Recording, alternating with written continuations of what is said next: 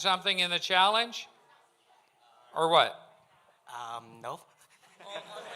Oh, well, darn. Better luck next time. Okay, and we have, KAIST. Does anyone know what KAIST stands for? Korea, what?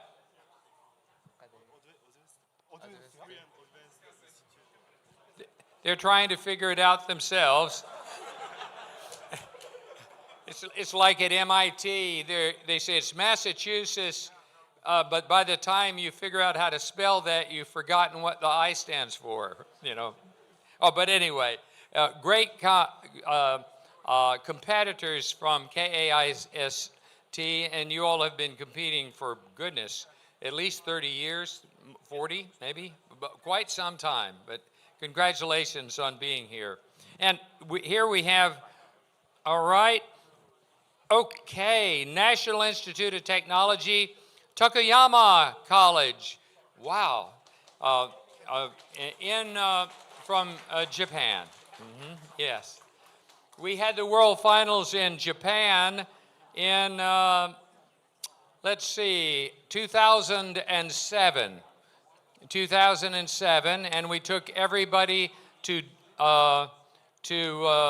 Disney in Tokyo. So we had a wonderful time there. So thank you.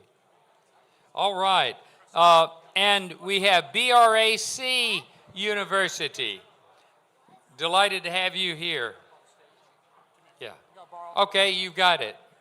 And let's see, we have, St. Petersburg ITMO University. And I told you the other day that it was IFMO and was so successful in the ICPC that they changed the name of the university to ITMO. And my good friends, in fact, ITMO opened up, if you would, a competition to span the two worlds that had existed before we became one. So thank you for being here and also hosted the World Finals. Do you remember what year ITMO hosted the World Finals? Do you know? Not really. 2013. 2013. No. And 13th, that's correct. That is correct.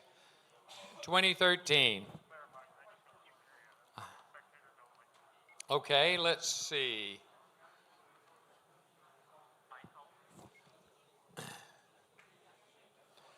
All right. Innopolis, tell us about Innopolis. Nothing to tell. The most minimalistic logo, I guess, out there. Look at this. It was copied from Linux Manjaro logo because everybody loves Linux here. Excellent, excellent. Thank you very much. Thank you. And let's see. Let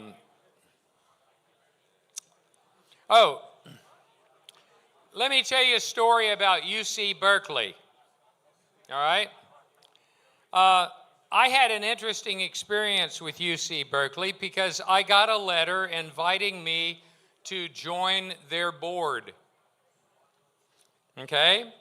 And why did I get a letter inviting me to join their board? It's because they had identified me as a major donor. I had given them so much money over the 10 years that they kept winning prizes in the ICPC that they misclassified them rather than as prizes that they won, donations to the department, and thought my being a wealthy professor at Baylor University that I would be a perfect choice to join them. But actually, so I laughed about it and told my friend who at the time was a vice president, and he said, "Bill, please join. Please, we want people from academia on those committees, you know." But that's a different world. But what a great tradition that you have for winning. Yes? All right, guys, we've got 20 minutes before you go in. And if you want to, like I keep saying, there's water at the back if you need it. You can't take it with you. And the restrooms are over there. And we are going to close the restrooms once we leave here until the contest starts. So if you need the restroom, I suggest you go now. Now, if you ever visit Zurich, you have to go to ETH. And the last time I was at ETH, I visited with my friend, Nicholas Wirth, who was the inventor of Pascal programming language. And he was a professor there, supporter of the ICPC as well. And I always remember how funny it was for somebody to tell me, no, his name is Wirth, not Wirth, you know? And, but his mother called him Wirth. It was just a matter of how you pronounce it. Good old Nicolaus. Who likes Pascal? Okay, yeah. All right. Well, you may call it something different, but if it is of that style, yeah. Pascal. Ah, Pascal. You realize the 60-bit binary things they had in there, the reason it was 60 bits is because the CDC machine had 60-bit registers. Yeah, Steve was one of the inventors of C, the programming language. Okay. Huh? No, I didn't invent C. That was Dennis. Dennis invented C. Oh, Dennis, yeah. I thought you helped. The reason void is in the C language is because I talked to Dennis Ritchie one day, and I said, Dennis, why do I have to return something when I have nothing to say? He said, oh, blah, blah. And then about 2 or 3 months later, he came back to me, and he said, oh, you know, if I didn't have to return a value, I would save an instruction in the return sequence. That's how void got into C. That's right. And what I think is really interesting about that is consider how much energy has been saved by not returning something you don't need, and that every time you have a subroutine in C, it's probably immense. Sometimes the biggest contribution you make is what you don't do rather than what you do. I'll tell you another story. David Wheeler, who invented subroutines, you may know that or may not. He was at Cambridge like these guys, and so was I, as it happens. But the point of the story is David Wheeler always said you can solve any problem with another level of indirection. Think about that. You have two. University of Cambridge has two, is that right? Well, I wonder why. Are there two Cambridges? Well, I don't know, but I will tell you this. Okay, if you see anybody with a bow and arrow, you know, don't hold this up, you know, you might get shot.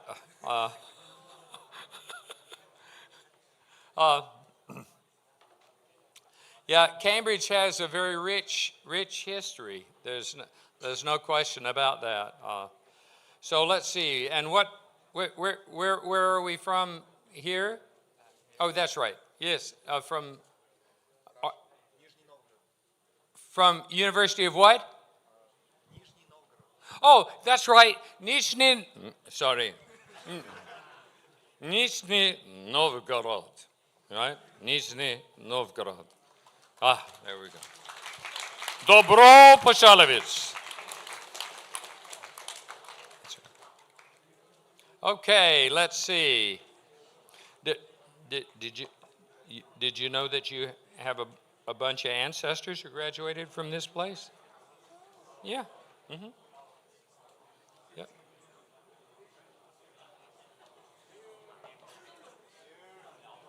Yeah. Let's see.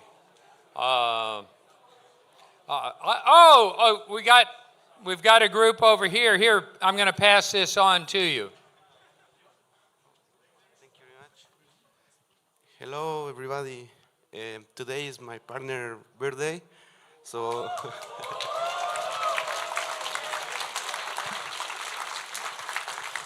And your name is? Mateo. Matthias? Mateo. Okay, let's get it going. Happy birthday to you. Happy birthday to you.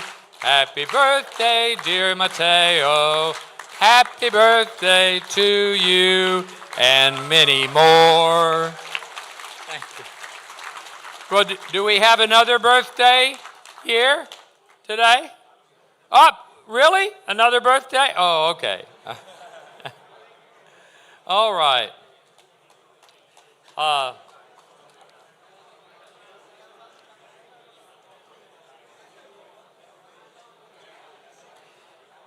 Oh, excuse me. Didn't mean to step on you. Here we have MAI. All right. Moscow Aviation Institute. That's what I thought it was. Okay. Did you fly here in a plane that you built yourself? Well, no. Now that shows considerable smarts. Okay.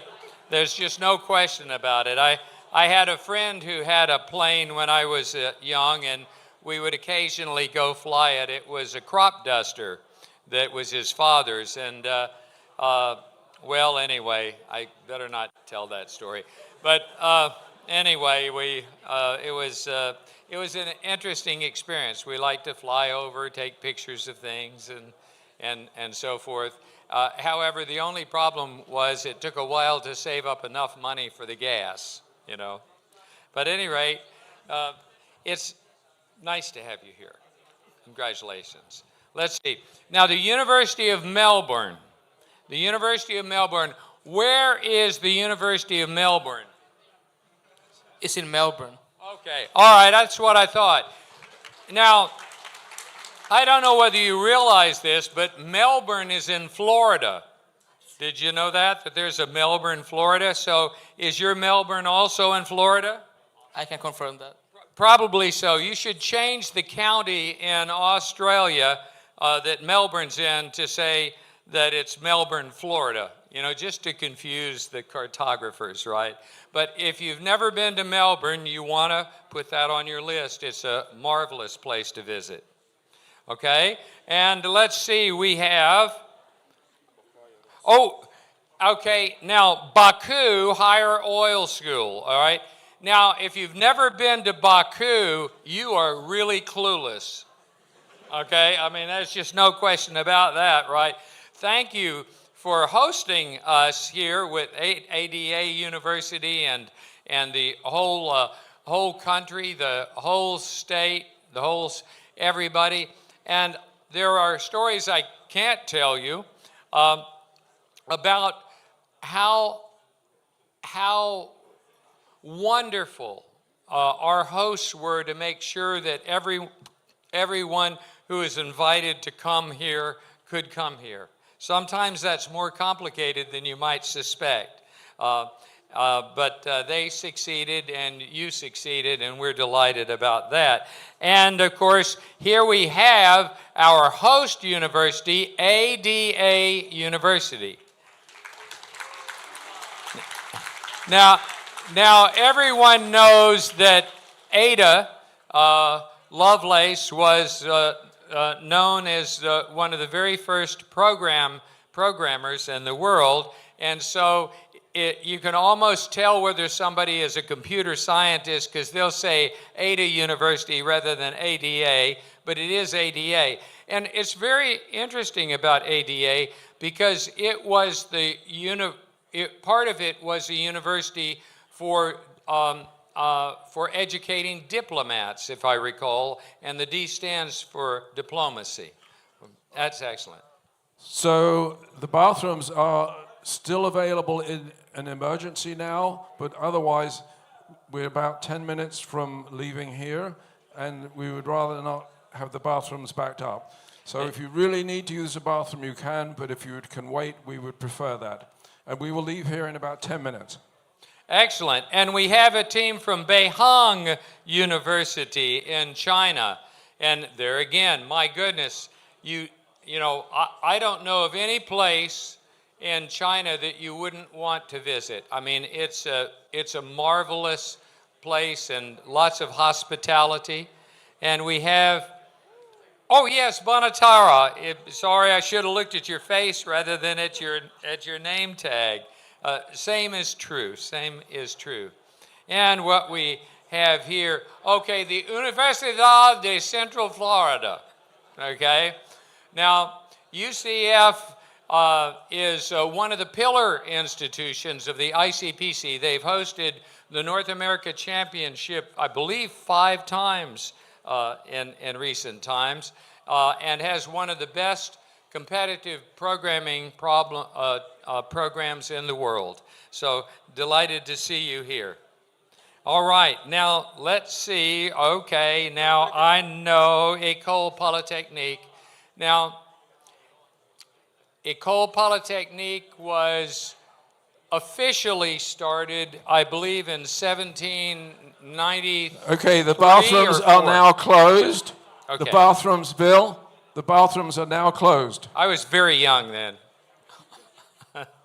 But okay, we're doing pretty well, quite some time ago. And let's okay, from Saarland University, and I know you have to be from Saarland, isn't that correct? Am I saying that right? How far is that from Hesse? Yes. You don't know where Hesse is? Yes, it's part of Germany, rather than Saarland. Yeah, probably about 3 hours by train. Okay. Well, okay. Well, is that right? Well, of course they are. Hold on, let me think about that. Oh yeah. All right. Well, do you ever go to Paris? I lived in Paris in 1967. What were you doing in 67? Oh, never mind. What was your mother doing? Oh, never mind. Okay, all right. Well, you just never can tell. But it was a wonderful place, and still is. That's another. Oh, okay. We have a group back here, and we have. Let's see, the University of Jordan. Oh my goodness, another wonderful team from Jordan. And you want to go to Jordan and see some of the sites, amazing places. You can go to the Black Sea. You can actually go to where John the Baptist baptized people on the Jordan. Isn't that correct? And where else would you suggest going? Petra. Oh, of course, Petra, without any doubt. And while you're there, visit Princess Samaya. She's a very wonderful person, loves the ICPC, and she has a university named after her, right? That's correct? Yep. So it's almost think of Jordan as the Switzerland of that part of the world. And thank you. Let's see. Central South University, and that's Central South in what? Of China. Of course, absolutely. Oh, and I skipped you. Belarusian State University in Belarus, right? Yes, it's true. Now, it's sort of funny because in my family, we didn't call it Belarus. We call it Belarus, okay? And because Bielo is not yellow, it's what? It's white. That's right, White Russia. So Belarus. Historically, if I recall, it was called that largely because it was predominantly Catholic in religion. Is that right? As opposed to Russian Orthodox or something like that. I can't. There are many theories. I'm not a historian. Oh, he's a programmer. Well, leave a little time for history, okay? Because the one thing that you want to know is this. If you know history, you can repeat the good stuff and skip the rest of it, which is really amazing how our world is. And Belarus is a wonderful place to visit. All right, now, and your name is Shangyu Shou? Yes. Okay, Shangyu Shou. Good. I'm trying to remember how to pronounce things here. Cardan University. Tell me about Cardan University. Where's Cardan? In Kabul. Oh, in Kabul. Oh, of course. I should think about that. But anyway, we're really delighted to have you here, and congratulations on all right, let's see. Sharif University of Technology. Does everybody know where Sharif is located? Tehran. In Tehran, that's exactly right. I had several friends who've gone through that from many years ago, and they were one of the pillar universities of the ICPC for many, many years, and still are. Thank you. And we have, yes, of course, the Universidad de Buenos Aires, FCEN. Now, I promise you, you want to go to Buenos Aires. It's just absolutely fantastic place to visit. All right. Whoops. Is it time? Oh my gosh! I've got to give this up. But are they? By the way, they were worried about it being a little bit cold, right? Was it a little bit chilly? Oh no! Oh, okay. Here, but sorry, I just had to. You know. Okay. Here we go. Oh wow!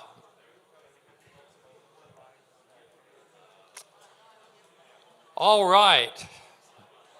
Well, Kevin, shall I turn this over to you, or okay? All right. We're going to line up shortly. If the team in front of you has the same color shirt, put a different color between you so that when your picture pops up on the screen, they know brown shirts, orange shirts, okay?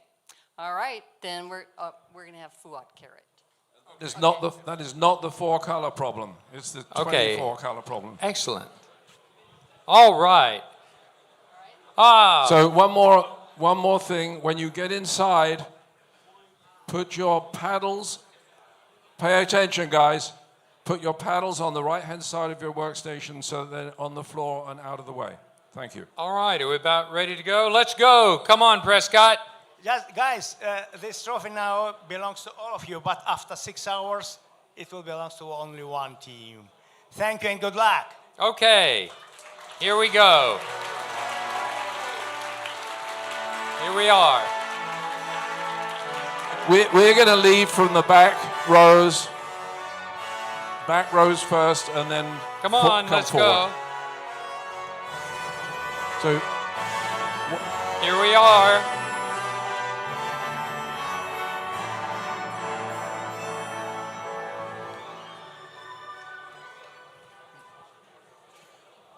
Here we are.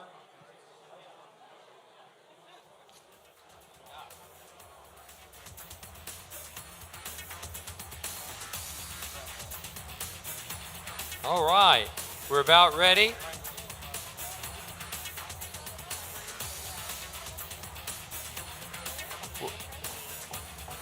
All right, Fuad, have you got those balloons beneath? Here we go. All right.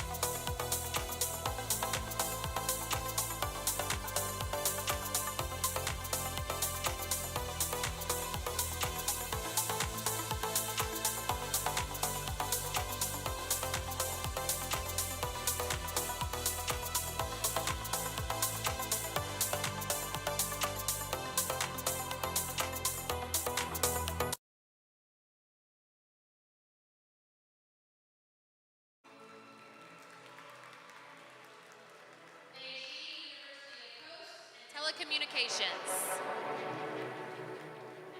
Institute of Science, Tokyo. University of Tehran. Sun Yat-sen University.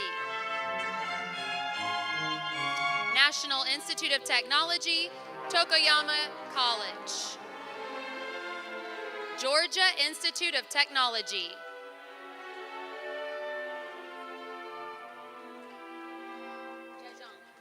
Zhejiang University. Shanghai University. Annapolis University.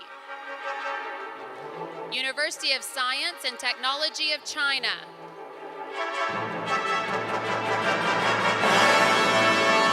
Beijing Jiaotong University. The University of Chicago. Teams, please follow the procession to the front. Touch the trophy for luck if you'd like. Go around the corner, go to your workstation, have a seat, and do not touch anything on the table. Nanjing University of Science and Technology.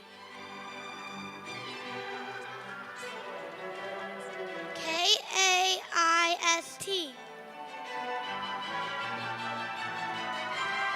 Indian Institute of Technology, Delhi.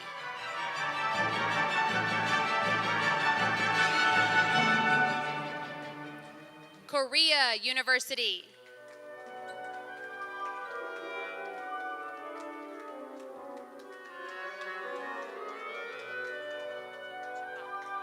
National Institute of Technology, Tiruchirappalli.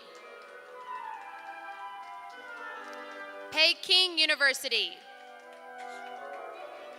University of Novi Sad. Oral Federal University.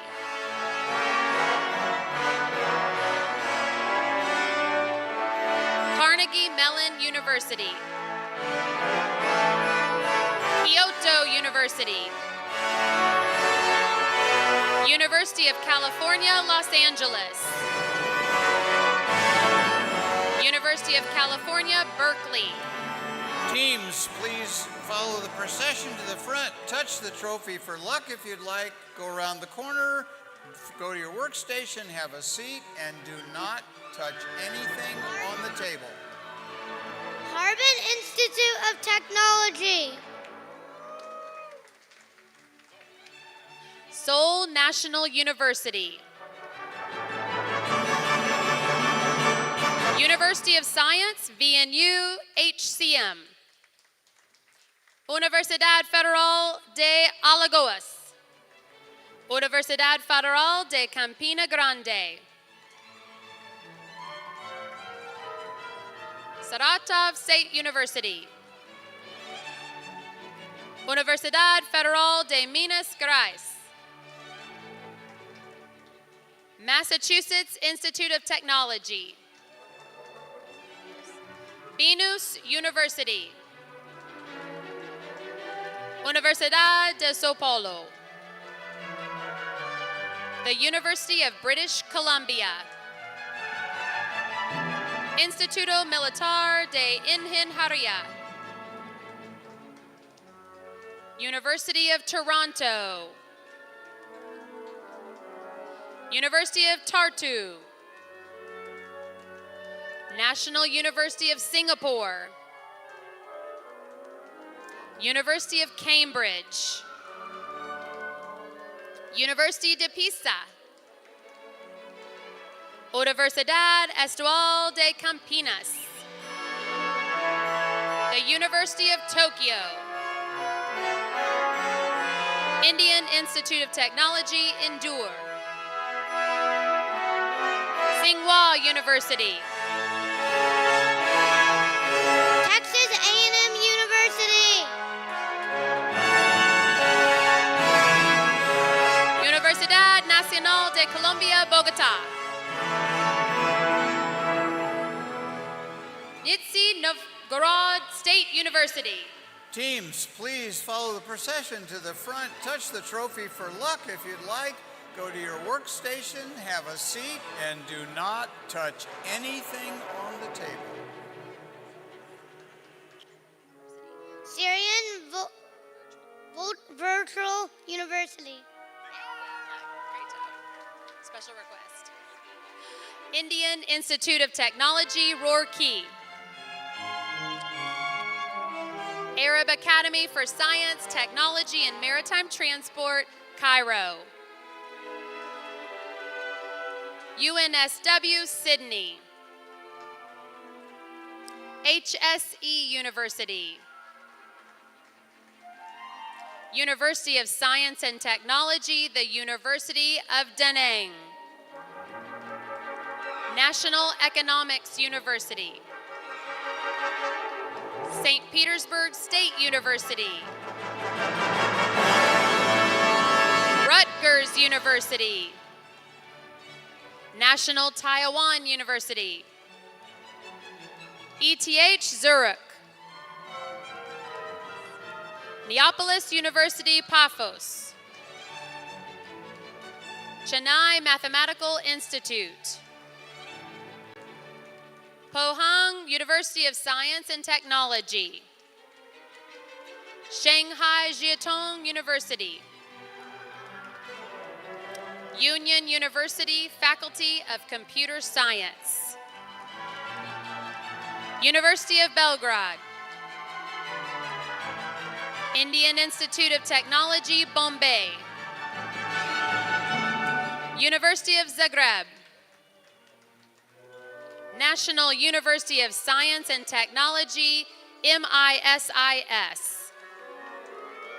Moscow State University. Universidad de Chile. University of Warsaw. Teams, please follow the procession to the front. Touch the trophy for luck if you'd like. Go to your workstation, have a seat, and do not touch anything on the table. Shah Jalal University of Science and Technology. Indian Institute of Technology, Varanasi. Universidad Nacional de La Plata. Universidad de Buenos Aires, FCEN. Universidad Nacional de Rosario. Universidad Mayor de San Simón. Universidad Federal de Pernambuco.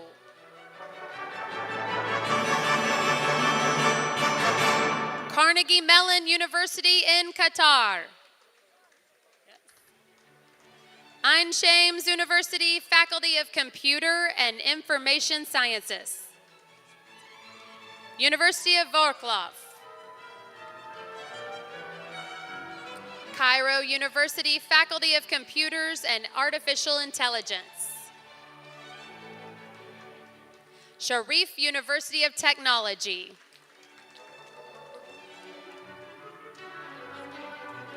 Sohag University.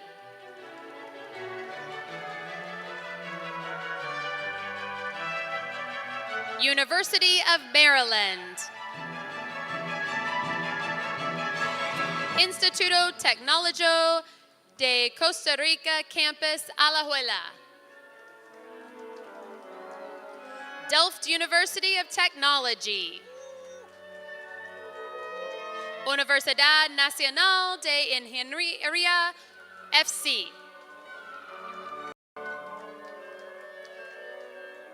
Universiteit Utrecht.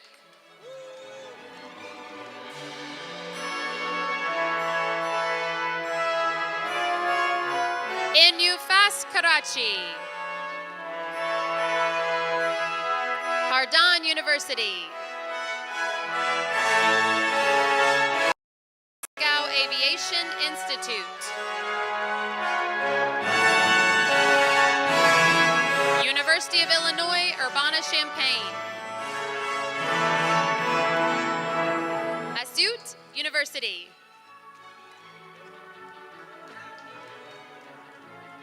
Duke University.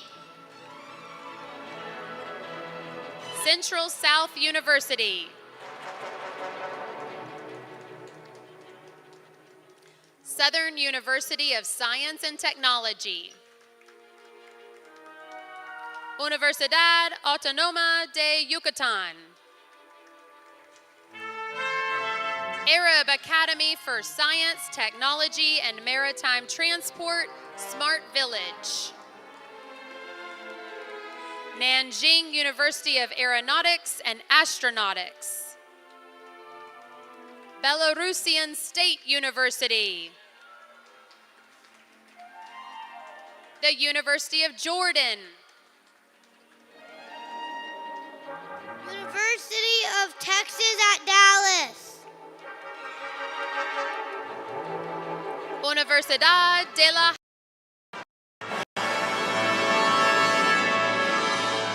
Hasso-Plattner Institute. École Polytechnique de Tunisia. Arab Academy for Science, Technology, and Maritime Transport, Alamein. Institut National des Sciences Appliquées et de Technologie. University of Melbourne. École Polytechnique Fédérale de Leçon. Karlsruhe Institute of Technology. Brigham Young University. Moscow Institute of Physics and Technology. Holmes University. Teams, please follow the procession to the front. Touch the trophy for luck if you'd like. Go to your workstation, have a seat, and do not touch anything on the table. Damascus University. National Yang Ming Chiao Tung University. Baku Higher Oil School. Saarland University. Petrodivossk State University. ADA University. International Institute of Information Technology, Hyderabad. Jordan University of Science and Technology. École Polytechnique. Harvard University. University of Hong Kong. Beihang University. Universidad Panamericana Campus Bonaterra. University of Central Florida. And last but not least, International IT University.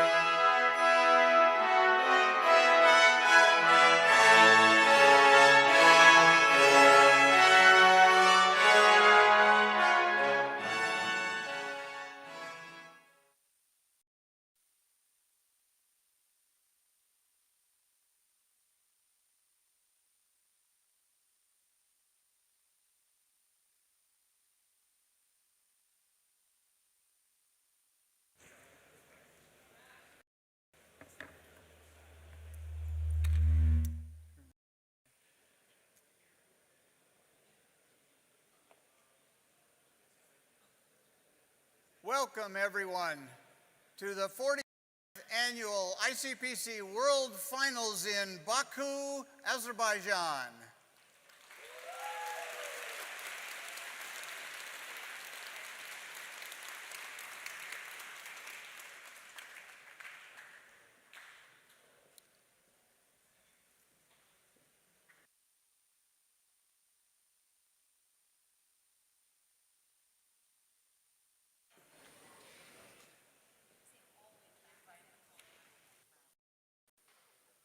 This time, I would like to once again invite the World Finals Director, Fuad Hajiev, to the stage.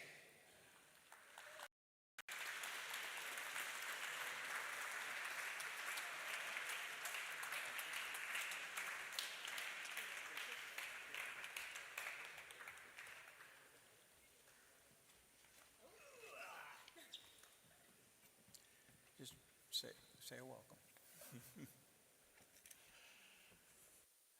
Dear participants, dear teams, welcome to 2025 ICPC World Finals. Good luck to everyone. Hi.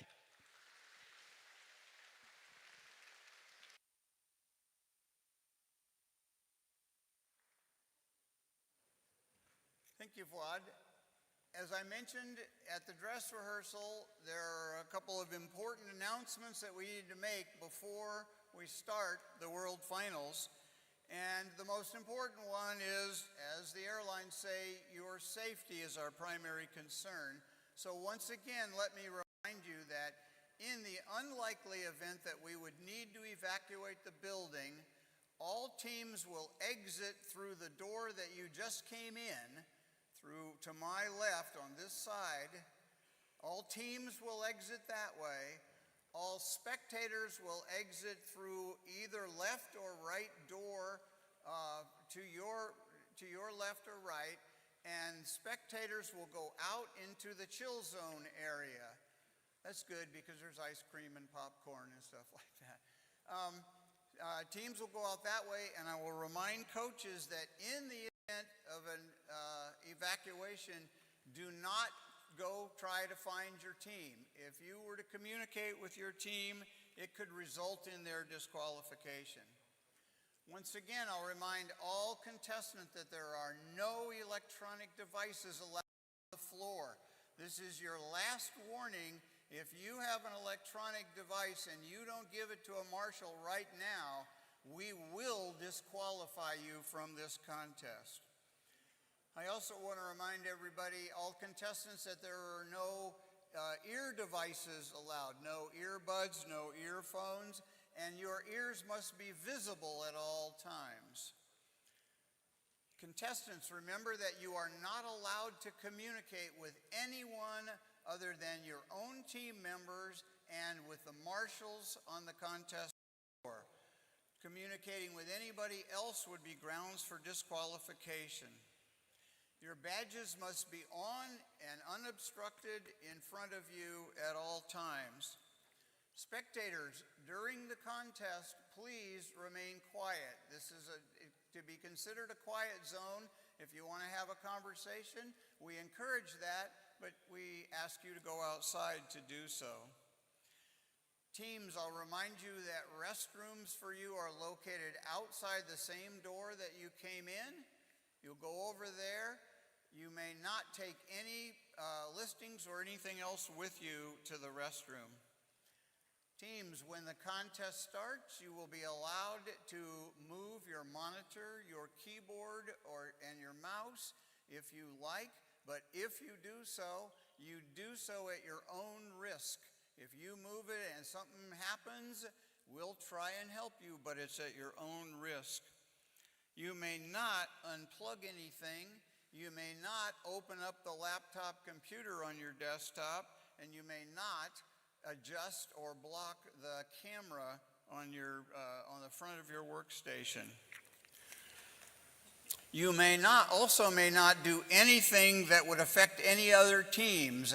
We realize there are sometimes celebrations that you feel are necessary, but don't disturb other teams. You may also not do anything in the way of network operations. Don't try and ping other machines or try and connect to something on the internet. Not only will it not work, but it will result in your disqualification. Regarding balloons, there are today different colored balloons for each problem. There will be displays on the screens that show you what balloon colors apply to each problem. Today there will also be unique balloons for the first solution in the contest and for the first to solve for each problem. An important reminder, as stated in the World Finals rules, notification of accepted runs may be suspended at the appropriate time to keep the final results secret. A general announcement to that effect will be made during the contest, and notification of rejected runs will continue, and accepted runs will continue to each team. So you'll get your own results, but you won't see the results of any other teams. The default time for implementing that, what we call the scoreboard freeze, is 1 hour for the contest. The judges, however, are empowered to change that time. The default is 1 hour.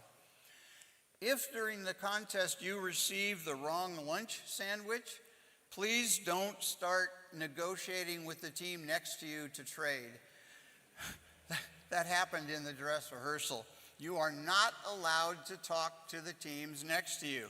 If you got the wrong sandwich, please raise your hand, get a marshal, and we will try and correct it for you. We would like all teams to take your lollipop signs and put them on the floor, stand them up on the floor to the right side of your workstation with the stick pointing up so we can come around and collect them.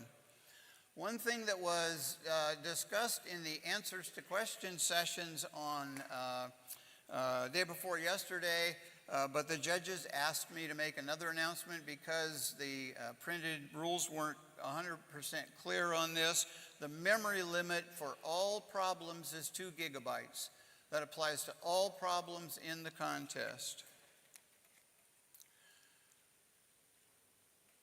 In a moment, we're going to begin the countdown to the start of the World Finals. When the countdown clock reaches 0, you are allowed to open your packets. Do not touch anything on the table at the moment. Okay? At this time, I would like to invite to the stage ICPC Executive Director Bill Poucher.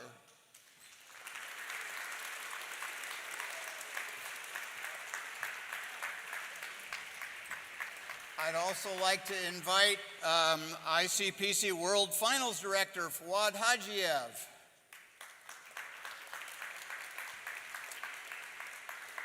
And invite to the stage ICPC Foundation Chief Operations Officer Melinda Gage.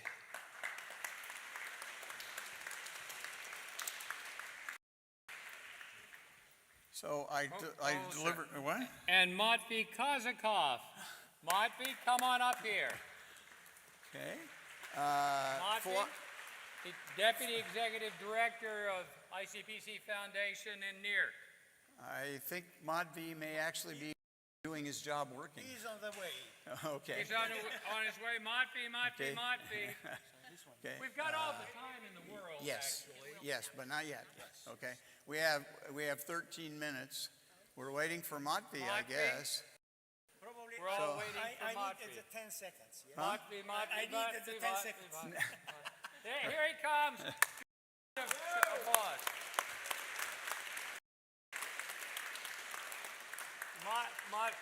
Matvey has been instrumental in not only making ICPC Baku work, but also ICPC Astana. Thank you, Matvey. Okay, we are ready to start. Oh, but we have 13 minutes left. Let's see, what are we going to do for 13? Do we want to wait 13 minutes? It's unlucky. Well, okay, actually, there's a couple of things up here, okay? Executive Director confirms you're ready. Yep. Finals Director confirms you're ready. The only thing left is teams. Teams, are you ready? All right, and at that point, that's a nice response. So I think we need to go ahead and have an ICPC time warp to get this thing started. Here we go. All right. And so the World Finals starts in 56, 55, 54. Sam, it is going to start then, right? Okay. Okay. All right. And does this work? Oh, okay. There you go. All right. No. Yeah. All right. Or let the contest begin. We have 30 seconds for the contest director to come up and launch the balloons and start the contest. Not yet. Not yet. I know you're. I know it's been a long year getting to this point, Fuad, but here we are at 15 seconds. And we've got the start of the World Finals in 10, 9, 8, 7, 6, 5, 4, 3, 2, 1. The contest starts. Yay! Let the contest begin! Good morning and welcome to ICPC Baku. We're here in Azerbaijan. There's some fireworks that just went off in the contest hall. I'm not sure if they picked up on the mics. And we've just kicked off the 2025 ICPC World Finals. Yeah, welcome everyone. We're going to be here for the next 5 hours watching all these. How many teams are there? Like 140 or so? That's about right, yeah. Something around there. Teams solving a lot of hard problems. We have two commentators today. We've got Andrew He, Eknerwala, LGM on Code Forces, and then myself, Second Thread. And we'll be taking a look at the first solve as soon as we get it. It'll show up on the queue here. We also have access to team screens, and we have the split screen, and we have some mirrors happening as well. K-Sun, Peter, and Radovush. Radovush are doing a mirror as well. We'll have problem sets. They're linked in the description, and the scoreboard also is there in case you want to refresh it. But we'll have it shown on the screen, too. In the meantime, teams are furiously opening up their packets and trying to find a problem they can solve quickly. Yeah, so maybe we should take this time and go over quickly what the format of this, what the format is. So teams here have how many problems? No, we don't see it yet. We'll see you very soon. Teams have about a dozen, maybe 12 or 13 problems that are not in order, right? And they're each worth 1 point each. So teams have 5 hours and only one computer per team in order to solve as many of the 13 problems as they can, or however many problems. And teams are ranked by, first, it's just how many problems they've solved. So every problem is worth the same, regardless of how easy or hard it is. And the tiebreaker on that is the time it took, the sum of the solve times of every problem. So if you solve the first problem at 5 minutes, because it was really easy, and then the next problem at 10 minutes, and the next problem at 30 minutes, then you would have a total solve time of 5 plus 10 plus 30. So it's really important to solve the easy problems first, and that's what all the teams are going to be looking for right now, because the easiest problems, solving the easiest problems early means that it brings the solve time of all problems after that down as well. Yeah, so if you get one after 5 minutes and then after an hour, then you get 65 minutes in total penalty points. If you do those in the other order, or I guess you get 70 minutes in total penalty point. If you do it in the other order, then you get 60 plus 65, which would be over 2 hours. Right. And so teams right now are looking, trying to. Teams usually split up the problem set and try and paralyze to read through all 13 problems, and you really would just want to quickly skim the problem, and then if you have any quick thoughts that could solve it really quickly, then you might be able to realize that it's the easiest problem in the problem set. The problem set difficulties typically vary a lot, right? There's I think the easiest problems, like the top teams can solve in 5-10 minutes, right? And the hardest problems probably take an hour or so. Yeah, typically there are some problems in the set that almost every team here will be able to solve, and there's at least one or two that probably almost no one will be able to solve, maybe one team. Yeah. But we'll see toward the end of the contest. Yeah. It's not unusual for the first solve to take a couple minutes. It looks like, is that Purdue University is switching computers? Yeah, we don't see too many people typing on their computers yet. Some people are starting to type some things, but most people are still just reading the problems, and so they're going to be combing through the problem set. A fun fact as well, when we switch to the other camera view, you'll notice there are some vertical lines on the floor. This floor actually folds out, and it turns into a full auditorium. So beneath the contestants is almost a 25-foot drop to a new set of seating. So it's quite the interesting venue we have here. It's in the Baku Convention Center. Beautiful building, very artistic. Almost looks like an art museum.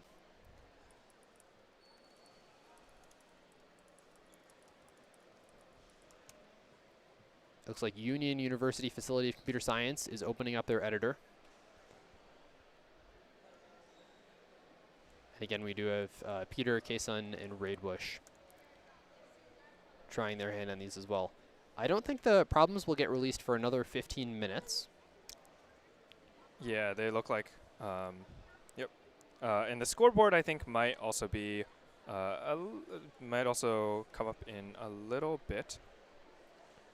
There's obviously a tremendous amount of security with these things. These problems cannot get leaked. They are an incredible amount of work to prepare. Any leakage of them would be catastrophic.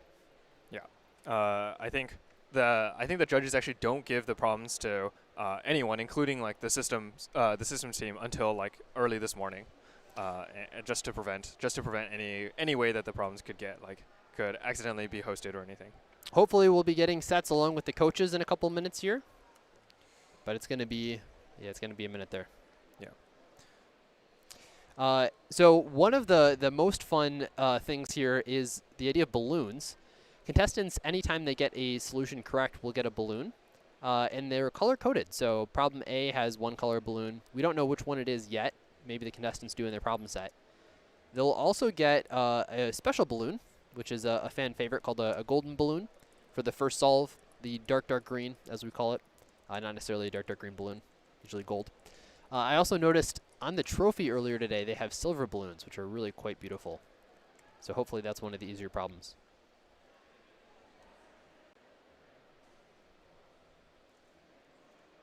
Is this Delft University? Yeah, so here we have Delft University.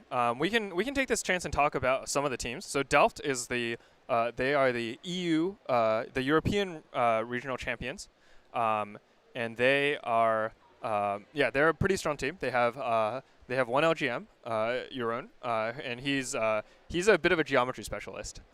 He just loves geometry. Yeah. And so they're definitely one of the teams to watch out for. As we progress through this contest. We got the dark green here in problem L by Beijing Jiaotong University. The first solve of the contest. We'll probably take a look at their screen in just a moment here. Yeah, congratulations. One thing to note is that all teams can see the scoreboard, right? And so this is kind of like a bit of a strategic feature, and it means that now all teams know that L is one of the easier problems and can kind of follow on and continue and solve it as well. And this also does mean that there's like you can choose to either like rush and find the easiest problems yourself, or you can also kind of just sit back and read all the problems at your own pace and then wait until a team like Beijing Jiaotong has solved one of the easiest problems, and then you jump to it and now you follow it without having to like be super skim all the problems super fast. Problem L though is now announced as one of the easy ones, so teams who haven't started reading it will probably take a close look at it. We can kind of see a small amount of their code here. It looks like it was a fairly short implementation. Yeah. Also, I believe that this team is the same team that went to World Finals last year from Beijing Jiaotong. Last year they got a silver medal. And I think all three of them are the same team. It's kind of reminds me of Red Pandas, was it? Yeah, I mean they won twice in a row. Yeah, yeah. So yeah. The way that ICPC works is that World Finals works is that any person can only go to World Finals at most twice. You can compete at the regional level more times, but you can only go to World Finals twice. And so this is their final moment of final chance to win the World Finals. It's a bit unusual to have the same group of 3 teams go twice because that means your first year, all 3 of you have to be new. Mm-hmm. Yeah.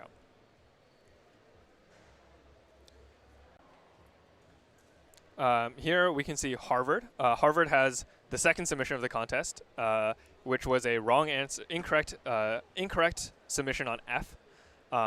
We see a lot of, it's not too long a solution, but it's wrong for whatever reason. So teams, when you submit a problem, you get a verdict, and the verdict is going to be either AC if it's completely correct. Or it could be something like WA, which stands for wrong answer, which means that you computed something incorrectly and you outputted the wrong thing. Or it could be TLE, which stands for time limit exceeded, and that's when you use more than the allotted amount of time. The allotted amount of time is usually like 2 seconds per test case, and the whole point of these time limits is so that we're trying to find like algorithmically fast and optimal solutions, and that's like and so.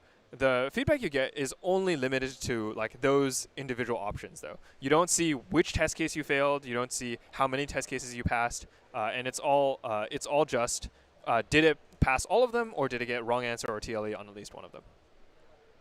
I was looking a little bit at the code for that. It looks like problem L, I believe they attempted. Oh, second solve from Carnegie Mellon. Congratulations to them, putting them in second place. It looks like problem L seems to be permutation related. They were getting the indices of every value and then also the array, and they had some logic with that. Carnegie Mellon also with a very short solution to problem L. They have something else on their screen. I can't quite read it. Yeah, I wonder if that's their template code. During the first couple minutes of the contest, often teams will just type up some template code, which is just some basic headers, some basic like utility functions that just like make your individual individual problems just a tad bit shorter. Yeah. We got difficulty estimates from the judges. It sounds like the easiest problems, according to them, are projected to be L, D, and F. So no surprise with L being the first solved. Yeah, and Harvard submitting F that might actually be correct, and maybe they just have a small bug. It was an F submission. Okay. Yeah, Harvard Gotcha. made a submission to F, and when you see an early incorrect submission to a problem, it could mean one of two things, right? One of them is like it's an easy problem that they correctly solved, but they just like had a bug, or it could mean that it's a problem that looks easy or like has some fake traps. Like maybe it looks like a greedy solution would work, but actually, if you think about it harder, you can prove that like there are counterexamples or something like that. But it looks like the judges are suggesting that F is actually going to be is actually going to be an easy problem, and maybe Harvard can get back to it and actually get the first solve on F. Looks like we got another AC. Zhongshan University on problem L. USP also a submission on problem L. It's still judging, taking a while. Looks like it's wrong. So I think that's our first wrong answer on problem L in that case. Zhongshan University, we can see their code as well. Harvard resubmitting to F, a second wrong answer. On what seems to be a permutation problem. Yeah. We also see a wrong answer on problem L. So I guess there's some like care you have to have. According to the judges, the approach Harvard's using for F does not seem promising. Okay, so we'll have to see if they they figure out like what the right solution is. So incorrect submissions here they're penalized like a medium amount. So the penalty for an incorrect submission is it doesn't like make your score go down or anything. It's only that. Oh, we have a. Let's take a pause. Read the question first. Determine the minimum cost needed to travel from a starting location to an ending location. Movement with any southerly component incurs a cost equal to the distance traveled outside the shade. However, movement under a shaded rectangle incurs 0 cost. Yeah, so I guess there's like maybe a grid and you have some like oh, thank you. Oh, we got a problem set. Wonderful. Let's see if we Skip can to L. see if there's a quick diagram. Okay, so there's And the ACs to L are flowing in. We have IME, Higher School of Economics, BUA, Rutgers. I see. So maybe even Delft. this is like a funny problem. So there are a bunch of like you're given a grid with a you're given like this whole like 2D plane, and there's some rectangles of shade, and you can walk anywhere as long as like you can walk in those rectangles of shade freely. Mhm. However, if you're trying to walk directly south, or if you're trying to walk southwards, then the sun shines in your eyes, and you don't like that. Is this directly south? Or well, any direction that has like a positive somewhat southward south. component. So Okay. west, southwest is also south enough that the sun is shining in your eyes, and we're trying to get from a particular start point all the way to a particular end point, while having the sun shine in our eyes as little as possible. Yeah, that's a clever idea. It's a pretty it's a pretty interesting problem. So in other words, the X dimension doesn't even matter. It doesn't really, right? Because you can walk directly due west or due east without any cost. Yeah. And that does kind of mean like the only we can kind of walk east or west to shade whenever we want, and then only the like south part that is not covered by shade is problematic. We have a quick interruption. We have a dark green from Peking University on problem D. We'll probably take a look at that next, but that was, I believe, one of the intended easy problems from the judges. So no surprise that it was solved, also by Peking University, such a strong team getting it. Congratulations to them. MIT is also on the board with a second AC to problem D. So 2 ACs there. All right, so we were talking about L here. The observation is, yeah, you can walk west or east for free. Yeah. South is the only one that's really problematic. You can also walk north for free. You can, but that's not really useful because once you walk north, you'll have to come back south. Exactly. Yeah. Yeah. So it looks like it looks like what we really care about is well, we only have to walk southwards at all if our ending point is south of our starting point, right?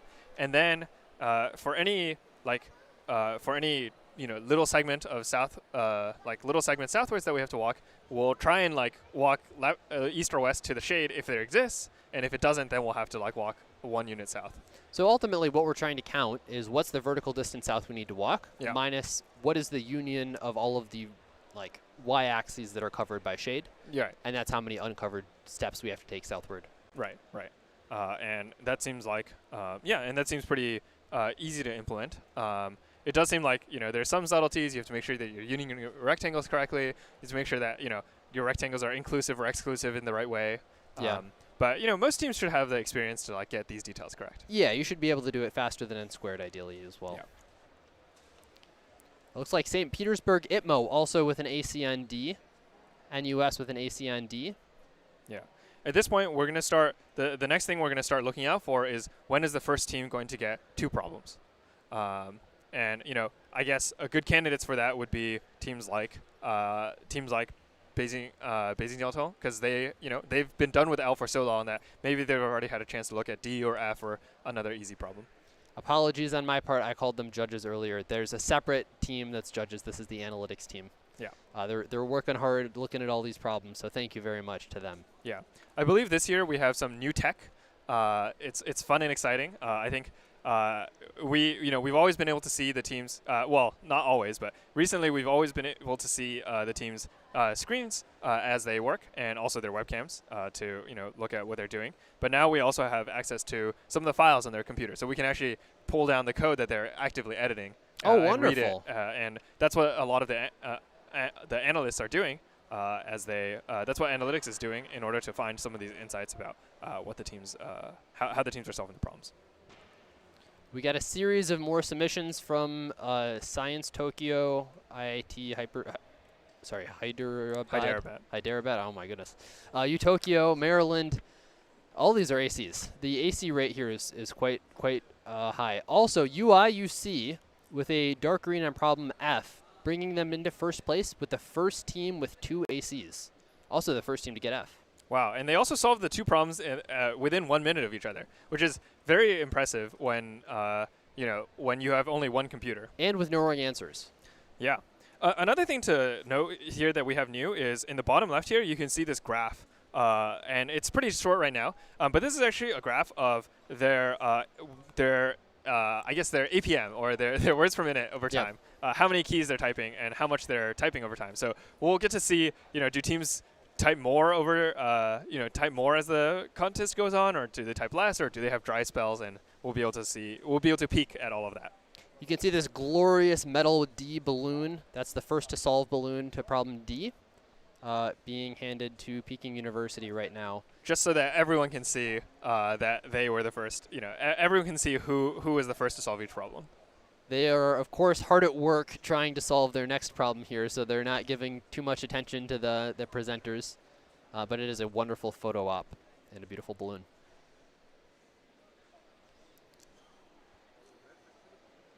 We got MIT here. Looks like they have a wrong answer on L.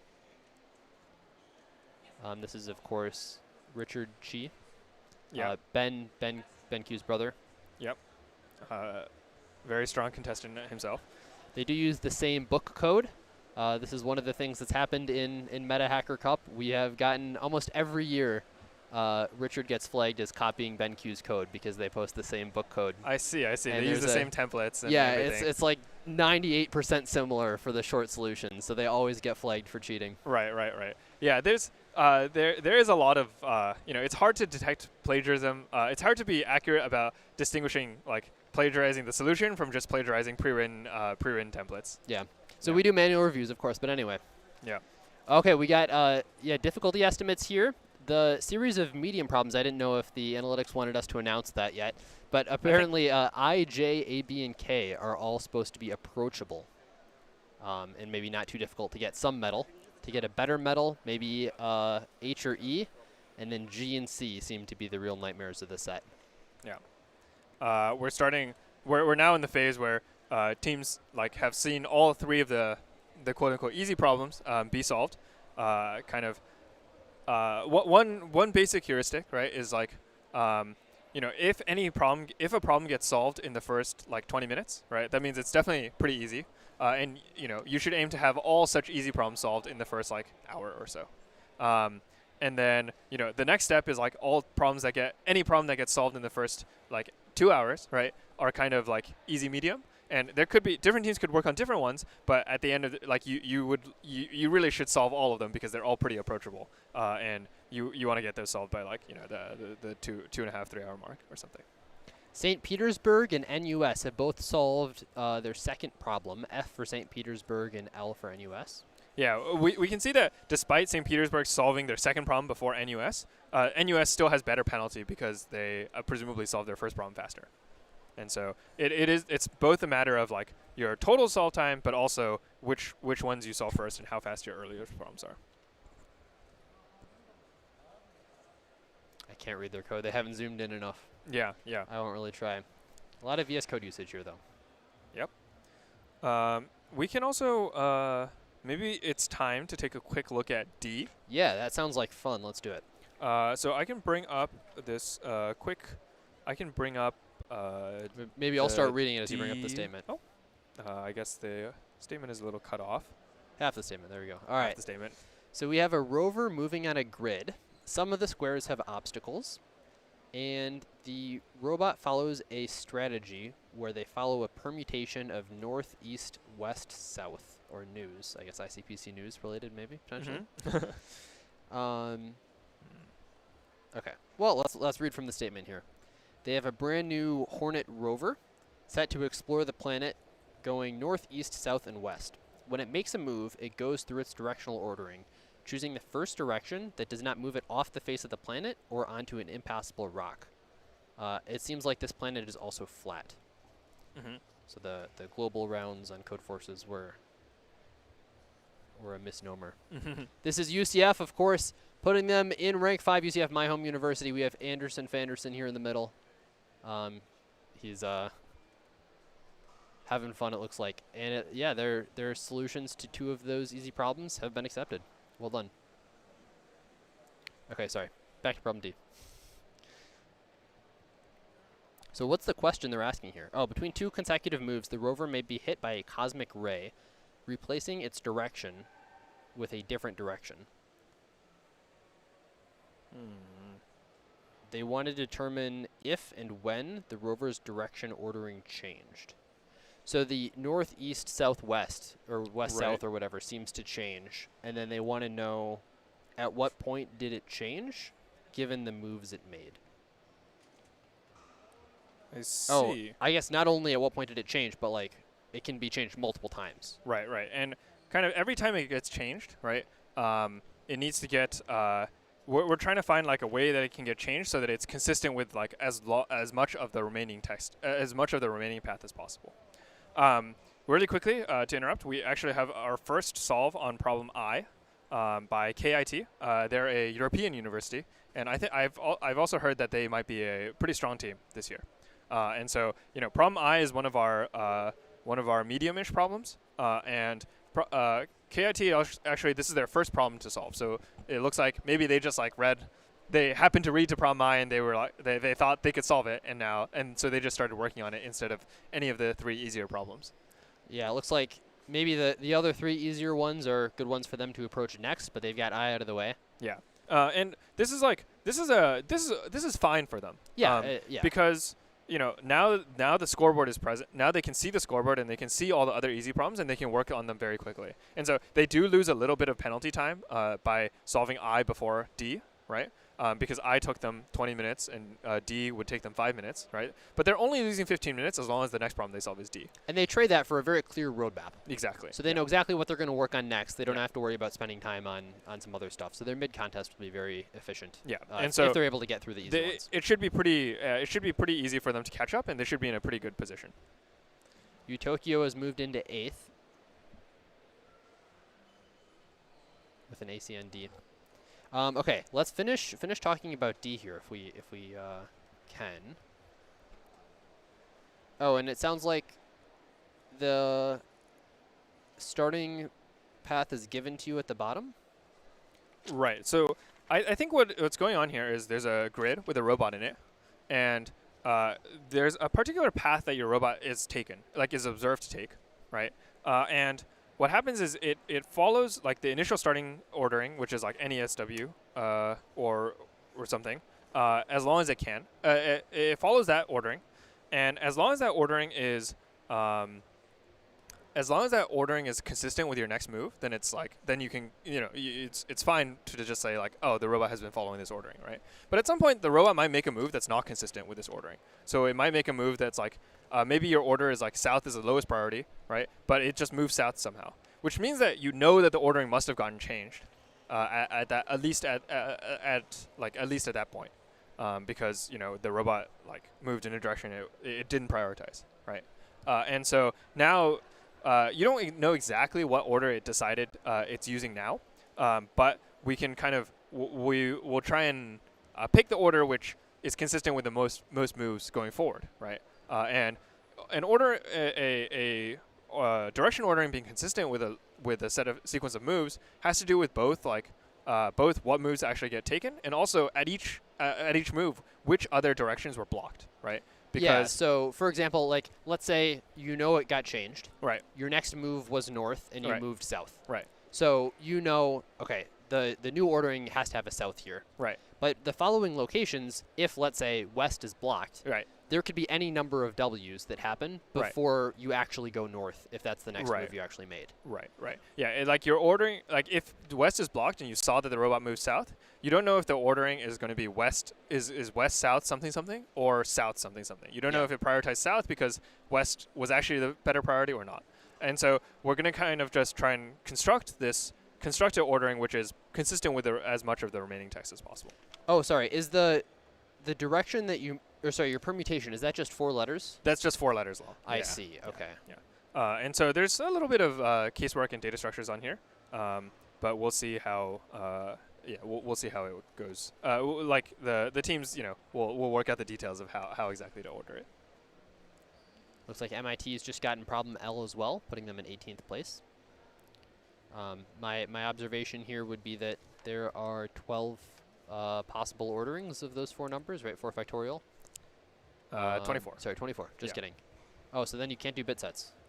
Yeah, but you can. But you know the first one. Yeah, you know the first, and one approach to this is let's pick how long we want it to be consistent for, and then we can kind of binary search on like what's the longest possible time that we could have a consistent ordering, and then we'll just once we binary search, we'll just check for each of the 24, is it consistent with this list? And if we binary search in the increasing way, where we check 1 and then 2 and then 4 and then 8, and then once 8 doesn't work, we'll check 6 and then 5 or 7.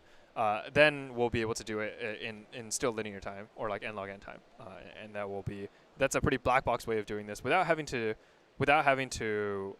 think too hard about like, oh, can I do this incrementally or not? UIUC here has solved their second problem, again within 1 minute of each other. They are potentially one of the favorites here. Yeah. They have Dylan, I believe, Conqueror of Tourist. I think he's in the middle. Yeah. They're currently working on temp.cpp. So some teams like to name their problems, like to name their files, and some teams don't care. And so it's a little hard to tell what exactly which problem this is. I see some directions, and I also see I see this array of directions, so that might suggest that they're working on D, which which has northeast southwest. Yeah, I also saw a period character hard-coded, which is also present in D for the empty spaces. Right. So they're probably working on that. Here we see NUS. They're one of the strong teams from the Asia Pacific region. I believe they got second at the Asia Pacific Finals. And their coach, it seems like, has 2 IOI medals. Is that what I read? Or maybe those are ICPC medals. Right. And yeah, they are. They now have solved all 3 of the quote-unquote easy problems, and are probably, if I had to guess, I would look at I next. Given that it's the only other problem that has a solve. Yeah, definitely. Or they could be looking at any of the other problems that they've solved, and they're trying to keep on chugging. We also do want to thank ICPC sponsors here. We have a series of very wonderful sponsors. Many of them will be joining the stream. I think Google DeepMind is the first one we have scheduled, which will be coming up fairly soon. This is, of course, a huge event. It wouldn't be possible without the support from all these great organizations. Yeah, this event has been going on for like 5 days now. Is that right? We've had there's a whole like host of different things that happen.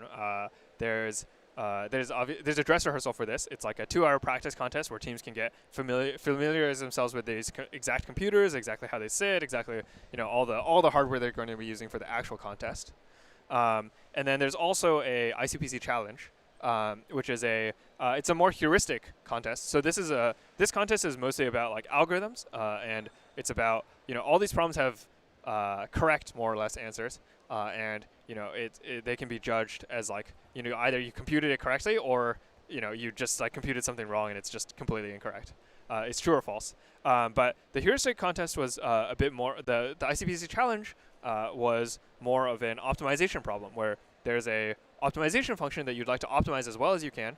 Actually optimizing it perfectly probably is NP hard, and so it's about finding the best heuristics and the best approximation for the correct answer, and it's a competition to see who can get closest to who can get the highest score. It looks like we have 2 main balloon colors on the contest floor here, black and blue. My guess would be those are probably D and L. Yeah. Which is an interesting choice to make black the easiest problem. I guess, yeah, that is. Oh, we can see with the colors on the scoreboard. Of course, they match. Right. Yeah.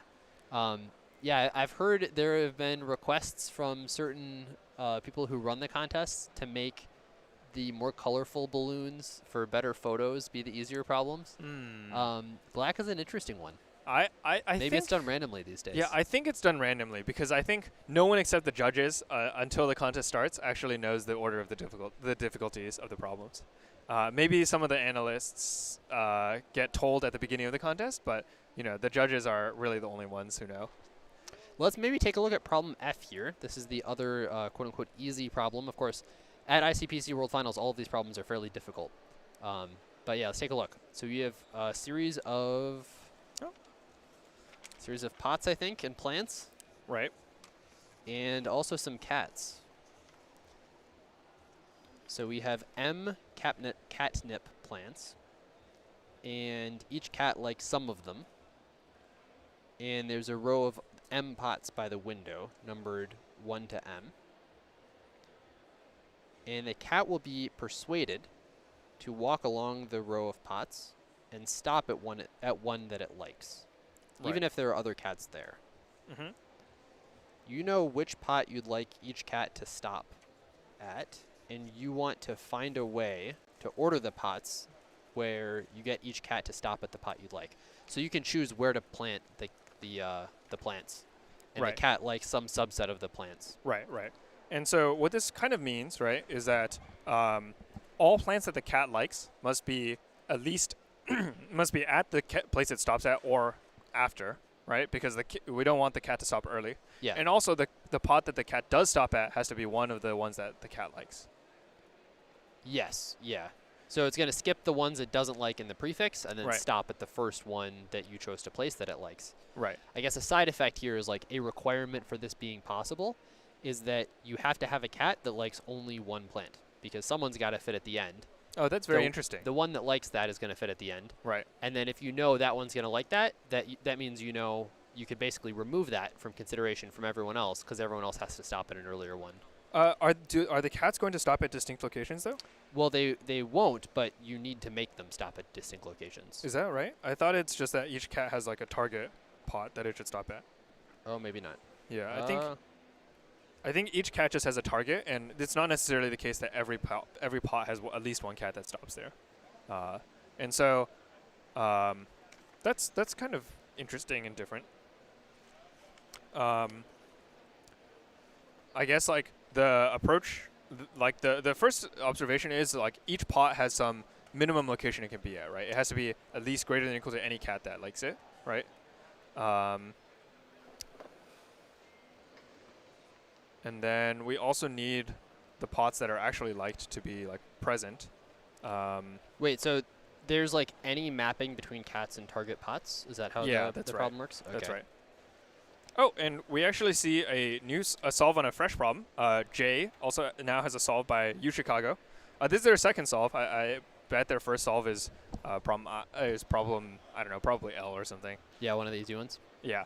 But you know that's another one of the problems that the judges have told us is pretty doable, and we should expect most medaling teams to solve. So they're well on their way and making progress into this problem set.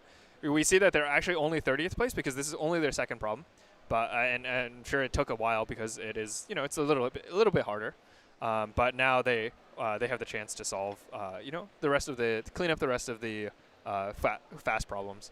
And get back on track.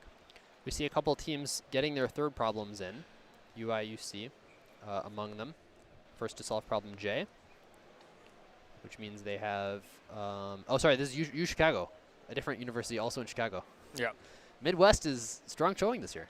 Yeah. Yeah.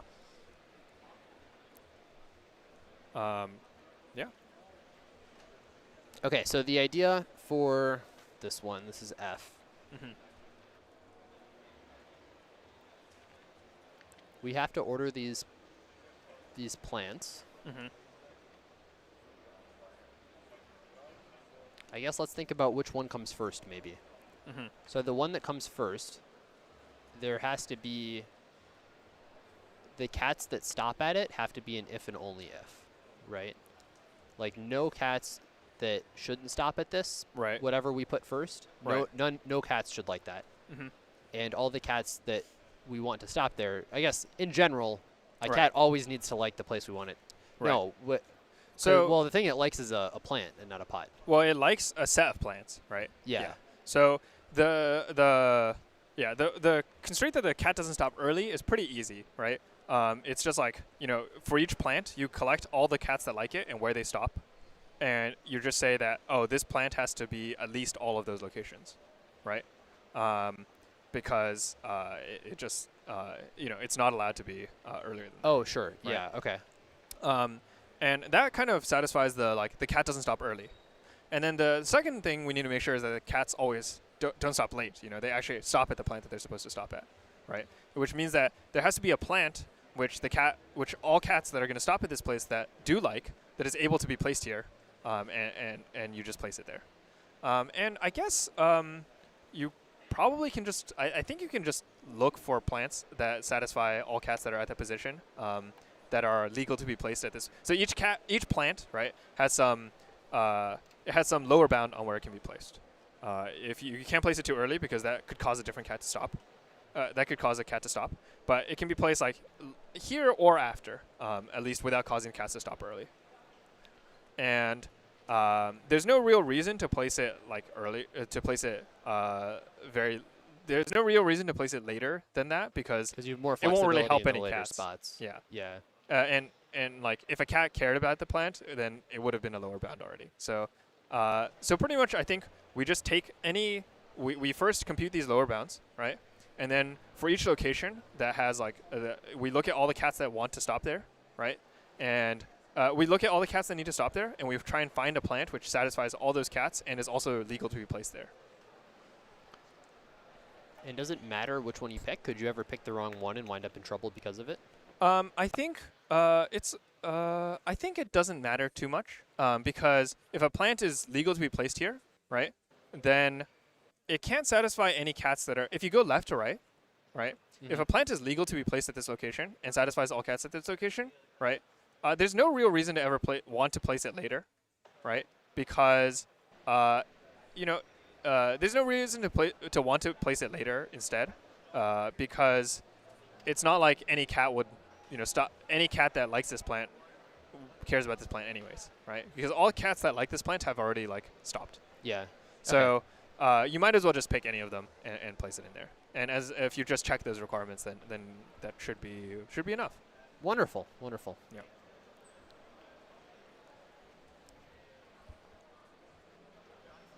It looks like teams are also checking the scoreboard.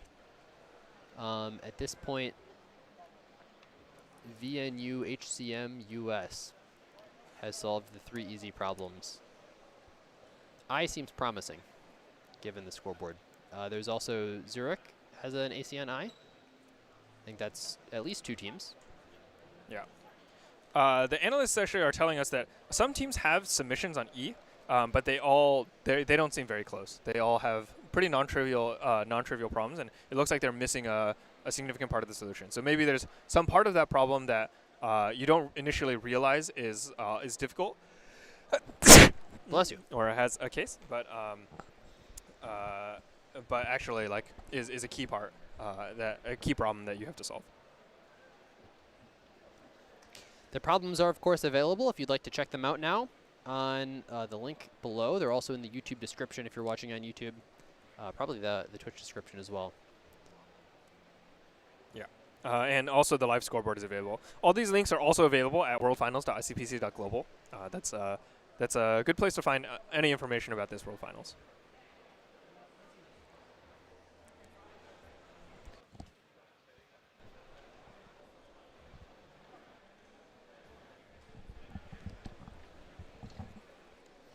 Yeah, and looking at the scoreboard, right now there are about 11 teams that have 3 problems. And that's, yeah, I can pull up the scoreboard real quick. And, that's, oh, our scoreboard isn't quite working.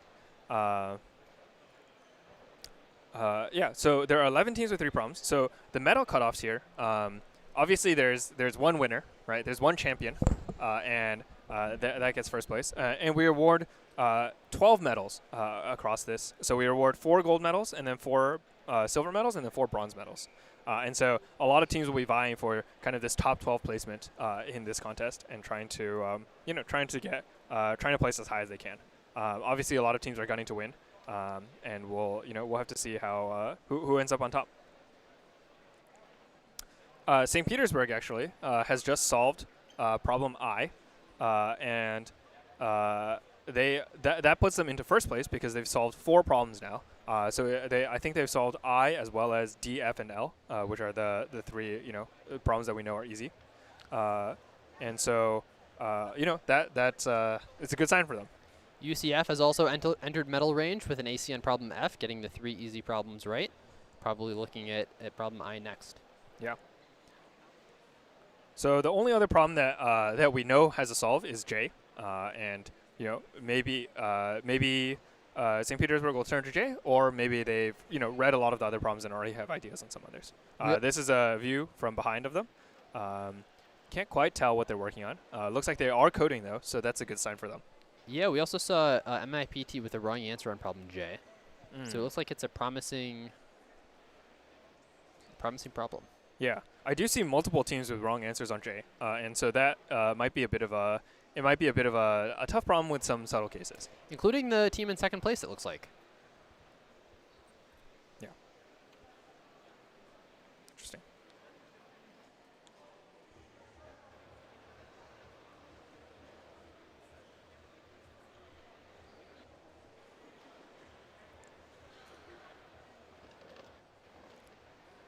Yep.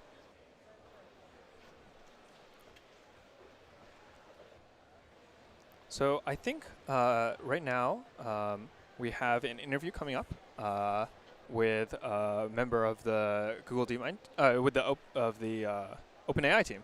Okay, yeah. And so let's cut to a quick break, and then we'll be right back with that. Wonderful.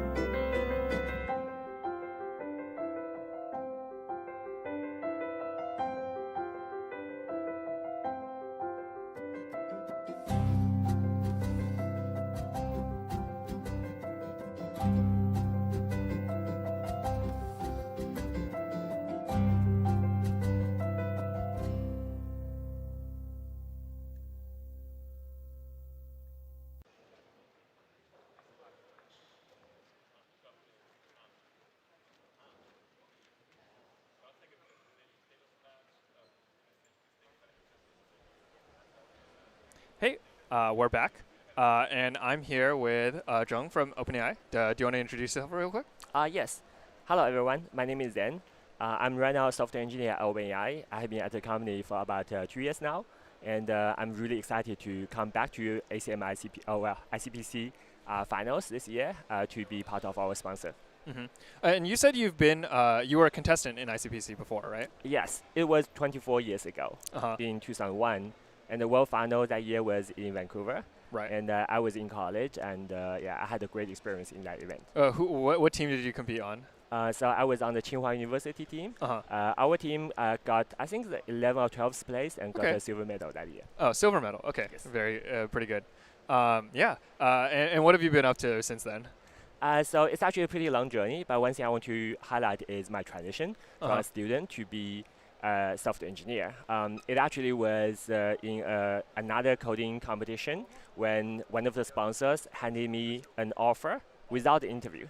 Wow. They basically say, hey, you are good in coding competition, right? Just come to us to do an internship. So I did that and eventually joined as a full-time engineer. So that was my journey to kind of switch from kind of being student to the industry. And then now being in the Silicon Valley for about 20 years, switching multiple companies, I think I learned a lot, but also a lot of things that I learned from the ICPC have helped me. Well, what kinds of things do you think have helped you the most?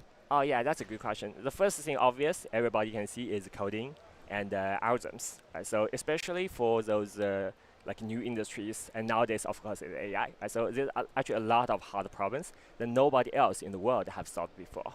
So whatever we learned from the ICPC allows us to kind of really excel in that dimension. That's the biggest one, but there's a couple more as well. Yeah. And what kinds of things do you do today? Like what are your favorite things to what does your work look like now? Or yes, the work at OpenAI is very exciting. Actually, like almost every month, I do something slightly different because that is what is the AI industry look like. Right? So, but what excites me the most is how I can utilize the experience I had before to accelerate, to help the company to move faster on AI research. My background is on the big data, right? So when I joined the company, a lot of people who joined OpenAI thought like, hey, I'm excited about AI research. But OpenAI as a company, not everyone works on AI research. I'm working on something that helps AI research. I'm as excited as well. Yeah. Do you have any like do you have any thoughts about like the which parts of the ICPC experience helped you the most? Yeah, so earlier we talked about coding algorithms. The second one I want to focus on is the urgency, sense of urgency. Right, so if you look at the AI progress nowadays, right, so every single week there's some updates from different labs across the world. Right? OpenAI, I think we are doing really well, but there are also other companies trying to get into this industry. It's very important for us to move fast. And in some sense, the 5 hours of the the ICPC competition give us this sense of urgency. We'll move really fast, and I would say this is the second one.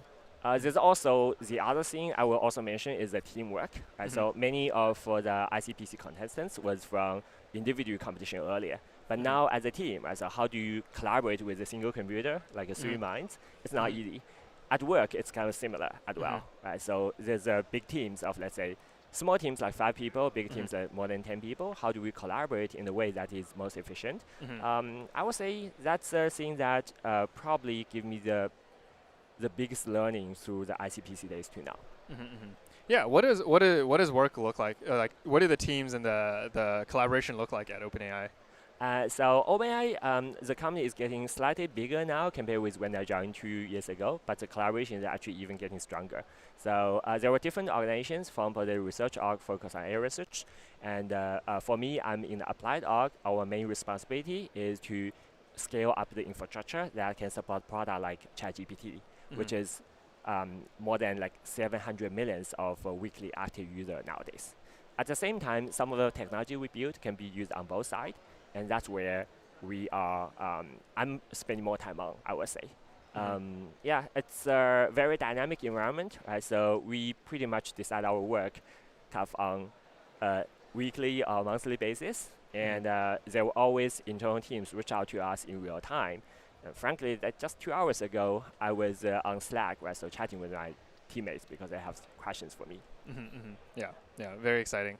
Are you based in the Bay as well? Yes, I'm in the Bay Area. Originally, when I was representing Tsinghua University in ICPC, I was in China. I Right. moved to United States for graduate study. Uh-huh. Then after that, I started my working career in the Bay Area since about 20 years ago now. Yeah. It's a long time, but frankly, the time flies so fast, I didn't really feel it's 20 years. Yeah, yeah, yeah. Do you have any thoughts about the contest so far, or how it's going? Have you looked at any of the scoreboards? Yes, I look at scoreboard. It's like I would say even more exciting than the years I was in. Back in 2001, there was only 70 teams. Now we have over 140 teams. Right? Yeah. So the competition is very fierce. Right? So I saw teams finishing the first problem within the first 15 minutes. It's very exciting. I would say also technology help a lot. At that time I was competing, we didn't have the webcam on each of the seat. So now we are able to see all the contestants in real time. It's really, really exciting there. Yeah, yeah. It's pretty amazing. We have a whole team building these pretty much over the course of the year, and it's they put in a lot of hard work to make all this possible. Yeah. Do you have any favorite type of problem, ICPC problem? Yeah. Back in the days, the favorite type of ICPC problems are usually the type of problems that we have never seen before. I think nowadays it's probably harder because there's a past archive. It's like probably thousands or tens of thousands of past problems, right? Right. It's probably harder to come up with ideas that are like totally unique, right? So this is actually an area I'm very excited about. Right? So our job at OpenAI is not only AI research but use AI in a different field. One area I'm personally very interested in is maybe one day AI can be used to come up with the interesting problems that can be used in competition. Right? We are pretty far away from now, from that in my understanding right now. But if anybody is interested in that, I'm very happy to connect and maybe discuss about it. Yeah, that sounds very exciting. It's just like a way for us to solve problems without solve like new and novel problems, right? It's for the AI to propose new and novel problems. Yeah. Yes. Yeah. Yeah. How have you enjoyed being at the contest so far? Have you talked to a lot of contestants? Yes, this time I talked with a lot of people. I'm surprised to kind of reconnect with some of friends of friends as well. Right? This community is pretty small, I would say. So some of the contestants, they have friends who are right now working at OpenAI, so they are my coworkers. Some of them are some of the coaches, right? So has been coaching for many years, and they were coaching in the years I was competing in the competition. Right. So yeah, it's kind of fascinating to see them after so many years. Yeah, some of these coaches have been doing this for so long. Yeah. Yeah, I remember yesterday, I think, or the day before yesterday, there was the Life Coach Award for coaches who has been for 20 plus years, right? So and one of them, I remember his name, back in the days. Yeah, that's the coaches put in a lot of work to kind of get all the kids excited and train them on all these on solving all these problems together.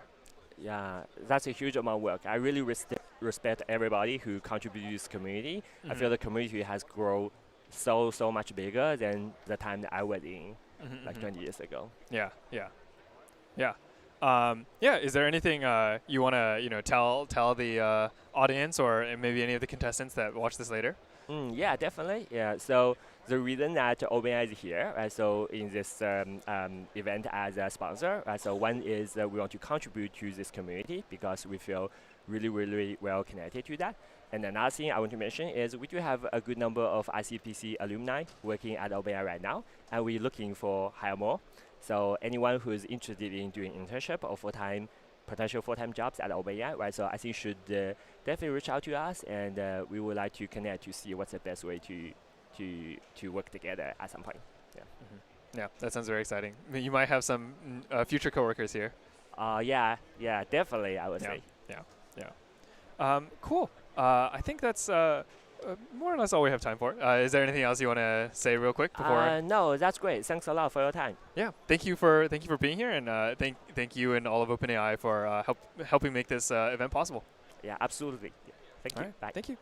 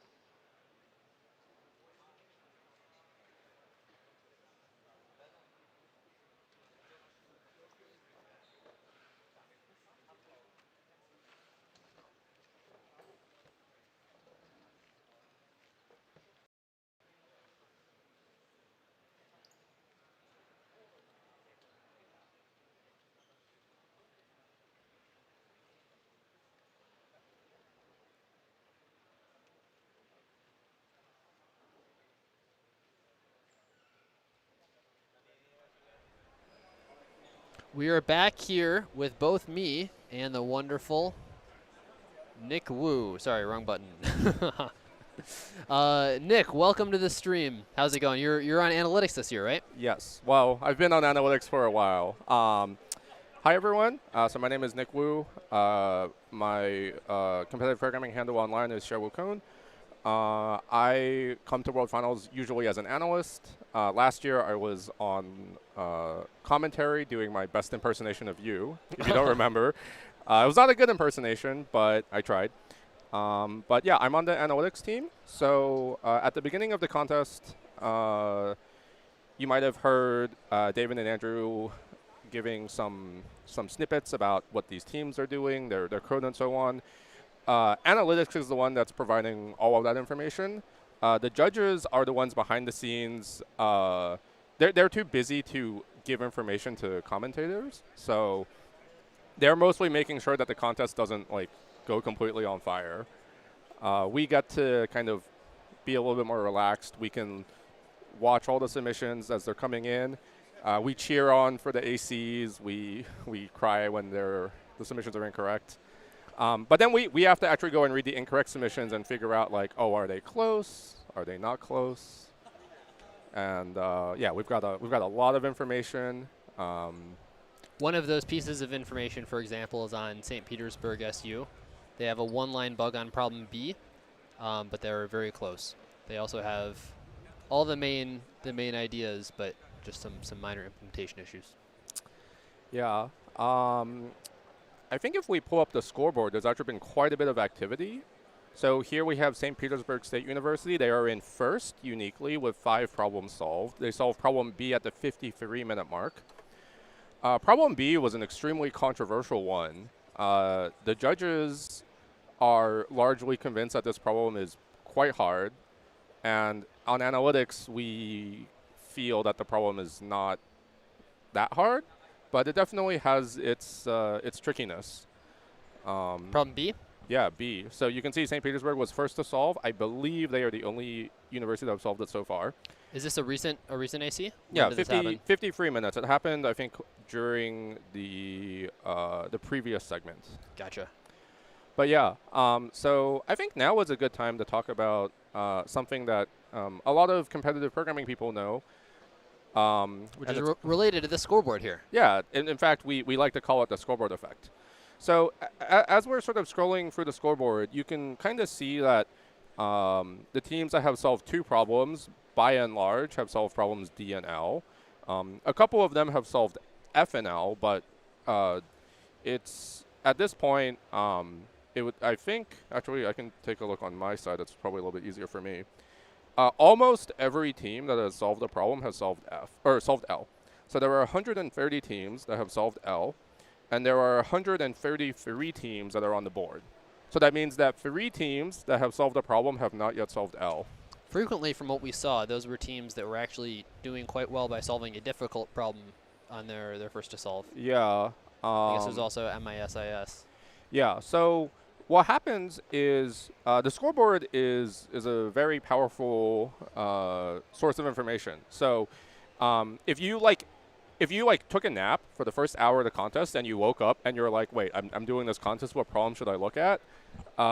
Your first instinct should be to look at L and then to do L because 130 teams have solved it. It's clearly the easiest problem in the contest. That's also I think that the general consensus among the judges in analytics was that L was the easiest problem. We think second easiest is probably problem D, and that is also coming out in the statistics with 84 solves right now. And then problem F is the third most solved. There are 64 solves on it at the moment. And then the counts just kind of decline from there. So I guess maybe with the sole exception of problem I, the interactive problem. I for interactive, huh? Yeah, so that is a little bit funny. So I for interactive, G for geometry. Oh, really? Yes. Oh my goodness, that's fun. So if you want to look at a geometry problem, G is definitely a problem with some geometry flavor. But yeah, so talking more about the scoreboard effect. Let's say that you're Moscow State University, you're in 50th place. You've solved 3 problems. You've solved problems D, F, and L, and you're looking for what problem to solve next. So problem I is definitely a very good candidate. And I think problems J and B are also reasonable candidates to start considering. And the reason for this is because you've seen that some other team has solved them and has actually solved them fairly quickly. So that means that these problems cannot be that hard. Now, or at least can't be that hard for that team. Right. But so that's one of the scary things about the scoreboard effect, which is that at the World Finals level, like these problems are still not easy at all. So you could have this situation come up where like problem I might just be really, really bad for you. If a team is not very comfortable with interactive problems, problem I is definitely kind of a scary problem to look at next. Sorry, I'm just fiddling with the audio, trying to get everything to sound right. Yep. You're doing great. We are doing great. And so the scoreboard effect kind of cascades like all the way up. So like if we take, say, MIT has solved D, F, I, and L. Probably they have someone looking at J. Probably they have someone looking at B. And then maybe their third person is looking at one of the other problems. Like it could be A, it could be K.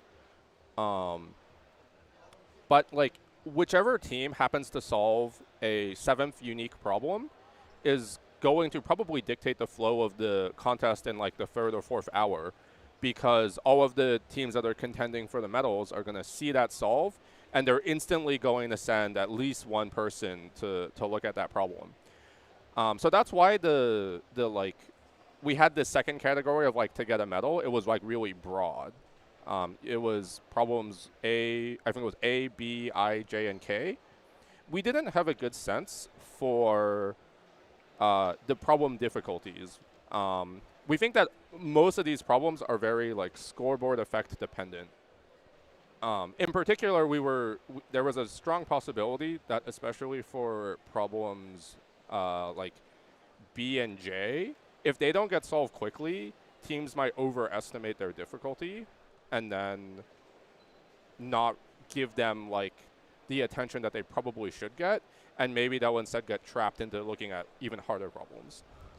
Yeah, I mean, I guess to summarize, part of this is that it's very difficult looking only at this scoreboard to distinguish whether the reason I has more solves than A is because I itself is an easier problem, or because it was solved once by chance, everyone else saw that it had been solved early, and then chose to devote their attention to it.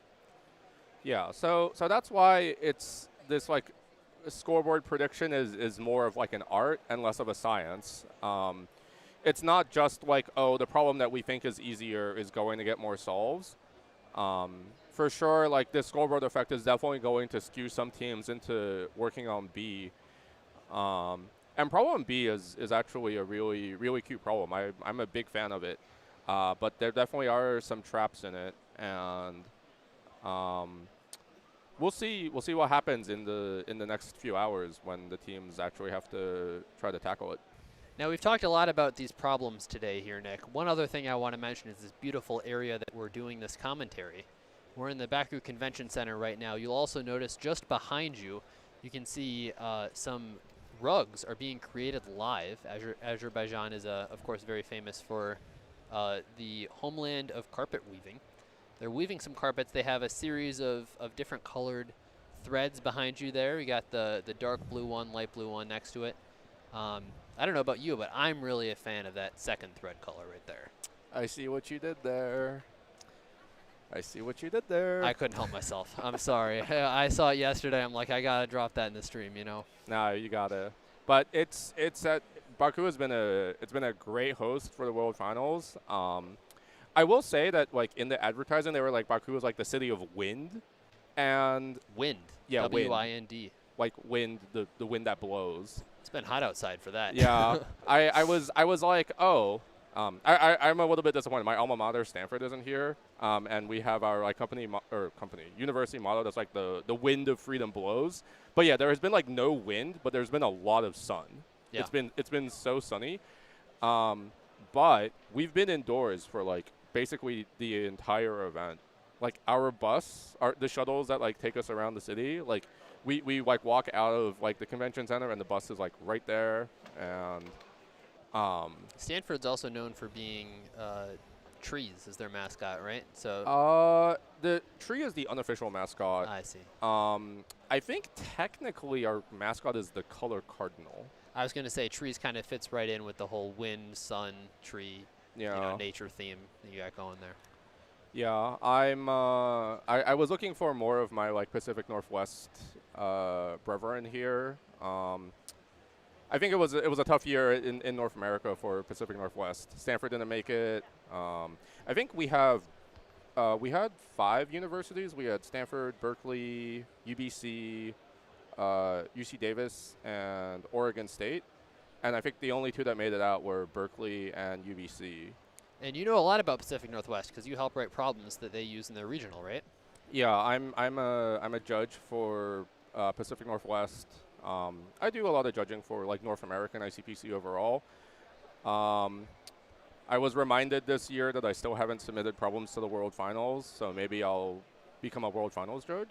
Ooh, what did Harvard do? Harvard, it looks like, has a dark green on problem K, the first team to do such a thing. It looks like we're getting more submissions on D and F as they flow in, D, F, J, and H. But Harvard moving up into 18th place with an AC on problem K. This is something that was fairly unexpected. For a 4 solve, one would expect something that was more in line with I or J, for example, but K it's an interesting one. I think Harvard definitely took a little bit of a less conventional path. I remember at the beginning of the contest, they were like the second submission on problem F, and we all were like, whoa, like, this looks like it could be, like, correct. And then I think their very first approach was not what was, like, intended. And just to interrupt you here, we have another dark green from Tsinghua University on problem H. That's 2 dark greens opening up the medium problems from just I to I, J, H, and K all at once. I guess B as well. So yeah. Suddenly there's we're hitting we're almost 15 minutes away from the 90-minute mark, but the scoreboard has really opened up from just an I showdown for the medium problems to quite the variety. Yeah, in about 15 minutes, I'm going to talk about what we call the 90-minute heuristic, and the 90-minute heuristic looks like it's going to fail. Either it's going to fail for this contest, or I'm completely wrong about my predictions about what the standings will look like. But we pinned H as one of the problems that is needed to solve if you're looking to get like silver or gold. So the fact that Tsinghua actually solved it, not even like 75 minutes into the contest means that they're kind of setting themselves up for success. So sort of the opposite thing that happens is when you go and you just solve a hard problem early, you can now do one of the classic ICPC for Dummies strategies. Which is you do your cleanup work. I think in like 2010 there was a joke about like ICPC for Dummies strategy. So step 1 is find a geometry problem. Step 2 is solve the geometry problem. Step 3 is now you follow the scoreboard because you spent your first hour doing geometry because you are crazy like that. But every other team is not crazy and they've found all the easy problems for you. So now you can just follow the scoreboard and solve everything. The joke here is that no one likes geometry problems. Just to explain the joke. Yeah. So yesterday, Mike Mirzanov was doing his annual push-up contest at World Finals, and the first question that they asked was, "What is easier, 25 push-ups or tricky geometry problem?" Let me just tell you, Mike, you may think of the people who do these contests as like very nerdy, weak, like toothpick-boned people. Mike did he did 10 sets of 25 push-ups in a row continuously with maybe like a 20-second break between sets. After that, he did I believe it was 75 continuous push-ups in a row. That works out to 325 push-ups in a 10-second period. So very impressive there. I didn't see it coming, I'll tell you that. Hey, look at Sharif. Oh my goodness, with a dark green on A. Well done. All right, now the 90-minute heuristic is definitely broken, but we'll Well, you talk say about broken. Why is it? What is the hard one that was predicted? H? No, Or no, no. H and also A? The reason it's broken is because there are so many unique solves on the board. Oh, it's more Once diversity than anticipated. Yeah, but I insist on not talking about the 90-minute heuristic until we get to the 90-minute mark. But there are, what is it, 9 problems solved? Yeah, 9 unique problems have been solved in the first 75 minutes. CMU has also moved up notably into 3rd place. There were some good predictions of CMU. They're maybe not necessarily like the favorite overall, but they're predicted to do fairly well. Yeah, I think in North America, the general consensus is the top 3 universities to watch out for from North America are so the North American champions, so UIUC, and then I believe in 2nd and 3rd were CMU and MIT respectively. These 3 universities are kind of perennial powerhouses in North America. But I'm going to throw in a close 4th, if I may, which is UCF. They were very quick to solve 3. They have Andy, who's known as Xylonox on Code Forces. I think they stand a chance at getting in the top 3. This remains to be seen, but yeah, the scoreboard is extremely I would say frantic right now. Like teams are just kind of solving. The solve rate is like very high for the first like 2 hours of the contest. The solve rate is going to slow down dramatically once these teams have kind of worked their way through the easy half of the problem set. And it's really going to, we're going to see in the second half, like, what happens. I think that, like, you know, like Tsinghua, I think, is in a very good spot. They've solved one of these, like, hard problems. And so they're going to be able to do a little bit of scoreboard following. We'll see what ends up happening with, you know, a lot of the, like, championship contenders. I think that there's like a list of like, I think people have floated like, you know, like 10 to like 15 possible contenders. Whereas in previous years, it was usually like, there were like 2 or 3 or maybe 4 like very clear like front runners to win. This year, it's a lot less clear to everyone involved, and a lot more teams seem like they have chances. Yeah, Andrew and I were talking about it earlier. It sounds like maybe, I mean, the favorite continents here are, there's people have some idea, but the schools from those continents, people really don't know. Even then, it's a little bit unclear. Like Asia East, Asia Pacific, North America, Northern Eurasia, and Europe, I think all have like teams that are like, that stand a good chance of getting gold. Yeah. So, and I think like within those regions, like you have multiple universities. Like Asia East has its powerhouses like Peking University, Tsinghua University, Shanghai Jiaotong University. Asia Pacific has Tokyo, which is always a contender. And then there's like NUS, National University of Singapore. I mean, strong showing from Russia here. They've got St. Petersburg and HSE both in the top 3. Yeah, those are definitely like the 2 like front runners from Northern Eurasia. And then from Europe, we have Zagreb right now in 6th. I'm looking for Delft. Delft is currently in 43rd, but I will not count them out yet. I'll also mention University of Maryland is doing quite well. Yeah, University of Maryland, definitely the JetBrains fan favorite because they've got... They're Kotlin heroes, right? They have, one of their team members codes almost exclusively in Kotlin. And so actually it made the statistics look really funny because I think at the North America Championship, it was like 99% C++, or no, like 90% C++, 9% Python, and then like 1% Kotlin.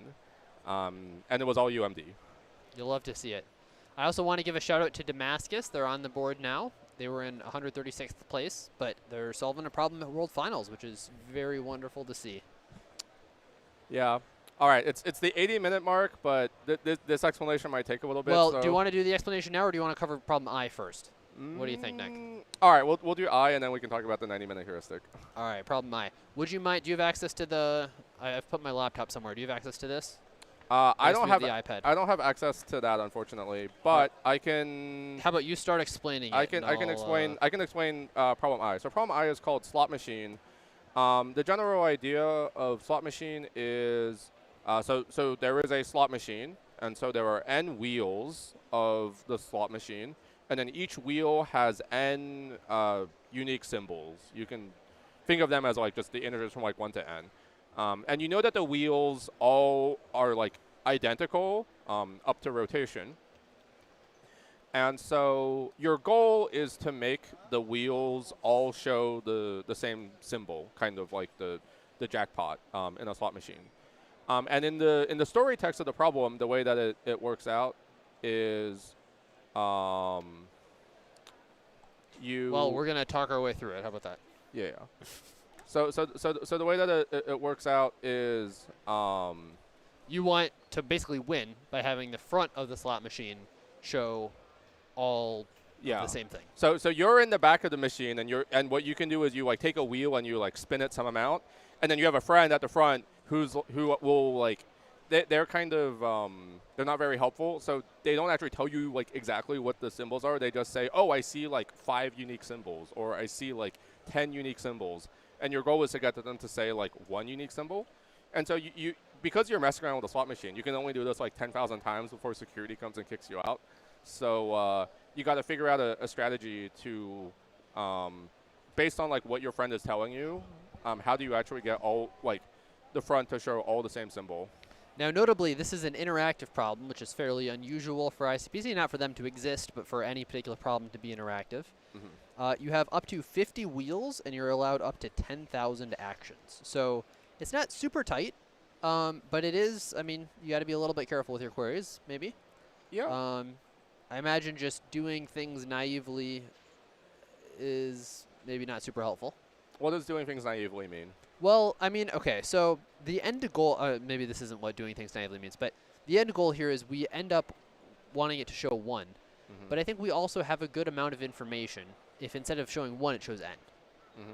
So if we have a given wheel and we spin that wheel until the total either goes up or goes down, if it goes down, that means it used to be unique, now it no longer is unique.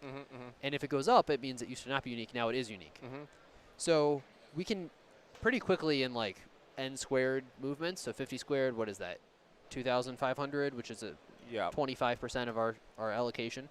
We can get all unique numbers. We don't necessarily know which one is which, but we can get everything unique. I imagine from there you have a starting point, which you can get to pretty easily.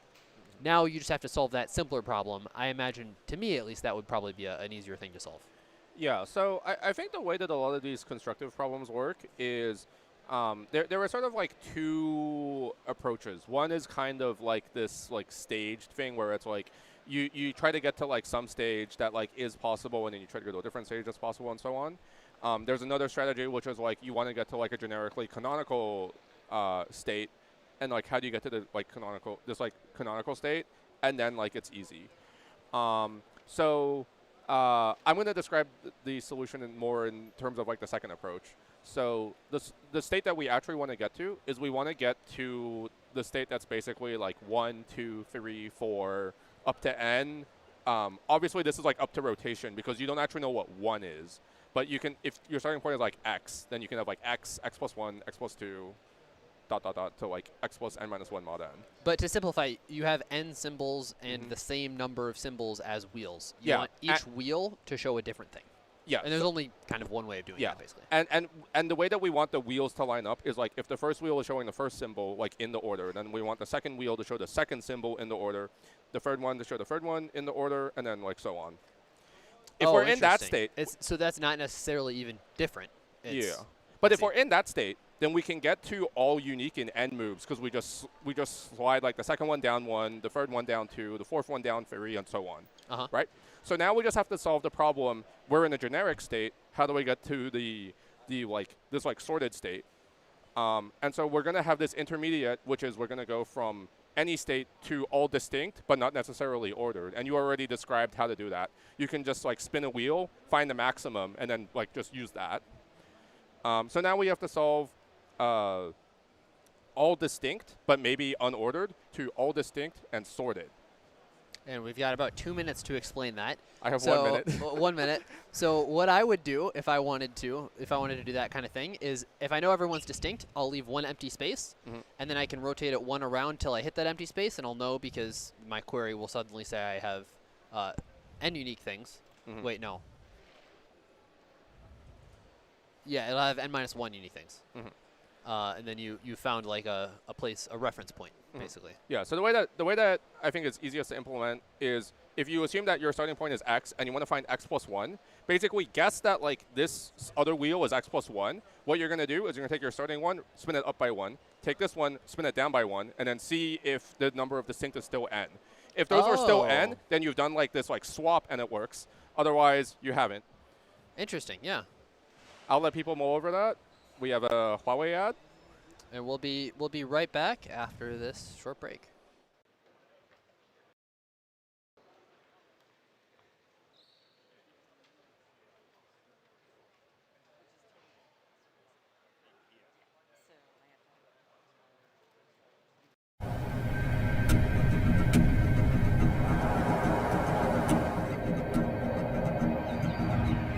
I haven't seen it, but I have to believe that the sun shines beyond all the clouds.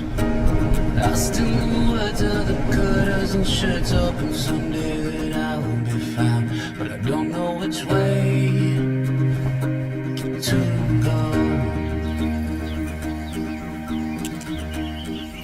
I haven't seen it, but I have to believe that the sun shines beyond all the clouds. Lost in the words of the cutters. Let's go see the sunset. The seahorse belongs to the Syngnathidae family.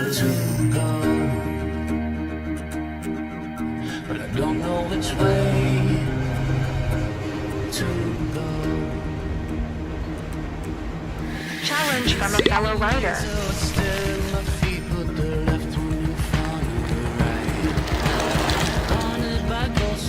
Obstacle 1 kilometer ahead.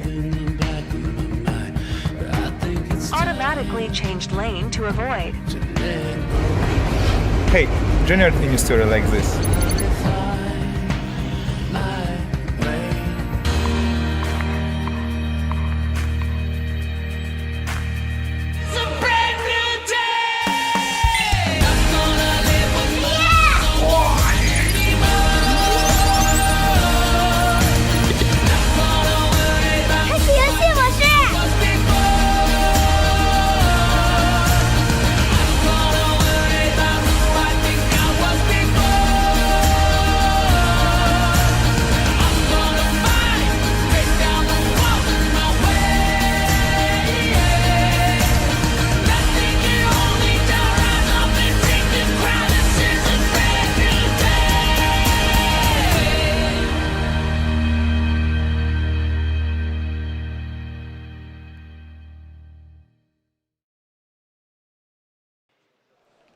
We are back with the ICPC World Finals Baku. We have a couple new scoreboard updates here. Tsinghua University has gotten their 6th problem, I believe, putting them, I want to say, in second place. Looks like they're solving all of the expected ones plus H. Yeah. We were just talking off stream about the medal thresholds. Actually, you can see the predictions that we submitted at the beginning of the contest. I will remark, I was the most pessimistic of literally everyone. I thought that there was like a decent chance that the bronze medal threshold would be 7. But I think the overwhelming consensus is that 8 will be necessary, but not sufficient for bronze. And probably as of now or in the beginning of the contest?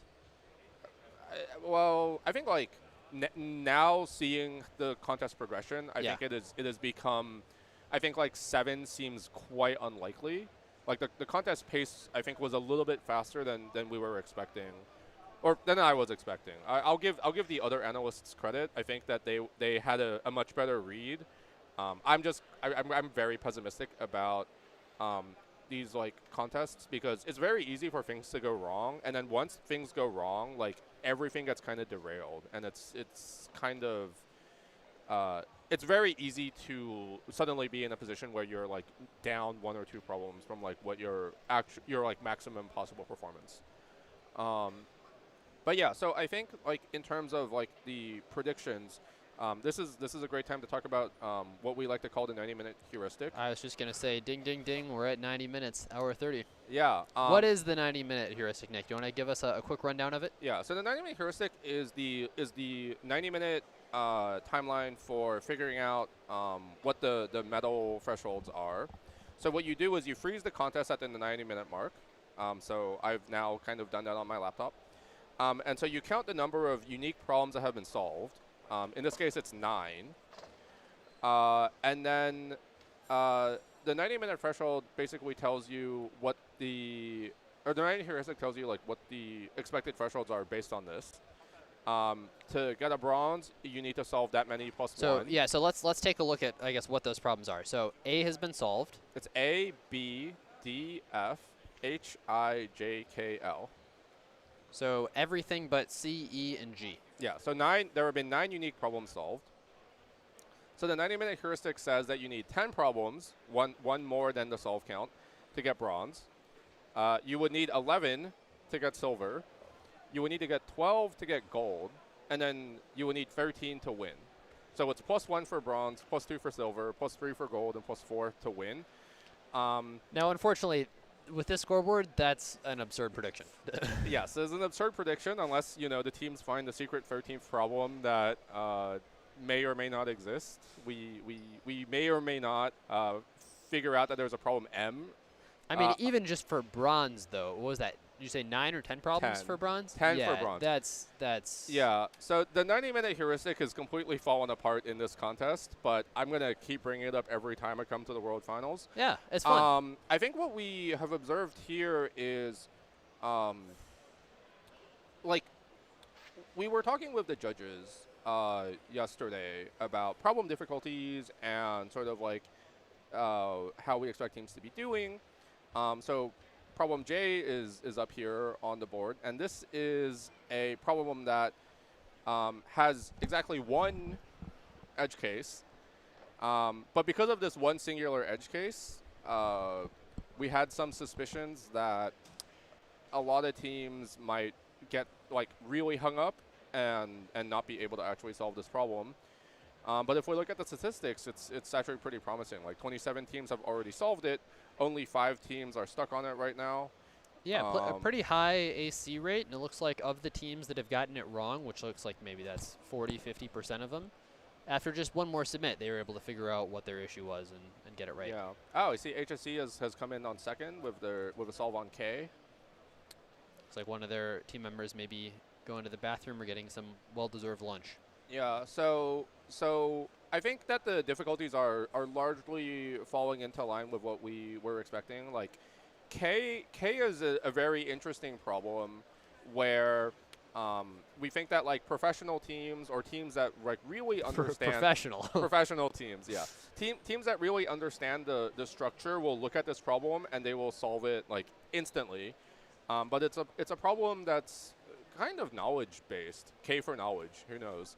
But if a team looks at K and they're like, I have no idea what's going on, they might be stuck on it they could just be stuck on it for the whole contest.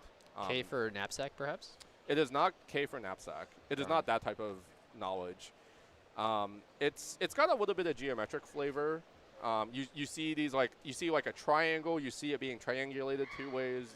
There's like linear interpolation of the gradients depths. here. Yeah. Yeah, the problem looks like a geometry problem, but it's actually just like a graph theory problem in disguise or something. It's cute. Yeah, we were shouting out a lot of random acronyms. So I don't think anyone actually said this yesterday, but we said G for geometry. I think I will also say for anyone listening, it's actually G for glorious. I think they were joking such a good problem? G was the most glorious problem was what was going on. I definitely was told that A was an amazing problem and B was a beautiful problem. I lost track of the adjectives at some point because I don't know, the adjectives stopped making sense to me. But Yeah, I think if we needed to give updated medal thresholds, unfortunately the internet is kind of down here, so I cannot actually reach. Actually, maybe I can see what the analysts are saying. Now, to be clear, when we say the internet's down, the internet for contestants is up. The stream is working. The only thing that's down is the general internet for the people wandering around who aren't contestants, like the coaches. Yeah. So we'll work on that for the time being. Do you have a hotspot? I technically could hotspot, but the thing is that I'm on the like private network that gives me access to being able to read like the scoreboard and contestant submissions. Oh. And that network does not actually, or the rest of the internet is also not accessible, so I actually can't see anything else. My phone somehow has internet access, so so right before coming on stream, I went into the UC Davis Discord and I told them, hey, I'm going on stream.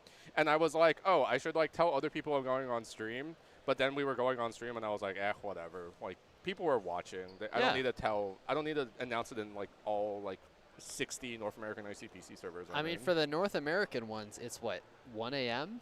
Pacific time here? It's 1:25 right now. 1:25 a.m. 1:25 a.m.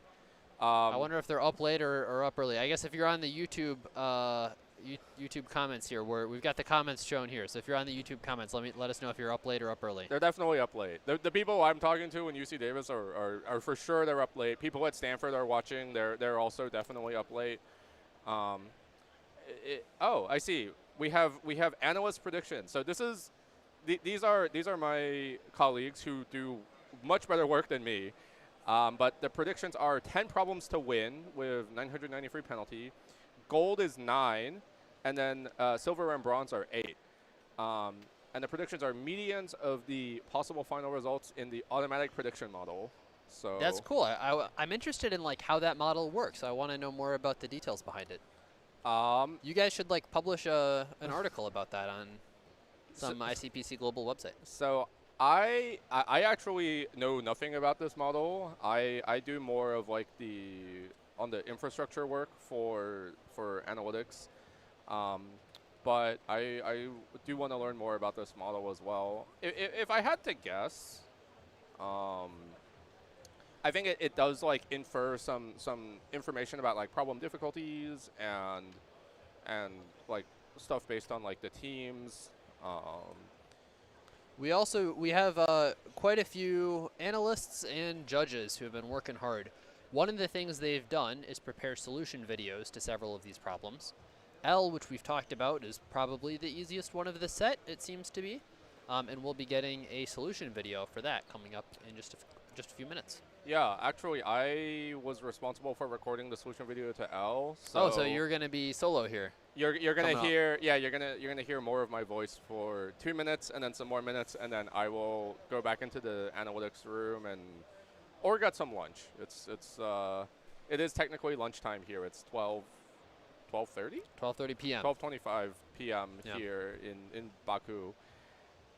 But what are you looking forward to in the next 3+ hours of contest? I'm looking forward to some more UCF submissions. I see we have someone in the comments cheering on UCF. I would be very surprised if there aren't people from UCF watching. I don't know. I mean, at UCF is what, 4:30 a.m.? So at that point, it really could be up early.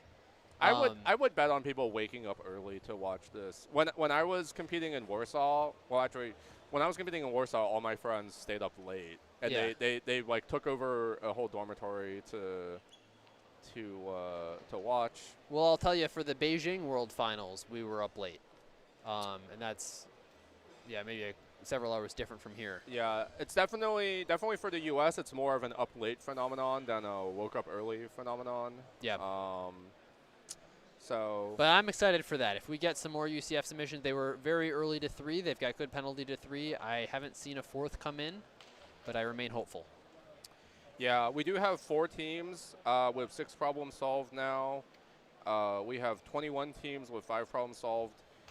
It's definitely a very, very competitive contest right now. I think it is still anyone's game. Like even like among the front runners, like St. Petersburg State, HSE, Tokyo, Tsinghua, like these four like were all like in like my short list of like teams that like had a chance of winning, and we're gonna see, you know. And speaking of black horses from North America, Georgia Tech at 5 problems with I, putting them in 18th place. Not a bad performance.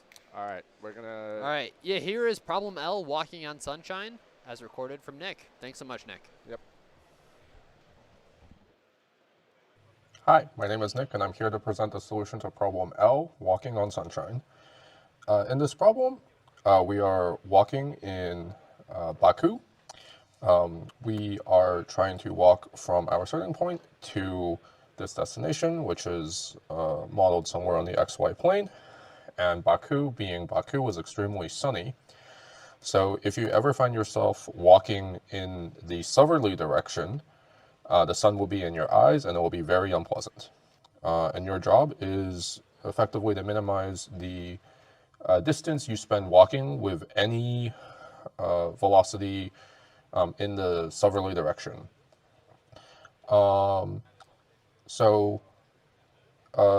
In Baku, there happen to be these rectangular shaded parts. And so if you're in one of the shaded parts and you decide to walk in a southerly direction, the sun will not be in your eyes. And so you can freely walk to the south when you're in shade. But if you're in the sun, then any sort of movement in the southerly direction will cause you to be in the sun in this unpleasant fashion. So we can make a couple observations. The first one is if we just think about drawing any sort of path here, it is never optimal to walk in the sun in any direction that isn't completely south. And the reason for this is it doesn't cost us anything to walk either east or west. So if we had some path where we were, say, walking southwest, we would get a strictly better path by breaking up any like southwest component into a west component followed by a south component. So with this, we can now make the observation that even though this problem is in 2 dimensions, we can reduce it to a 1-dimensional problem. Because we can freely walk north, west, or east, what we can do is we can essentially project all of the rectangular shaded portions along with our source and our destination to the y-axis. And now we're solving this sort of 1-dimensional problem where basically we're moving from left to right, and we want to compute how much of the area on the walk from left to right is not in shade. So in this problem, the bounds are we have at most 100,000 rectangular shaded portions, and the coordinates go from -1 million to +1 million. So these bounds are small enough that what we can do is we can do a line sweep over these 1-dimensional projections, which are now just segments on the line. And we can sort of sweep from left to right, and we can keep track of how many sections of shade have been projected onto the point that we're on. And we basically want to compute the total sum of the areas that have 0 shade covered by them. So you can do this using this like line sweep approach. A different method that you can do is you can compute sort of the prefix sums. You can use like prefix sums to maintain this information as well. And then you can just sort of loop over all points from the source to the destination and check is the segment from x to x plus 1 covered or not. And that just gets you your answer.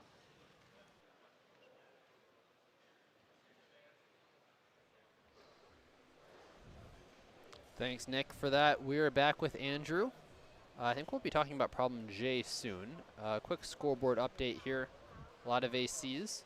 Jagiellonian University with an AC on J. And UIUC in 12th place currently with a submit to H. We'll see if that's correct. That put them in top couple, depending on penalty. Yeah, we're seeing some various submissions to H coming in. One thing is, if you see a submission is pending for a while, you know, you're not really supposed to know much about the submission besides whether it passed or not, but you can kind of just see how long it takes to run. And if it's running for a while, it either means that you're going to get like TLE, or it could mean that you're running on all the test cases and it's eventually going to pass. And in fact, it did pass. And it did pass. And one thing is, if you see it run for a while and then it's wrong, you might know that you might be able to guess that it's actually wrong on, like, it passed many cases first and then it was incorrect, and you might expect that actually your code just has like one little bug instead of being wrong on a lot. Just like little side channels of information that you can leak a little bit. That moves them into 4th place for just a second, now 5th after another ACNH. Yeah. I guess you were talking earlier, right, that there are 9 distinct problems which I've solved right now? Yeah, all but 3.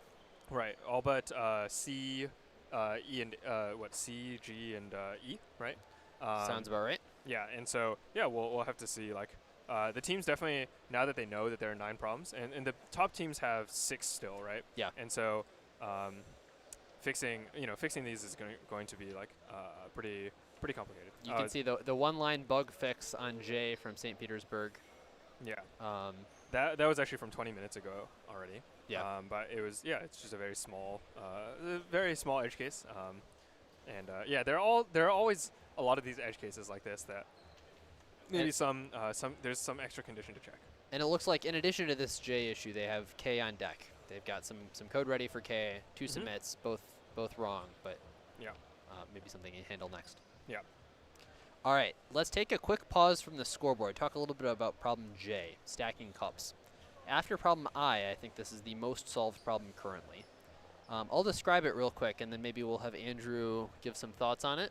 I'll try. Yeah, I don't have it figured out, that's for sure. So the main idea behind the problem is you have a series of these U-shaped cups. And the U-shaped cups stack in such a way that if you have them biggest to smallest, they would all line up at the top. That's actually not right? quite right. Or no? No. Actually, they don't quite line up at the top. They would they're form like a bit of a square, valley. so it'd be like a V Yeah, sort of exactly. thing. Yeah.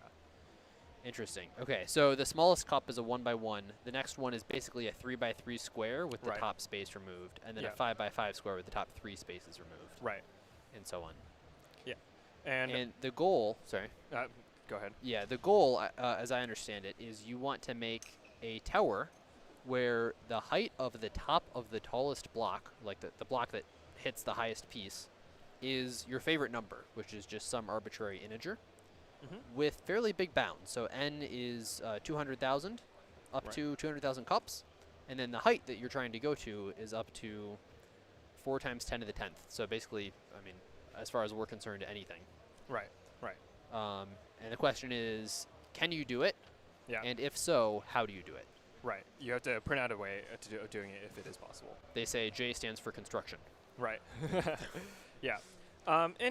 This type of constructive problem shows up a lot. And this type of problem in particular is kind of interesting, right? Because let's just do some quick back of the envelope calculation, right? If you have n cups, right? And their heights like 1, 3, 5, 7, etc., right? Yeah. The total height of all cups is n squared. Yes. Right? And divided by 2 or whatever. No, it's actually n squared because we're adding odd numbers. Oh, cool. Interesting. So it's n squared is the maximum height you can attain, and the minimum height you can attain is just the height of the smallest cup, which is like 2n plus 1, 2n minus 1. Or the biggest cup. The biggest cup. Yeah. Yeah. So the range that you're trying to obtain is only from n to n squared, right? Or 2n minus 1 to n squared, right? But how many permutations are there? There's like n factorial permutations, right? There's so much freedom for how you arrange these cups and how you order them differently and things like that, right? And that kind of suggests that actually most numbers should be possible, if you just arrange it in different ways, you should be able to get a lot of different numbers, and you have so much flexibility in how you stack them differently and things like that. That most numbers should be possible, and it's more a question of how rather than if you can make these. They do give us one case which is impossible, but that one's kind of a boring one because if you only have 4 cups, there's no way you're getting to height 1,000 no matter what. Yeah, exactly. It's just way too tall, right? Yeah. So everything in that range, or almost everything in that range, we'd expect to be pretty much doable. The other observation is, my understanding is if you want to get the tallest height possible, that's pretty easy. You just put the smallest things in the bottom. Exactly. You just stack them in like tallest and then next biggest and the next biggest and the next biggest, right? Exactly, yeah. And that like so kind of one way of like approaching this problem is let's just try and get as tall, like let's just try and use this kind of pattern to get pretty close to where we want to be, like pretty tall and pretty close to where we want to be, and then use like all the remaining cups if we have any to like pad out the remaining. Yeah, I mean, you could almost use the smallest ones to just kind of hard code, you know, some series of operations. I wonder if there's also something you can do where if you have them sorted top to bottom, if you consider moving a smaller one up, you can very easily get rid of it. Right. You can basically hide anything. If you have the biggest cup on top, you can hide anything in that cup and get rid of it. Right. So that'll give you the option to remove any odd number. Right. One at a time by moving it from being on the bottom to being on the top. Right. And in fact, removing odd numbers is already very powerful, right? Because you can just, like, you know, you have the total height, right? Yeah. You can remove 1, right? Actually, removing 2 is kind of weird. I guess, is it ever possible to have an even total height? Yes, because you can remove both 1 and 3. And that will drop your total height by 4. Yeah. And in fact, I think this actually just works, as you're saying. You just take the bottommost cups and like hide them in the top. You take any subset of the cups and hide them in the biggest cup. Yeah. And you can hide 1. You can hide 3. You can hide both 1 and 3 for 4. You can hide 5, which is just 5 itself. You can hide 6, which is 5 and 1. And the point is that there are so many, the odd numbers, like in order to form, in order to be able to get any number from like a subset of your numbers, right? All you need is the powers of 2, right? This is like the binary representation. You can write any number as the sum of a bunch of powers of 2, right? Just like 1, 2, 4, 8, and so on, right? And these are kind of the powers of 2 are dense enough so that you have the freedom to like get any number by picking subsets of it. And here you have a lot more than that. You don't only have powers of 2, you have basically every odd number. Yeah, you can exactly. choose or not to choose. And so you can do pretty much anything here and just like get all of the, like just like greedily pick cups as long as you can, and it should pretty much always work. Like really pick the big ones, Yeah. and then once you hit a small enough number, then Yeah. be like, okay, we'll do the pre-calculated small ones. And then or even just, I think you can just keep picking the biggest cup you can pick. oh, because it's like what are those proofs called? They're Yeah. proofs by the smaller version of the proofs? Well, yeah, I mean, it's just like inductive proof. Well, also just like how can it go wrong, you know? Sure. Like yeah. you'll always have the saving grace of the 1 cup at the bottom. Yeah. You know. So as long as you don't like get there, you're pretty safe, right? Wonderful. And there is one special case, which is I think you cannot achieve the maximum height minus 2. Because I think just like no matter what you do, there's no way to subtract 2. Yeah, no matter, well, what we said doesn't have any way of subtracting 2, right? But I think no matter what else you do, you also will be hard pressed to find a way to subtract 2. I mean, you have to get something close to that no matter what, because Yeah. you just have everything's so tightly pulled. Yeah, exactly. It has to be so tall. There's no way to decrease it by exactly that amount. Yeah, yeah. And so it seems like this might just be the solution. You just like keep subtracting down and see how it until you are at the bottom. It looks like Andrew, let me just say, it's a ton of fun solving problems with you live on camera with this. It looks like St. Petersburg has a one-line issue with K. They haven't found it, but our analytics has. Yeah. You just saw it on the screen there. If they're able to identify that issue, that would give them yet another problem, putting them farther into the lead by problems, not just penalty. Yeah. You can see Peking University with, what is that, their 6th problem coming in on problem H. They're currently in 9th place. They have 1 wrong answer on H. Right. And now they have an AC on H. They Puts them in silver medal territory of 5th place. Right. Yeah. Yeah. I want to really quickly go look at what the problem was on. It's a little hard for me to look up. It's fine. Okay. Well, yeah. We do know that that it looks like St. Petersburg State now has 2 problems that they are working on. One of them which has like a small bug, and one of which has a bug of unknown size on E, right? But hopefully they don't get stuck on both of them. You know, that would be pretty unfortunate. We have a screenshot here. It looks like IIT Kenpur had an issue where they were using ints. They need to be using longs. It was just a typical overflow issue. Analytics says some things never change. Yeah. This appears to be Peking University. We'll be back very soon. Oh my goodness, a dark green from MIT on problem E. Yeah, so now we've actually seen all but 2 of the problems already have been solved, which is going to be pretty exciting. It means that, yeah, everyone is, that all the problems look solvable, and I think it'll be a bit of a implementation race for the rest of the contest. I want to mention quickly, this wonderful event wouldn't be possible without tons of volunteers and other students helping, especially from ADA University. As Bill was mentioning, not pronounced Ada, although Ada is a famous programmer. We'll hear from them in just a few seconds here about all of the great energy that they have provided here in Baku. We'll be back after this.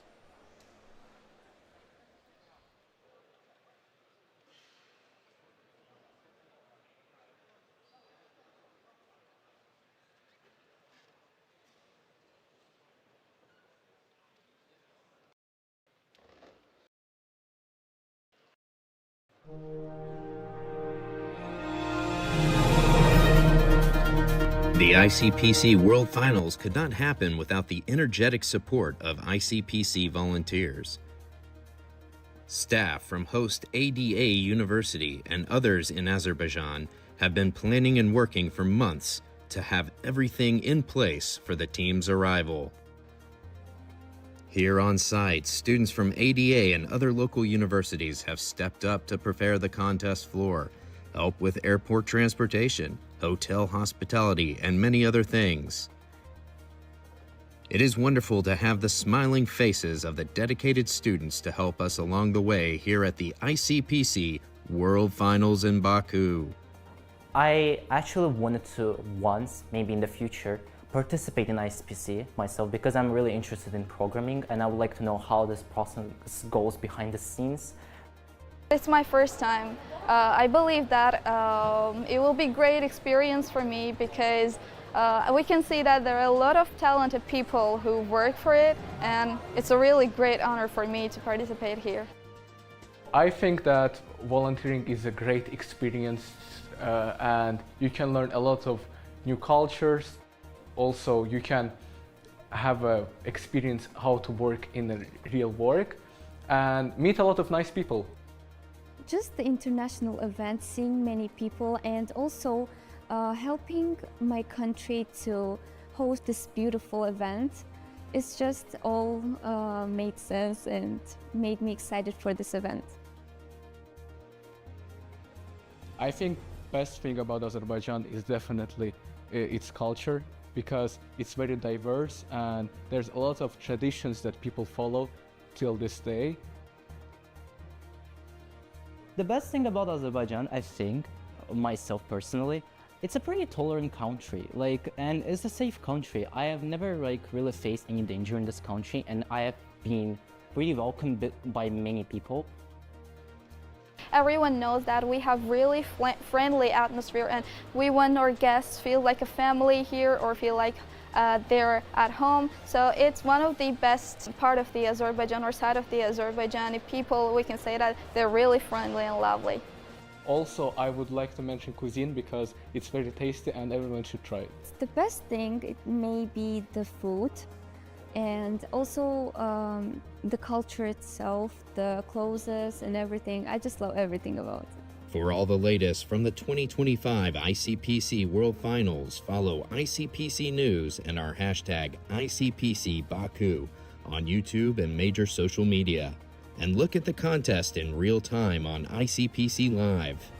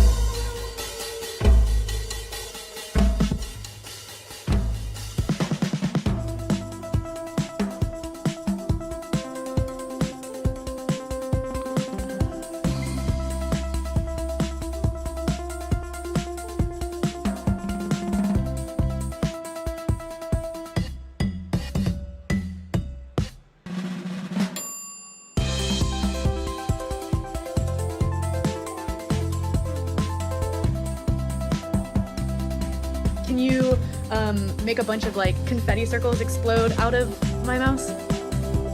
I've updated the sketch.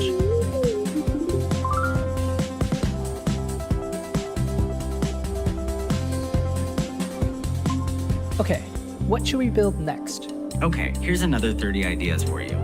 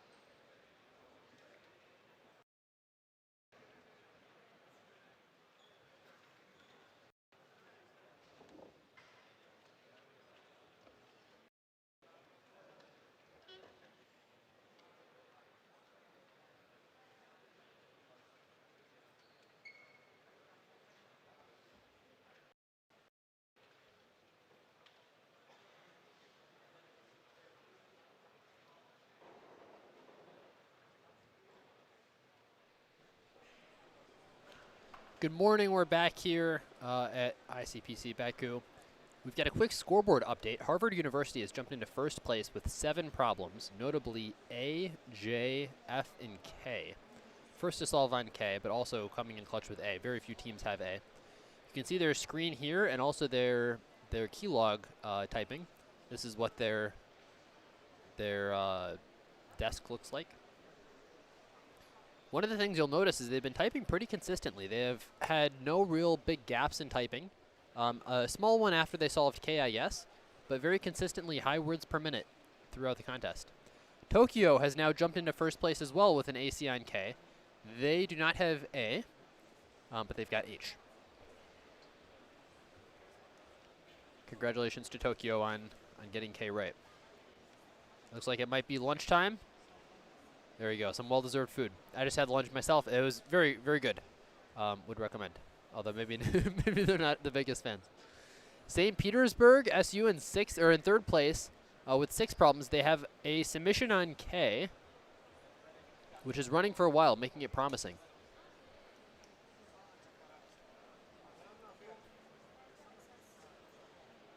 And it disappeared. Oh no, it's AC up on the left here, moving them into second place.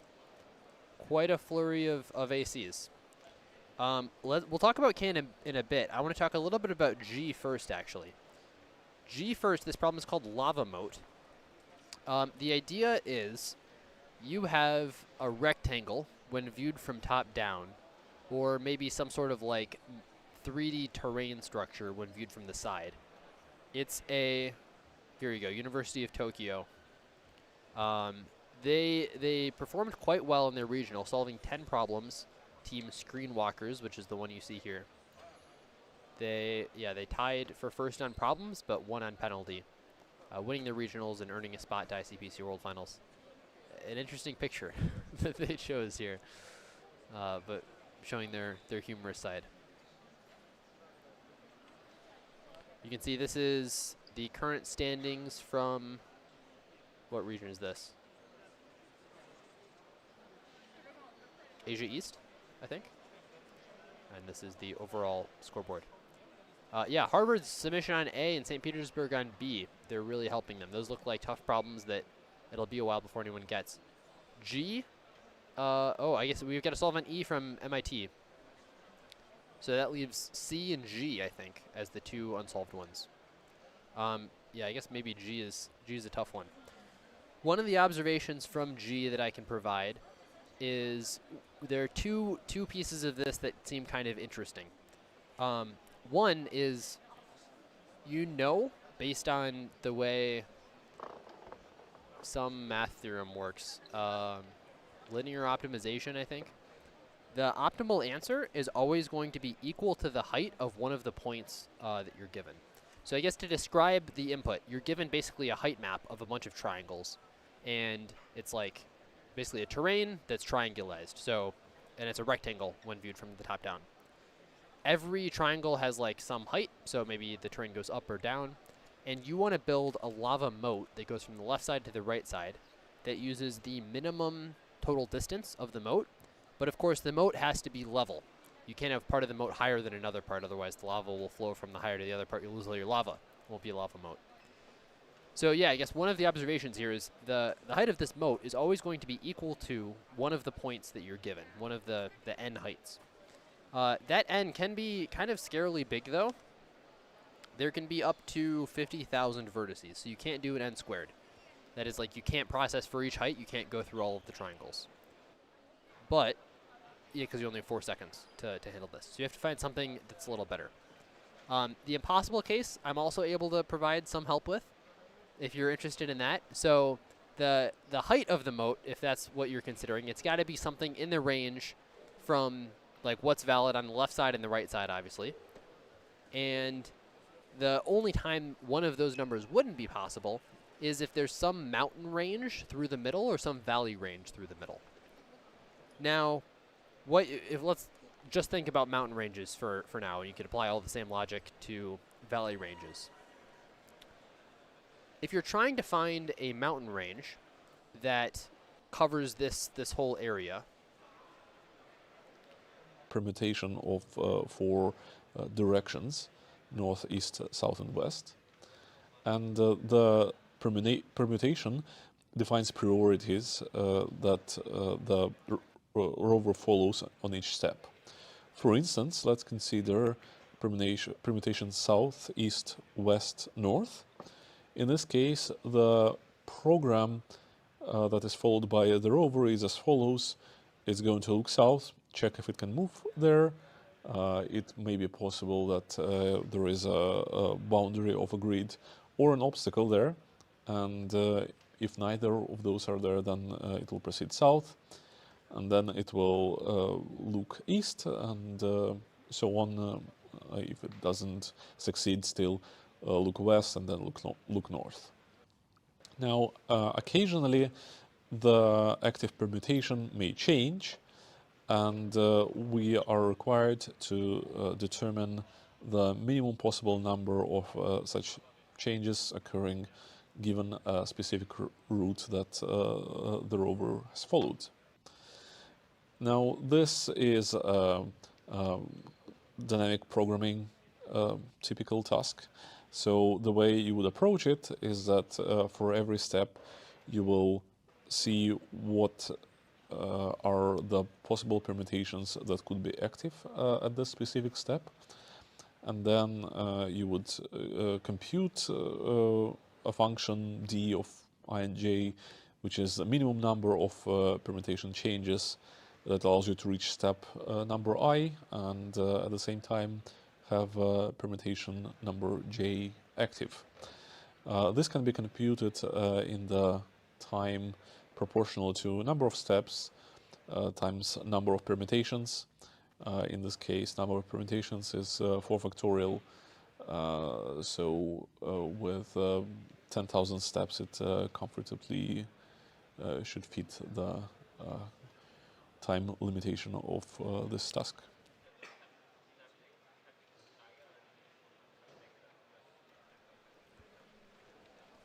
All right, we're back. Nice solution to problem D we had there. A couple updates since the ad break, I guess. University of Central Florida has gotten their 5th correct submission, moving them up into the 40s, 40th place roughly. Yeah, we've also continued to see ACs on I, and KIT notably has an AC on A. One of the few teams there. All right, Jagiellonians about to get 6. We'll see. They're submitting to E. I recall MIT is one of the only other teams that have E so far. And it's running for a long time, which is promising. I've seen very, very few TLEs today. Drum roll, please.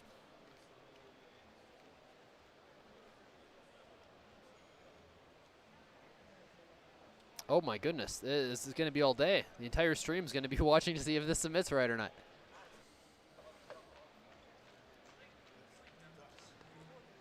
At this point, we can't move on to the next thing. Everyone's watching.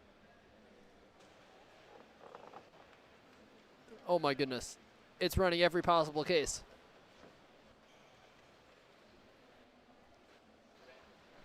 And it's an AC, moving them into 18th place. For problem E, which is, I guess, I kind of expected them to be a higher place, but, or I guess closer to first place. Anyway, yeah, University of Tokyo, you can see also they did have they finally ran out of things to code, it seems like, after submitting H here in their keylogger, about an hour and 45 minutes into the contest. Coded K, got it right, and now they're on something else. Unclear exactly what. Potentially E, potentially A, who knows. Couple more observations for G that I want to give. Yeah, nice indeed. Nice indeed. We are participating. I got a couple of questions in YouTube chat that I'll answer real quick before going back to G. We're participating from, this is the Baku Convention Center, but ADA University is helping and volunteering quite a bit. IT Compro with an AC on problem I, moving them up quite a bit as well. In Cambridge, with an AC on J. Okay, back to problem G.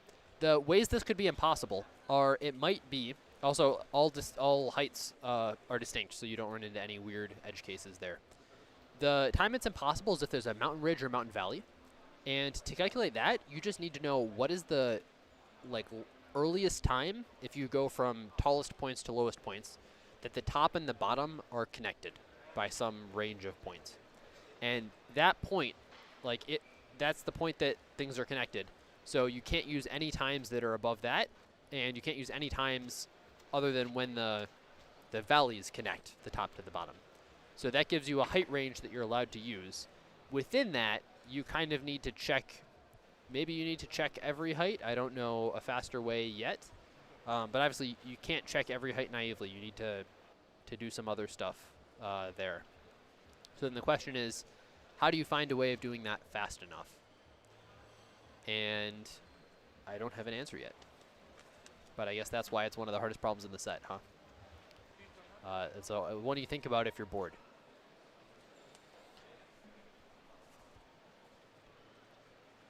Sharif UT with some code titled Keshi.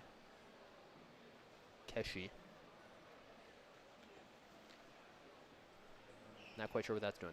Oh, I guess they're working on a different problem. The problems may be named by what they're about rather than their letter in the alphabet, which may help here.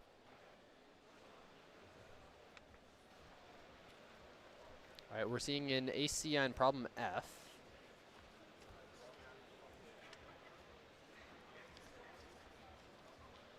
That is the herding cats, indeed.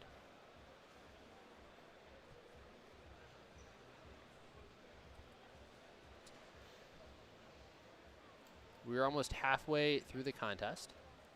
This is, of course, a 5-hour contest. Earlier, we had a question from YouTube about freezes.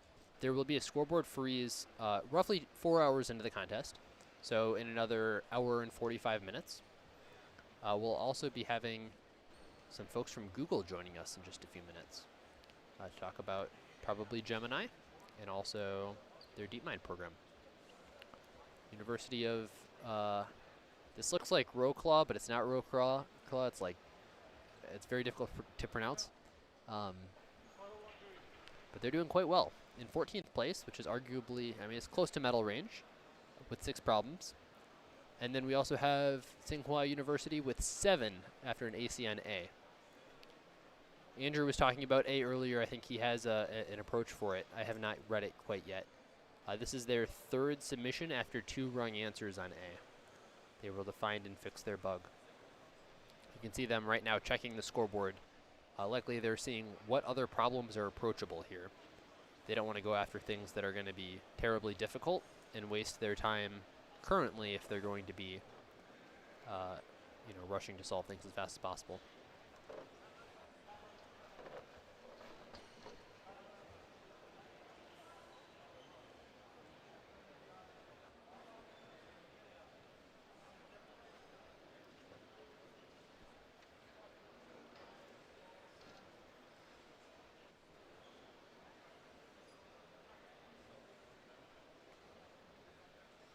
We got a lot of IIT fans of various universities here in the chat. IIT Indore with their fifth AC on problem J, moving them into 58th place.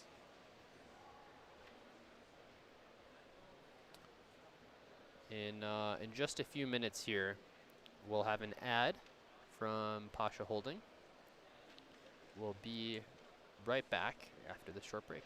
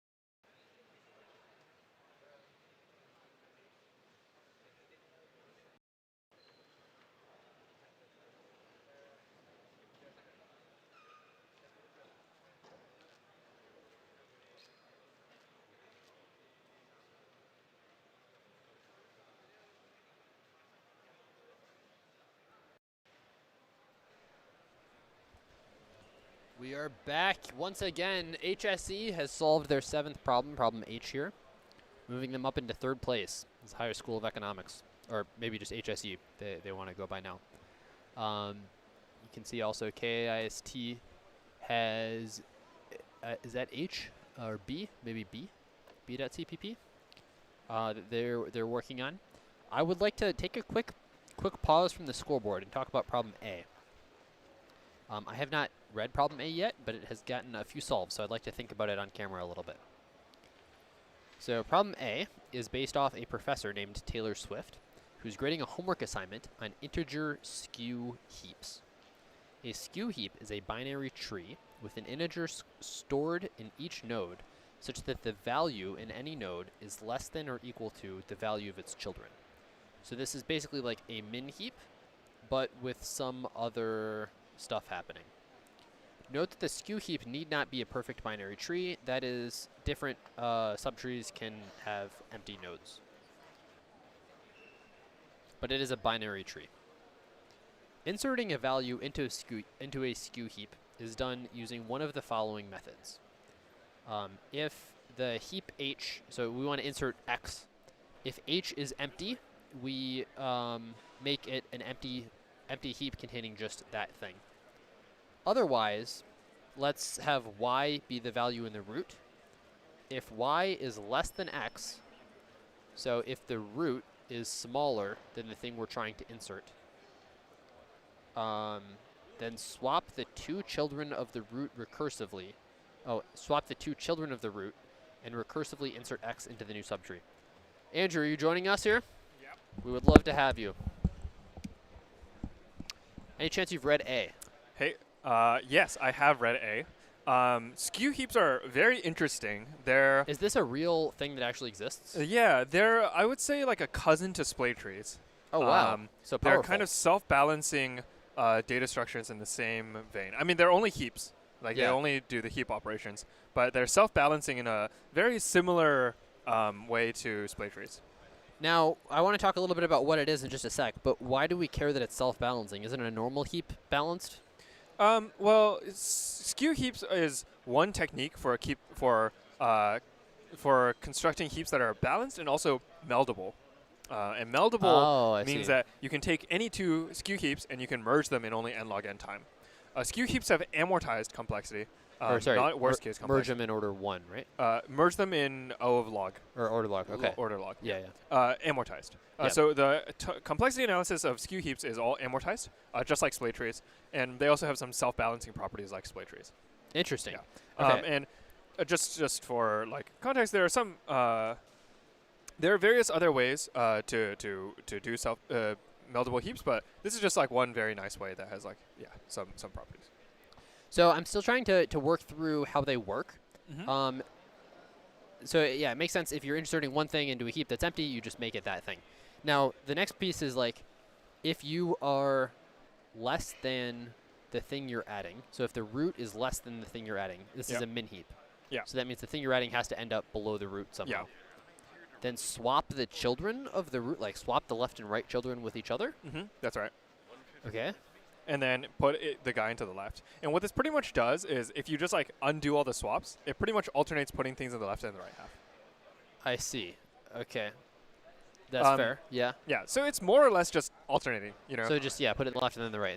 But the kind of the trick is, one thing is you don't have to store a bit of like, do I put it in the left half next or the right half next? You just swap the two sides. Oh, sure. Which is kind of like a cute 1-bit optimization. Yeah. And then the other thing is that this also like works well as you meld and stuff. Okay. Yeah. And that is something that is not important to this problem, I imagine. Okay. Yeah. I mean, this description is actually how you meld. You're essentially melding a one-node heap into the big heap, into the other heap, but it's like a special case. Gotcha. Okay, and then if y is greater than x, create a new node with value x and make h the left subtree of the node. So you just make the whole thing your kid. Yeah. Yeah. And then the swapping. And then it'll get swapped to the other side eventually. Yeah. And as you pop and stuff, it should like rebalance. Really quickly, we have an analysis for problem I. So let's cut over to that. And we'll come right back after this.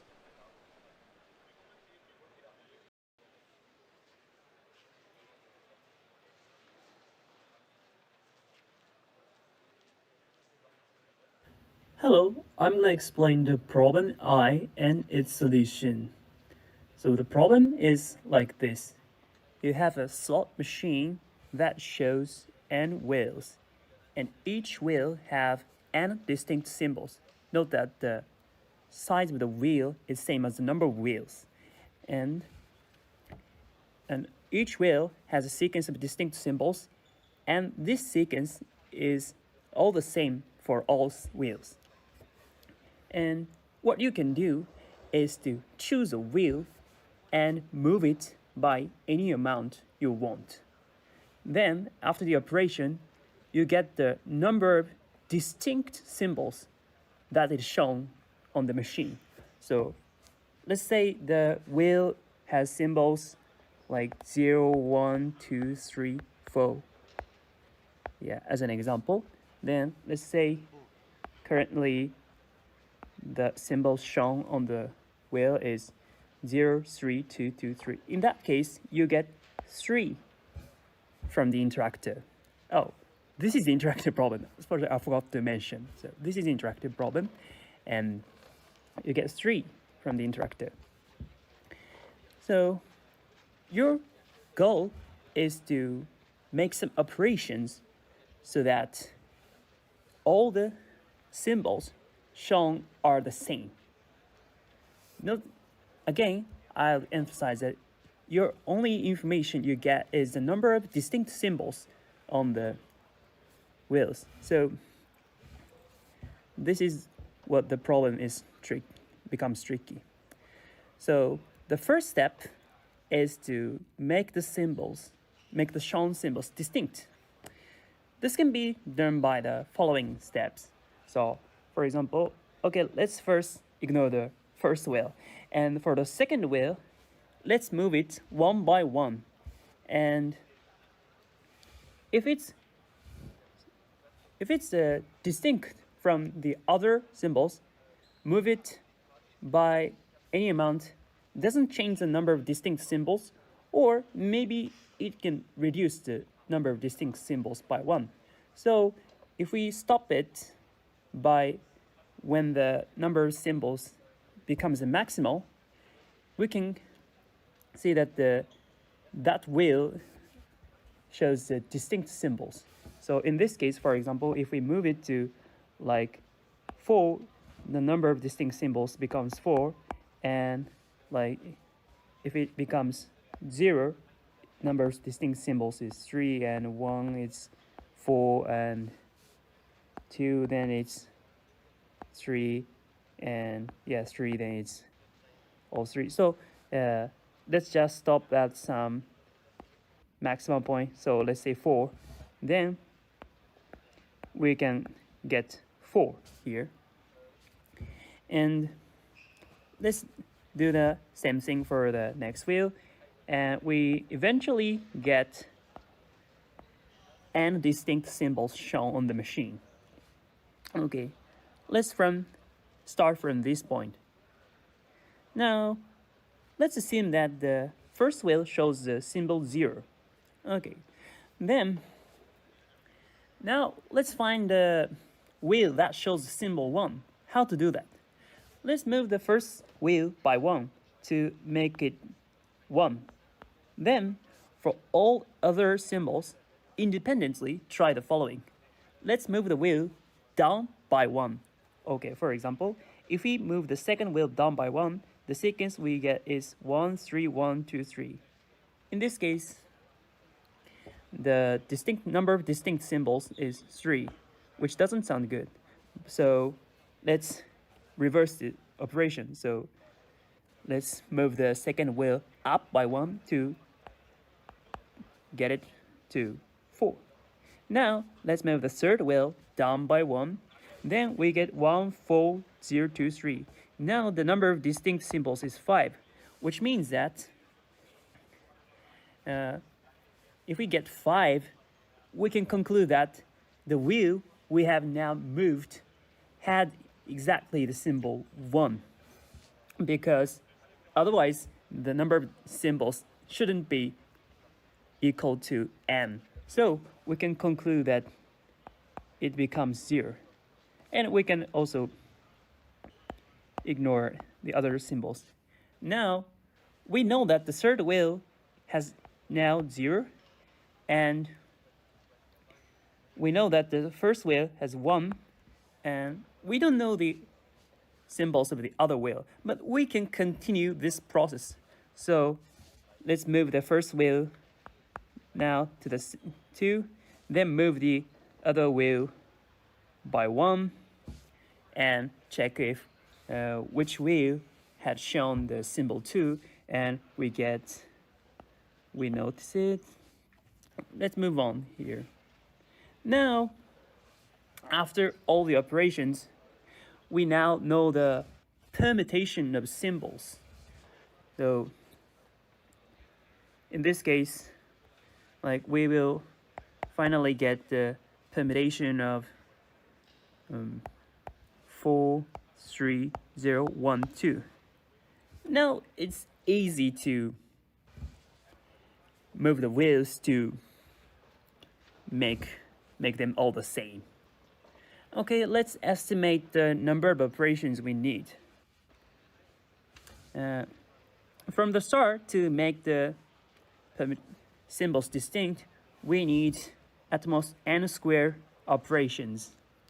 When the symbols are distinct, to make it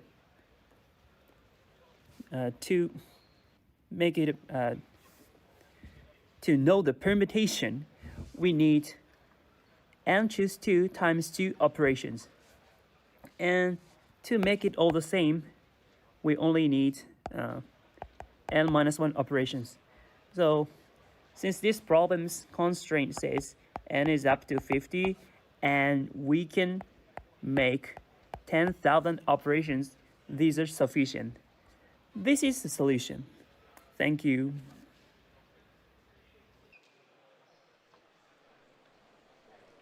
We are back in the commentary booth here.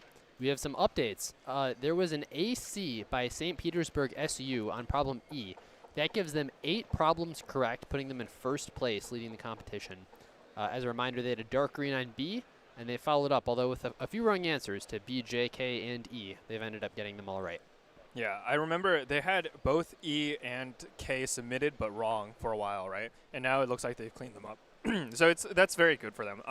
You know, there's sometimes people call it wrong answer hell, where you can just like have bugs on multiple on a problem, and then you can't figure it out, and then you start coding another problem, and then you also have bugs on that problem, and at the end of the contest you have like 4 problems coded with none of them passing. But once you pass them, now you can stop thinking about the problem and be confident that you can just move on with the rest of the contest. Yeah, now they've got a fresh start, kind of. They can move on.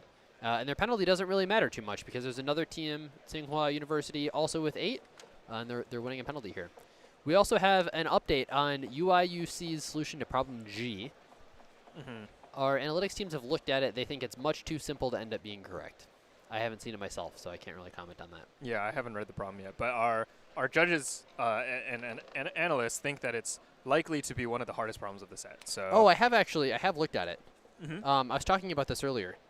What is? I can give you a quick summary if you'd like. Sure.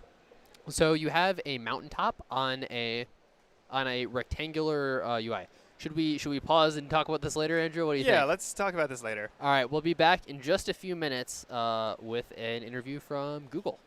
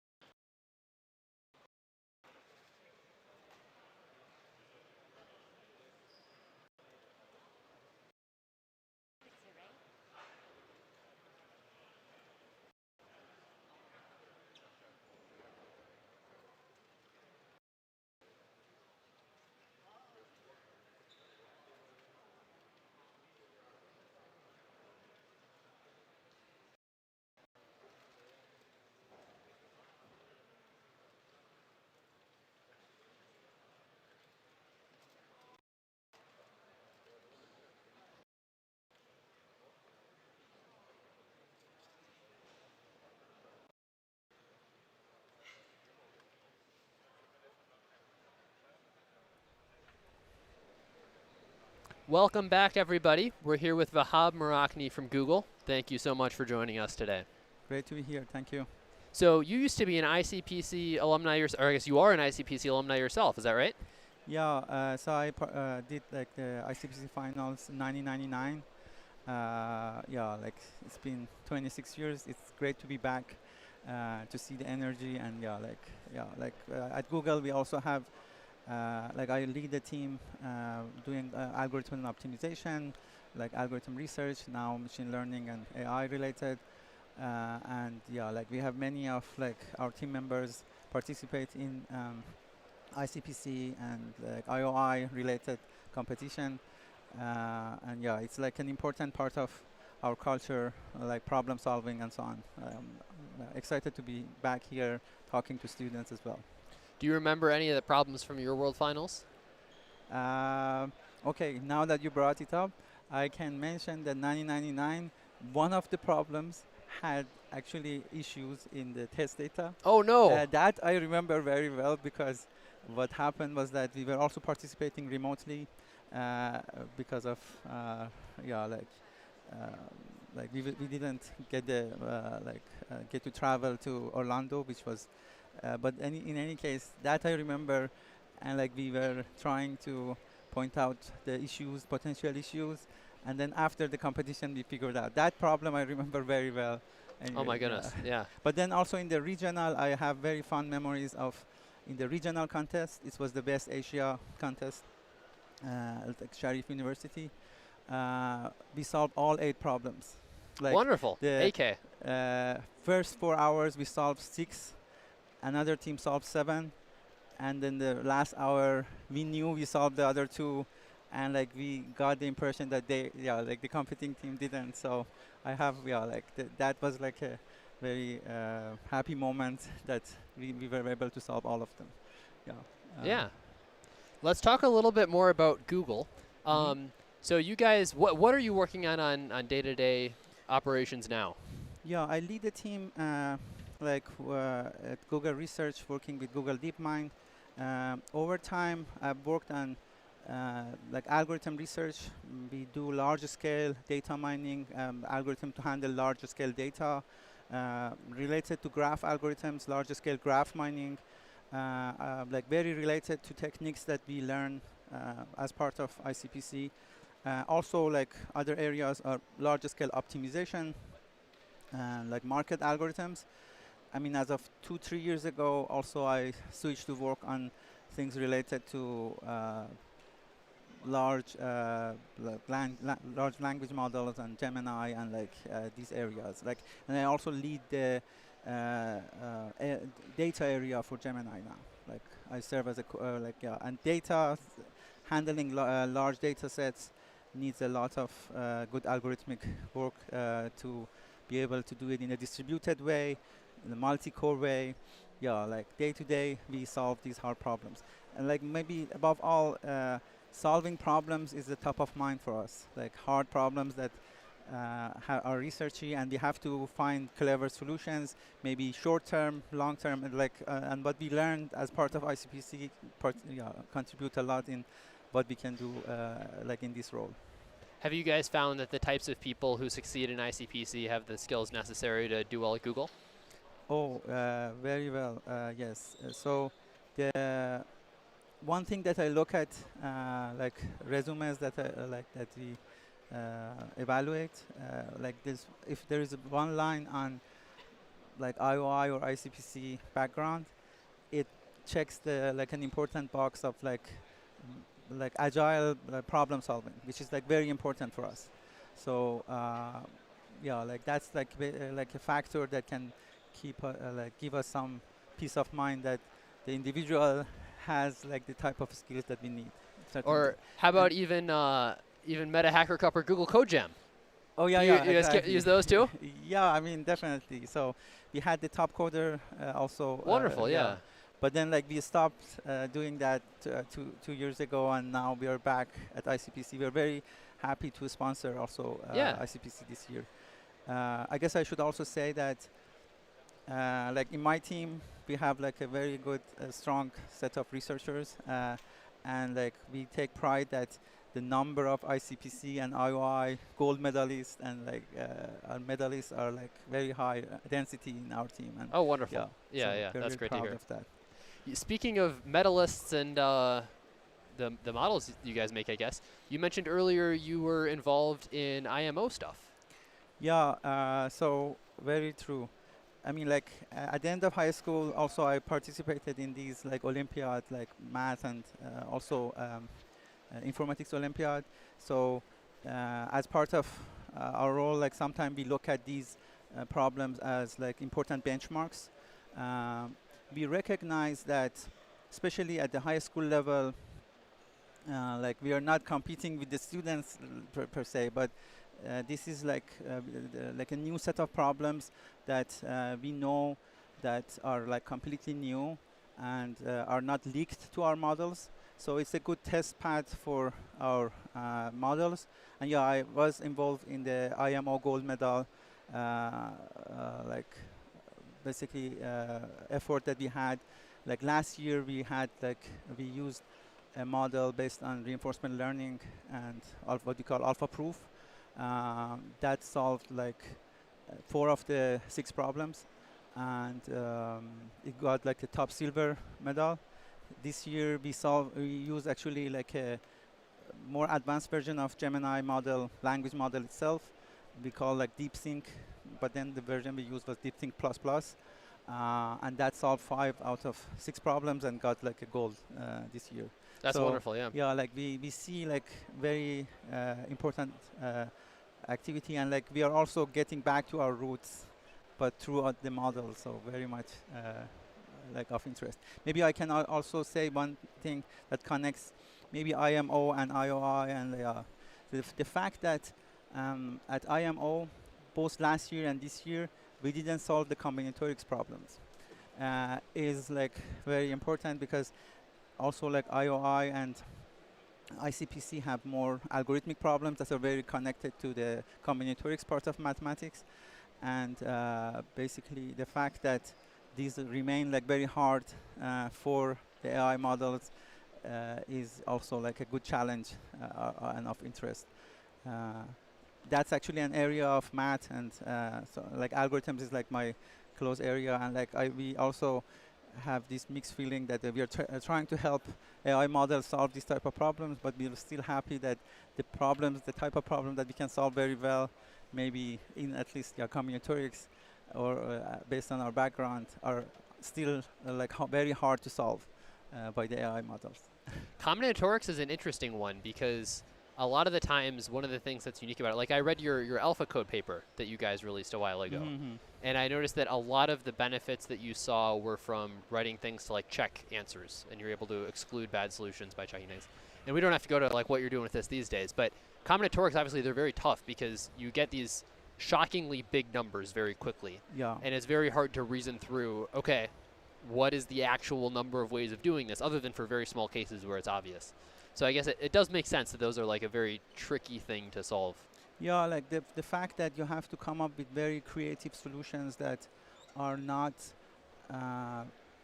like prescribed or like harder to model as a very like more systematic way. You have to come up with very outside the box ideas sometimes, and like the number of possibilities are like exponentially growing. These are basically the parts that make the combinatorics problems hard, and they are very much related to this competition as well in that sense. I should say that like what we learn here about data structures and basically like more efficient algorithms are very central in like what we do also in optimization and algorithm design for solving hard problems like at Google, like beyond the AI models as well. Coming back to the contest for a moment, are there any teams that you're cheering on today? Maybe, yeah, like I'm actually learning more about the teams. I learned yesterday that the Tokyo team, like they also won like the one challenge. The challenge yesterday, yeah. Like now they became first. Now I see that they're back fourth. MIT is my PhD universities. Wonderful. I care about them, and also Sharif University is my undergrad, so I care about like these 3, 4. I see that actually, where is they're 33 now. Yeah. Okay, gotcha. They have some hopes there as well. Well, Andrew's from MIT as well. I guess we'll have him back in just a sec. All right. So like MIT is like bronze level now at the moment, huh? Yeah, I think they're like 10th or so, I want to say. They I guess won the North America championship, or like they were very top there, or yeah, maybe that not. sounds about right. I mean, they over the past several years they've gotten first probably like at least 60% of the time. Yeah, they're a powerhouse in North America for sure. All right. Excellent. Well, thank you so much, Vahab. I really appreciate you joining here today. Yeah, thanks a lot for having me here. Yeah, we'll let you go, and then we'll let you go watch the rest of the contest. Thank you.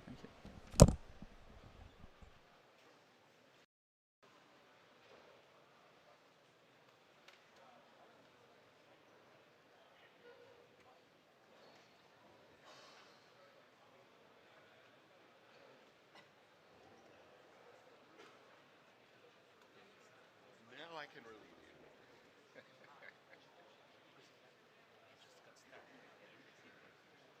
No one should cross the line. So I just,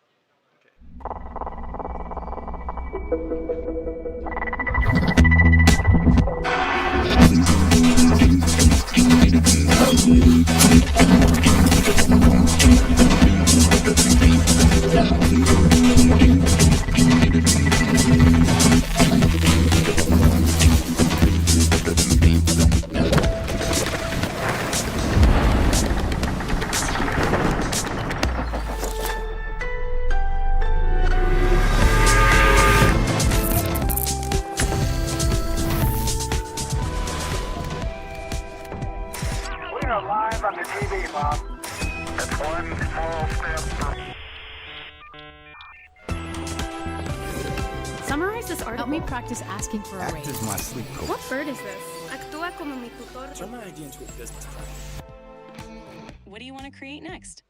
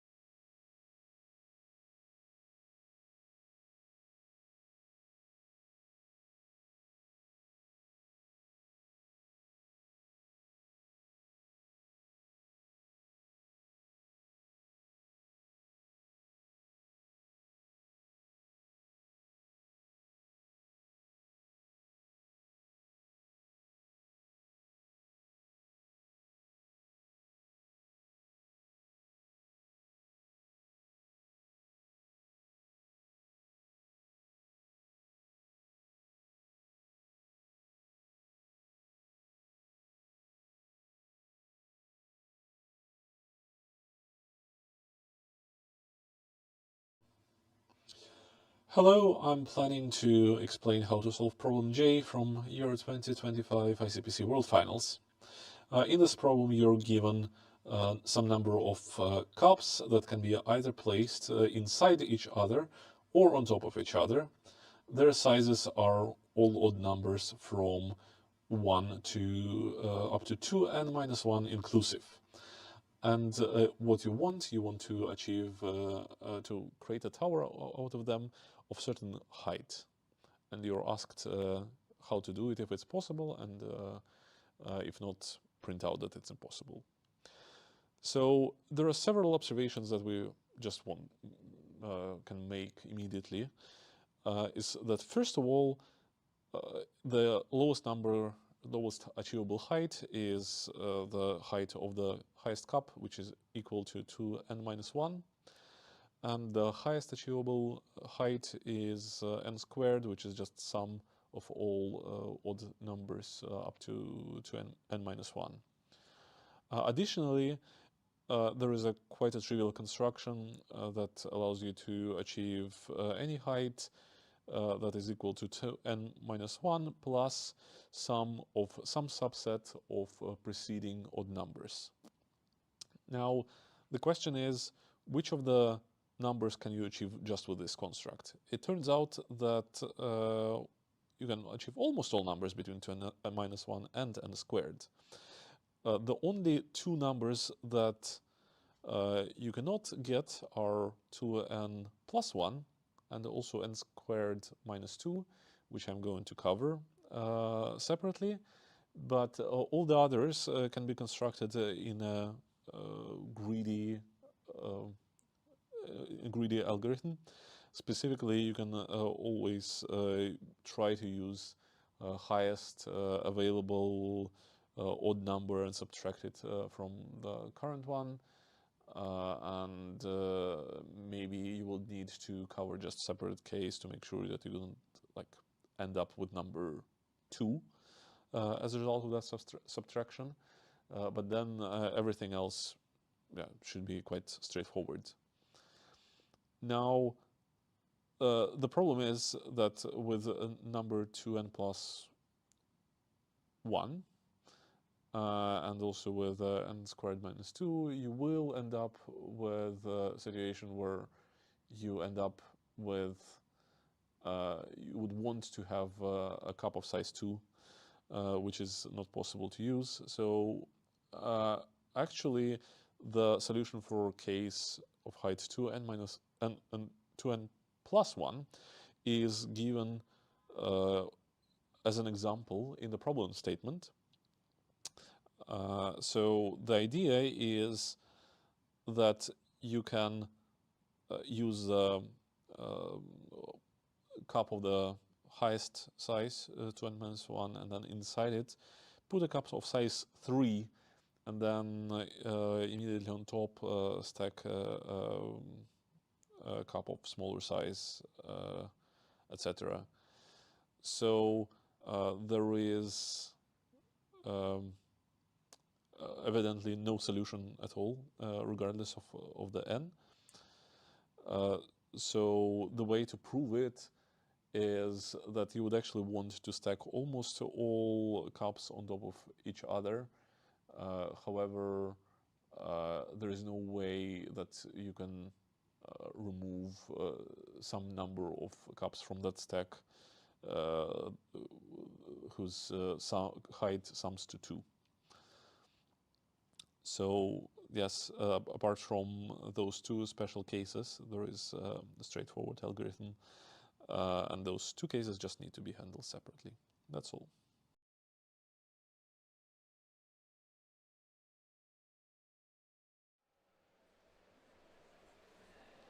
Welcome back, everybody. We got Andrew here. As you can see, there have been some scoreboard advancements. Teams now have 8 problems, and that's nothing to write home about. I think a couple of 9 too, right? Yeah, yeah. So we have 2 teams with 9 problems. That's Tsinghua and Peking, traditional rivals. And then we have a handful of teams with 8. There's Tokyo, St. Petersburg State, HSC, Zagreb, Zhejiang University. and they're all also gunning to finish. So there have been there are 10 problems total that have any solves. Teams are kind of aiming to finish those 10, hopefully as soon as possible, and then then probably the winning team will need to solve one more on top of that in order to win. These are the updated predictions from the 3-hour mark. These numbers just keep going up. The teams are just outperforming everything we expect. Yeah, exactly. I was just going to mention, like, this used to be 7 to 8, 8 to 9, and now it's just the top end of those predictions. Yeah, I don't really believe that, actually. I think that it's only 3 hours into the contest, and there's so many teams here that have 7 that have had some more time to work on it as well. I think that, okay, 8 being the bronze medal cutoff is possible, but it'll be like the fastest 8s only. A lot of teams probably You think it might even be 9? Yeah, it might even be 9. It's 2 whole hours, and the rough heuristic is a medium problem takes maybe 30 minutes to 60 minutes, kind of. That's about how long it just takes to write all that amount of code for a good contestant. And so you have 2 hours left, right? And so solving 2 extra problems is definitely within reach, especially after you've had 3 hours to think about all the problems. Being able to implement them within 30-40 minutes is definitely possible. And so we could see a lot of teams. We could even see a lot of teams with 9. Yeah, I guess we'll see. Yeah. Yeah, I guess let's maybe. Sorry, this is old, right? Okay. Oh wait, there's a quick broadcast. A quick broadcast potentially. Oh, starting in a minute. Okay. When we're back, we're gonna talk a little bit about problem B, blackboard game. It's an interesting game theory problem involving a series of numbers written on a blackboard from 1 to n, where players have to choose different numbers in an attempt to win the game. Yeah. But first, we have a quick message from ICPC News about what resources you can use to help your team get started and get to World Finals.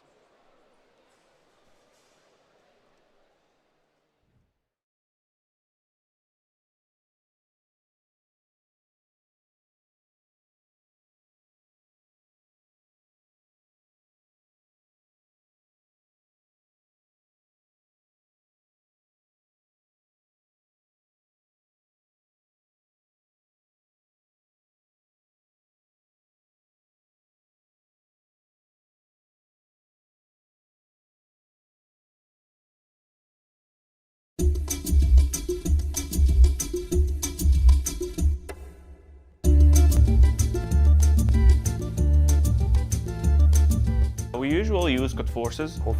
Codeforces blogs. Codeforces has a bunch of gyms with a bunch of different ICPC contests. Past problems, test data, and also common solutions for those problems as well.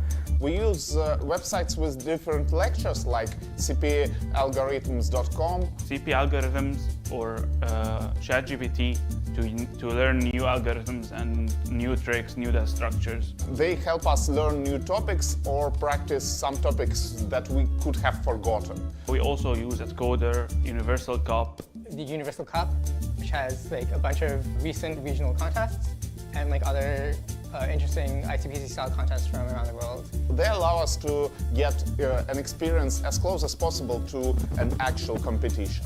You need to practice a lot, you need to solve a lot. The most powerful thing in our preparation is our laziness. Sometimes you need a little rest and you need to be a little bit lazy, and then it shows up. For all the latest from the 2025 ICPC World Finals, follow ICPC News and our hashtag ICPC Baku on YouTube and major social media. And look at the contest in real time on ICPC Live.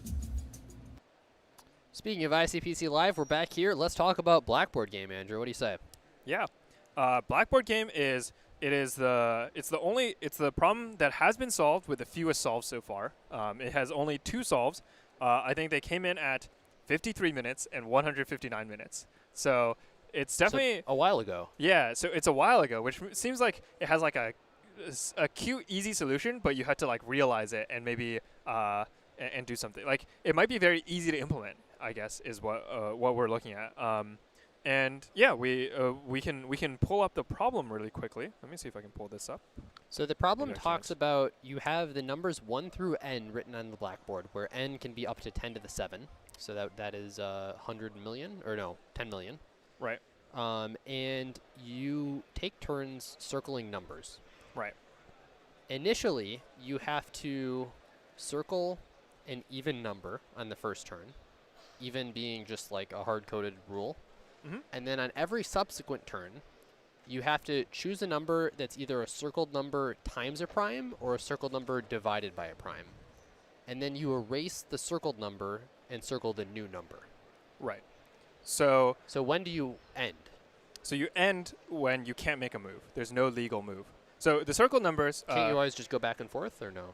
Sorry. There's only one circle number. It's just pretty much you have to take the number that the last person just used, and you have to go either times a prime or divide a prime, and then no player is allowed to go back to the first number. Oh, you like cross it out. Yeah, basically. you cross it out. I see. And so this is a problem. This basic setup has a name actually, and it's called undirected vertex geography. Have you ever played geography? It's a game where, well, the one that's relevant to this problem is it's a game where you take turns naming countries, and the countries have to start with the letter of the last person. It has to start with the last letter of the previous person's country. So I can say like Canada, and then you can say one that starts with an A, so like Algeria. Or Azerbaijan. Azerbaijan. Oh. Yeah. I was trying to set it up. I'm sorry.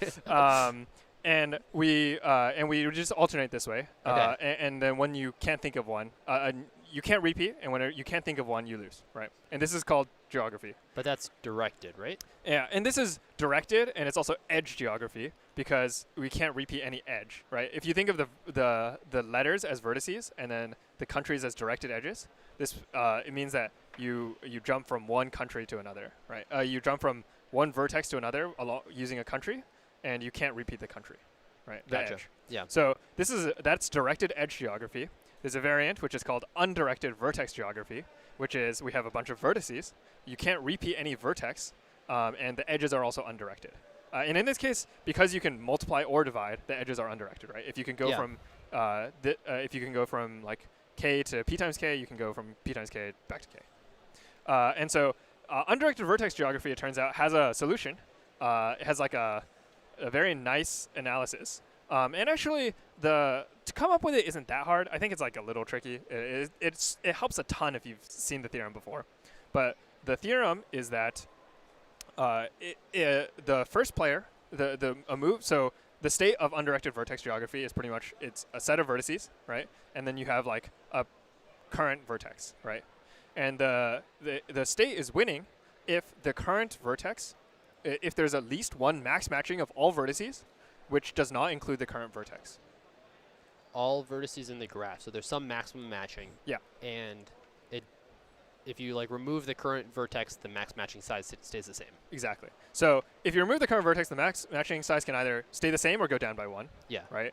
And if it stays the same, then you have a winning move. Sorry, if it stays the same,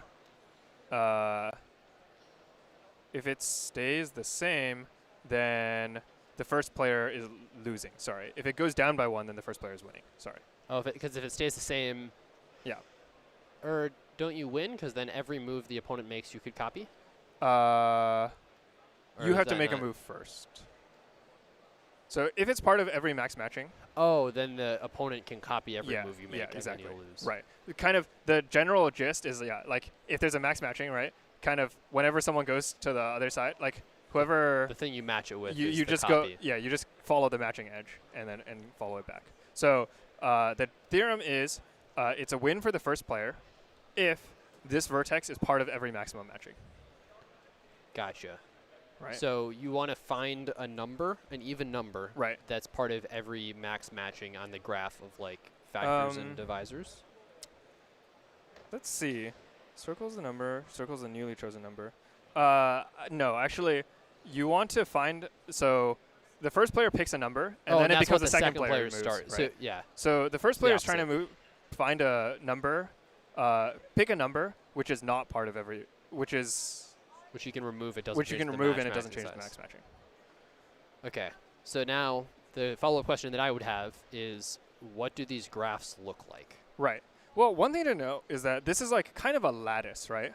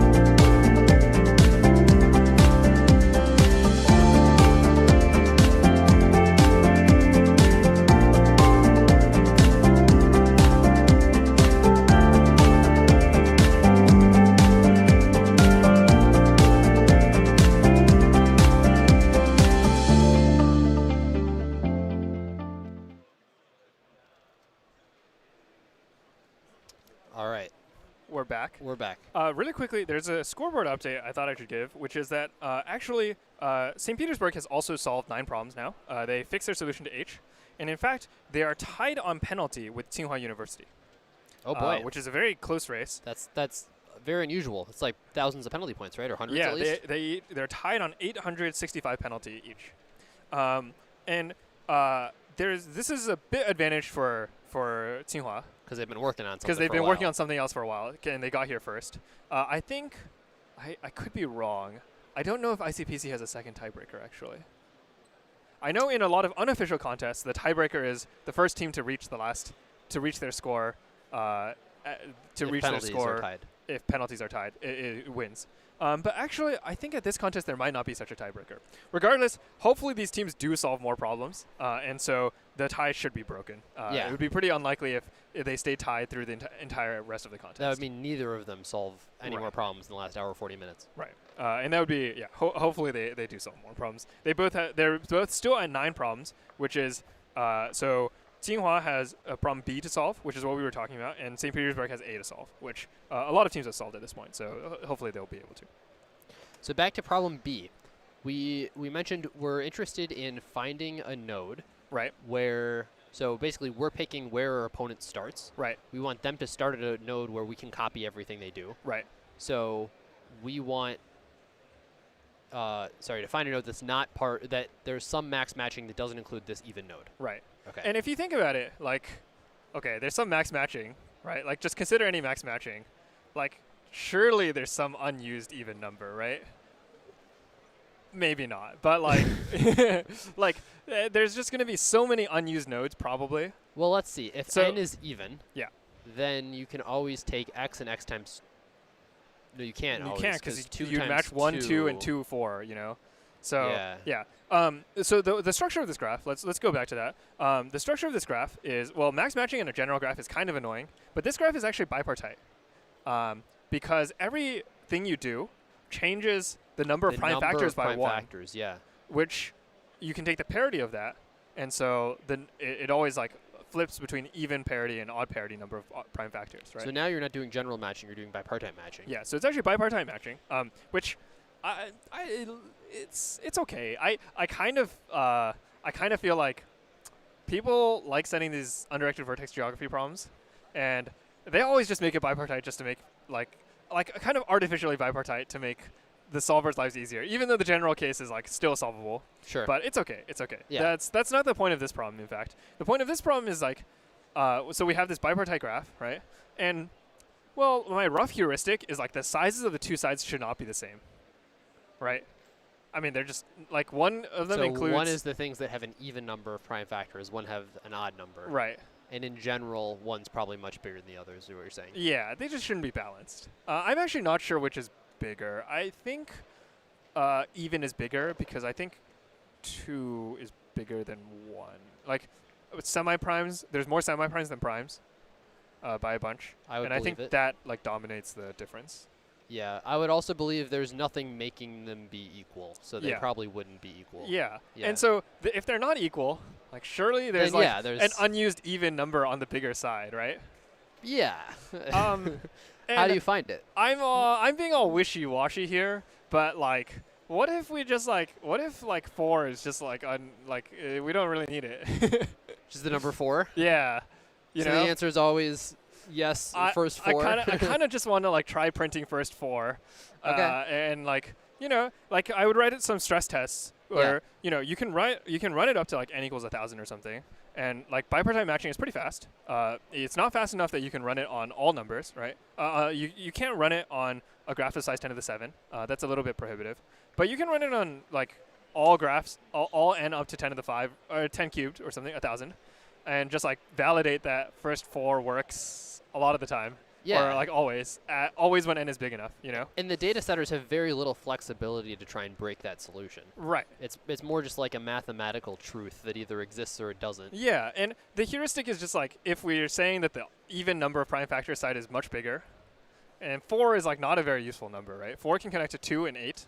But 2 and 8 are both very useful numbers. Like 2 can connect to like any number of things. Yeah. And 8 can also connect to a lot of things, you know? So why not just like... Why can 8 connect to a lot of things? Well, it's still pretty small in the grand scheme of things. It could be wrong. Can't 4 always connect to more things than 8? It's true. But 8 is on the wrong side. 8 is on the smaller side. Oh, you're right. Yeah. I see. Okay. Yeah. Oh, 4 can connect to other things too. Yeah. But, you know, what if 4 just turns out to never be necessary? And, like, these are the kinds of hypotheses that I would test to do this. But one problem with trying to test hypotheses like this is, like, testing them on keyboard with the brute force, like I was saying, does involve some keyboard time, right? Which is pretty valuable, especially in a contest with so many extra problems. And so trying to get those, trying to do it without taking up too much keyboard time is pretty tricky. And it's a bit of a balancing act. Real quick to interrupt you, Andrew. University of Central Florida just got their 6th problem H, moving them from 69th place to 47th place. Yeah, we also nice. We also see Beijing Jiaotong has gotten problem B. So I think they're the 3rd solve on problem B now. Looks like it. Which, you know, is a good sign. Is a sign that maybe other teams will also be able to follow. And MIT looks like also just got their 8th problem H. Yeah, so there are a lot of teams at 8 problems now. You know, it's like the bronze right now. There's already 11 teams with at least 8 problems. So the bronze cutoff is almost certainly going to be 8 or 9. H also looks like a killer. There are tons of teams getting it wrong. Yeah. I don't think I've read it. Oh, score values. Yeah, I haven't read this. Yeah, H is a very it's a pretty simple problem to state. One of my very good friends from work is incredibly good at contract bridge. Wait, but this is contact bridge? That might be a I thought it was contract. Maybe it's a pun? Maybe it's just a pun. No, martial arts plus card-based sport of contact bridge. So it is yes, a pun. It's a pun. Yeah, okay. good. And the problem statement is that I guess the best analogy here is probably football. So football, for those of you guys who know about things like scoregami, right? Like football is scoregami. So football, like notoriously has many different ways of scoring with many different point values, right? You have like, let's see if I can list them. So you have like touchdown is 6 points. After touchdown, you can get point after touchdown. That's turns your 6 points into 7 points, right? There's 2-point conversion after touchdown, which turns your like 7 points into 8 points, right? So you can get like 6, 7, or 8 points. You can get 4 points for a field goal. 3 points for a field goal. There's the 1-point conversion, which is like an absurd edge case that like That's will like never if happen. there's a touchback in a extra point conversion. Yeah. Or But so that pretty much doesn't exist. Yeah. There's a safety, which is 2 points. 2 points. Yeah. Yeah. So there's 2, 3, 6, 7, 8 are like the main scores that are actually achievable, right? Yeah. And with these, like you can achieve a lot of scores. Like if we drop the 2-point safety, like 3, 6, 7, 8, like can't achieve all that many scores, right? You can get 3, you can get 6, 7, 8, 6 and above. And 6 and above, right? Yeah. And so the question is about, let's consider a game where we have like up to like 10 different ways of scoring, and each one gives a score up to 1,000. You know, so maybe it's like you can get 1,000 points, you can get 1,500 points, you can get like 2,001 points, or and so on, right? And this kind of limits the set of like points that you're able to form, of scores that you're able to form. Wait, sorry. You can get scores up to 1,000. Sorry. Oh, right. Each individual score is up to 1,000. So maybe 500, okay. 7, like 701 are like valid scores. Sure. And then, and the question is, like, if we consider all scores that are possible with this base set of scores, and we consider the placards which are necessary to display those scores. Like if you have individual tiles in base 10, like how many of each tile do we need to buy in order to be able to display any score which can be constructed from this set of point values? It sounds kind of related to the chicken nugget theorem, where like you have different chicken nugget size boxes, and you want to know, can you get exactly this? Right. So, but is this the boxes of chicken nuggets are up to 1,000, or the total score is so up to 1,000? the boxes are up to 1,000, and the total score is up to 10 to the 18. I see. Yeah. And so, as you're saying, right, like chicken McNugget theorem says that pretty much after some point you can reach anything which is like equal to the GCD or something, right? Yeah. Which like is a multiple of the GCD. Yeah. And so you can, we can just like try and find, like enumerate that, right? And above that, like, you just need to have some handle on like the set of digits of a number which is a multiple of the GCD, right? And you can do this various ways. You can do it with digit DP. You can do it with like some other things. And yeah, that's like the general approach. It's like maybe you like fix one digit at a time and you try and like maximize how many 8s we're going to use at first. And then can you not just like do it a few times? Yeah. Well, you were just trying to find a number. Like, how many 8s do you have to use? Well, it's like the number that has the most 8s in it. Oh, I see. I thought it was just, does it contain an 8? And then it's like, you'll find that pretty you have quick, to find out how many 8s you have to use. Yeah. And so you can do some search or some DP. It's probably like phrasing it as like DP or shortest path or like longest path is the best. Where kind of you fix the last digit and then like you have some, like that tells you like, you have some multiple of your GCD. And then you like fix the next digit. And that like gives you some remainder, and then you like fix the next digit or something. But pretty much you're just trying to find like a number which is there's like you can do digit DP while keeping track of the value of your number mod, the GCD, and you want it to be 0, and you want to like maximize the number of 8s. Sounds a little messy to code, but but I believe it. Yeah, and so there's a lot of like I think there's some nuances in this that like maybe some teams are struggling with right now. Yeah. I guess that makes sense, and I understand why people would get it wrong. It sounds kind of like a mess. Yeah. There's definitely a lot of room for error. Yeah. All right. Well, that is problem H. Thank you for helping me through that one, Andrew. We've got right after this problem L from our judges in analytics. From our analytics. Hi, my name is Nick, and I'm here to present the solution to problem L, walking on sunshine. In this problem, we are walking in Baku. We are trying to walk from our starting point to this destination, which is modeled somewhere on the XY plane. And Baku, being Baku, is extremely sunny. So if you ever find yourself walking in the southerly direction, the sun will be in your eyes and it will be very unpleasant. And your job is effectively to minimize the distance you spend walking with any velocity in the southerly direction.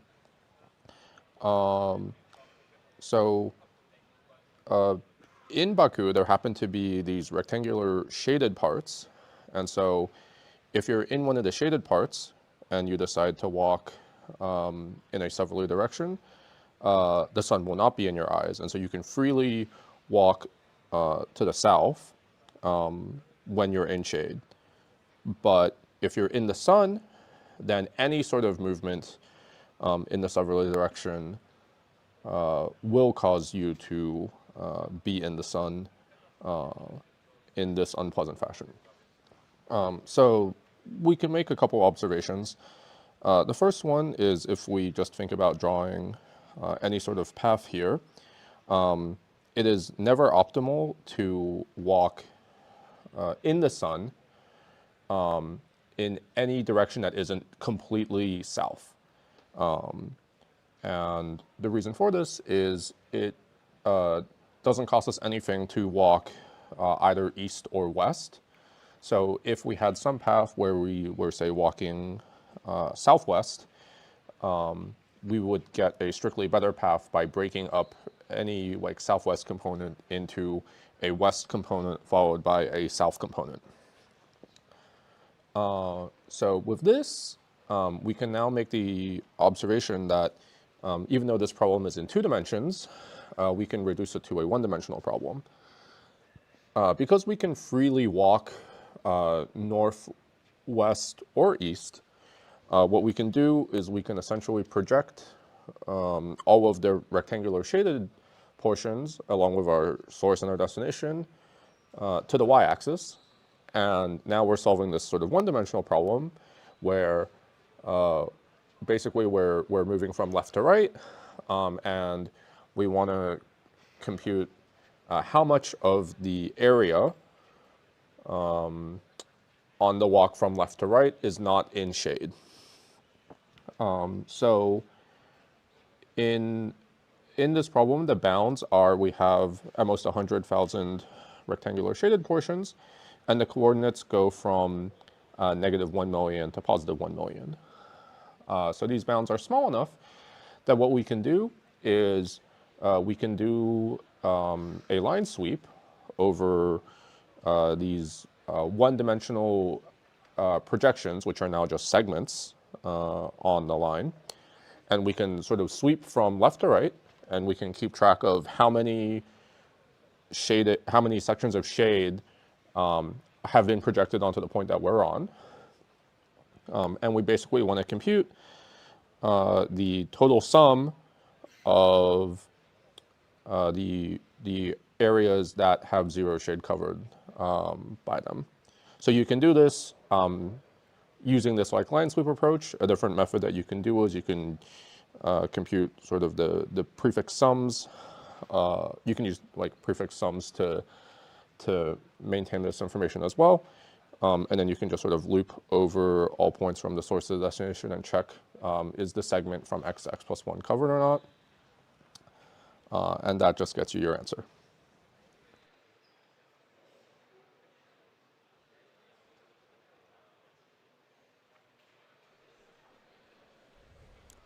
Hey everyone, I'm back here with Slava. Slava, do you want to introduce yourself? Yeah, hello everyone, my name is Slava. I'm from Alba Blanc company. We are kind of sponsor of this event this year, and we're pretty excited to be here and support some teams especially. Yeah. Do you have any favorite teams that you were looking at? Yeah, me personally have a favorite team of St. Petersburg State University. Firstly, because it's my university and I used to study it a couple of years before. Secondly, because we know like in person all contestants from the team, and we really wish them best of luck and nice decisions for all problems. So we would be happy if the team would take the gold or the very first prize this year. Yeah. Have you been to any of these World Finals before? No, it's my first World Final. We were supporters of like semi-finals of NERC, if I'm not mistaken, this year. But for me, it's the very first experience. Yeah. How are you liking it? Oh, I do love Baku. Because the city is pretty beautiful. What's more, we do like how the event goes. We like the people here, the interest to the company, to the contest, to the task. So we come back with like maybe 1 million of new networks and contacts just to stay in chat with people. And what's more, we do like our chill zone at hotel because we have some PlayStation, we have lots of Nintendo table games, and that's why I guess people are quite happy to get some rest and chill after the day. Yeah. So we hope that for someone it would be like a beneficial and fruitful for some rest. By the way, on the screen we can see SPBU team, and I see Maxim, guy on the left. Yeah. Maxim, best of luck. Yeah, yeah. You did it. How did you meet them? We support not only ICPC but IMC, mass competition in Bulgaria, and this year we were there as sponsors also. And we and SPBU team We are doing a lot of stuff together, like hiking, thinking, chilling in evenings, and all the guys are beautiful there. And I know that for the team, it's very important to win ICPC this year in a row, because they win IMC competition, and it would be a nice set of medals for them. So best of luck. I do believe that they did their best. Yeah. Do you know how they've been training? Tell me a little bit about them. They train a lot. For example, I know that they are very, very good in all problems connected with math and geometry. They have pretty nice coach. And SPBU is really famous for the contestants from this university, so well, the same as ITMO University or Moscow State University or MIPT, Physics and Technology University. I don't know much how they train, but I know that they are really dedicated to it, and it's like a long 1 year trip, like adventure for them, right? To become champions. Yeah. Do you know any other universities? Yeah, we know. If we're speaking about non-Russian universities, we know MIT University. We know that's on screen. Yeah, we know University of Paphos, and we also know guys from there in person. École Polytechnique, like a French one, and the last one we know in person. I guess it's Russian University. It's ITMO. Oh, by the way, it's Paphos University, if I'm not mistaken. Right. Because I can see Mike. Yeah. He's in the left. Yeah. So it's pretty amazing. We love competitive programmers and competitive programming because firstly it's interesting, secondly we have lots of like Red Code Forces people in company with an average rate of 2,500 and more, and we are really happy to be part of this culture, of this, I can say not even culture, sometimes it may seem like a religion even, and we like to share it, and we like to invite such people to our company or support it here as sponsors, as promoters, pay them grants or scholarships. We do believe in it. We believe that competitive programming is a nice and absolutely unique skill that can make our world a better place. So we really would like to be involved in it, maybe more and more with every year. Yeah. Well, so that's it, I guess. Yeah. Thank you. Anything else to say about like any of the contestants, or say to the people watching? I don't know exactly. Maybe before we finish, can we take... Oh, by the way, it's more team that would like to go to speak about. We can see, I guess it's Kirill in the center and Dmitry in the right. We like that guys, so we are like interviewing them and like separately from the ICPC. For example, Kirill is a very dedicated person who's in the center, so he simultaneously performed for the contest and also doing some stuff with our test task. And his decision was amazing, like it may be a new record of code execution at less than 10 seconds. So we are wishing him best of luck today and hope that they would be higher. And I see that 1 hour ago it more was slower, maybe 71, and now at 57. So we have, I guess, 1 hour and a little bit more left. So best of luck to guys. Yeah, they definitely could solve like. You know, they have incorrect submission on E that maybe they can fix, and maybe there's definitely more problems that are like in reach for them. So maybe. Yeah. Well, thank you for joining. It was a pleasure. Yeah, and it was great talking to you, and thank you guys for helping make this event possible. Thank you. Thank you. All right, and we'll be right back.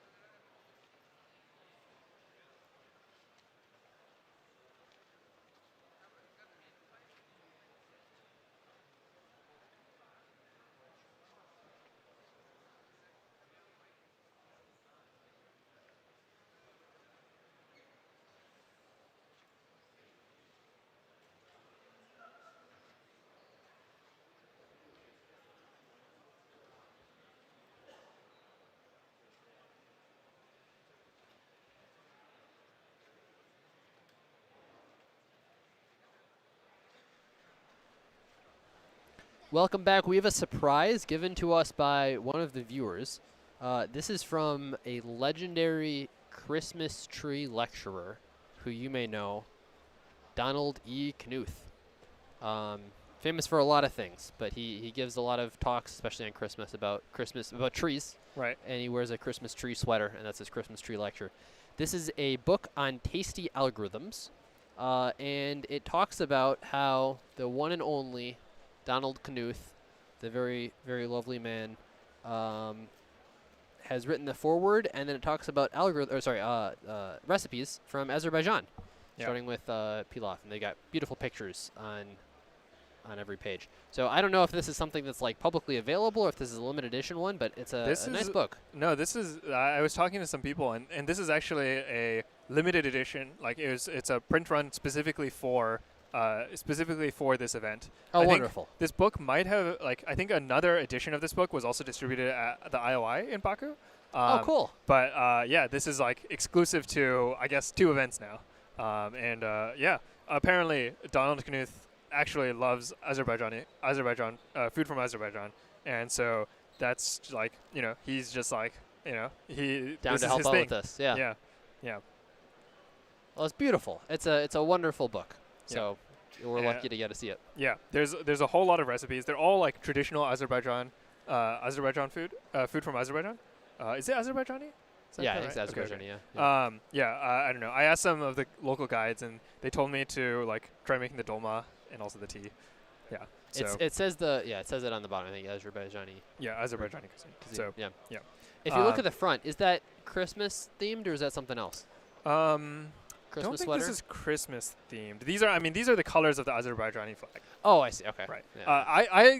This flag is like the prettiest tricolor in the world, isn't it? These colors are so like vibrant. Yeah, they're very like primary. Yeah. I think the motifs are just like there's a city. I don't know what these are. I guess like cave paintings. I don't know. I'm not sure. Yeah.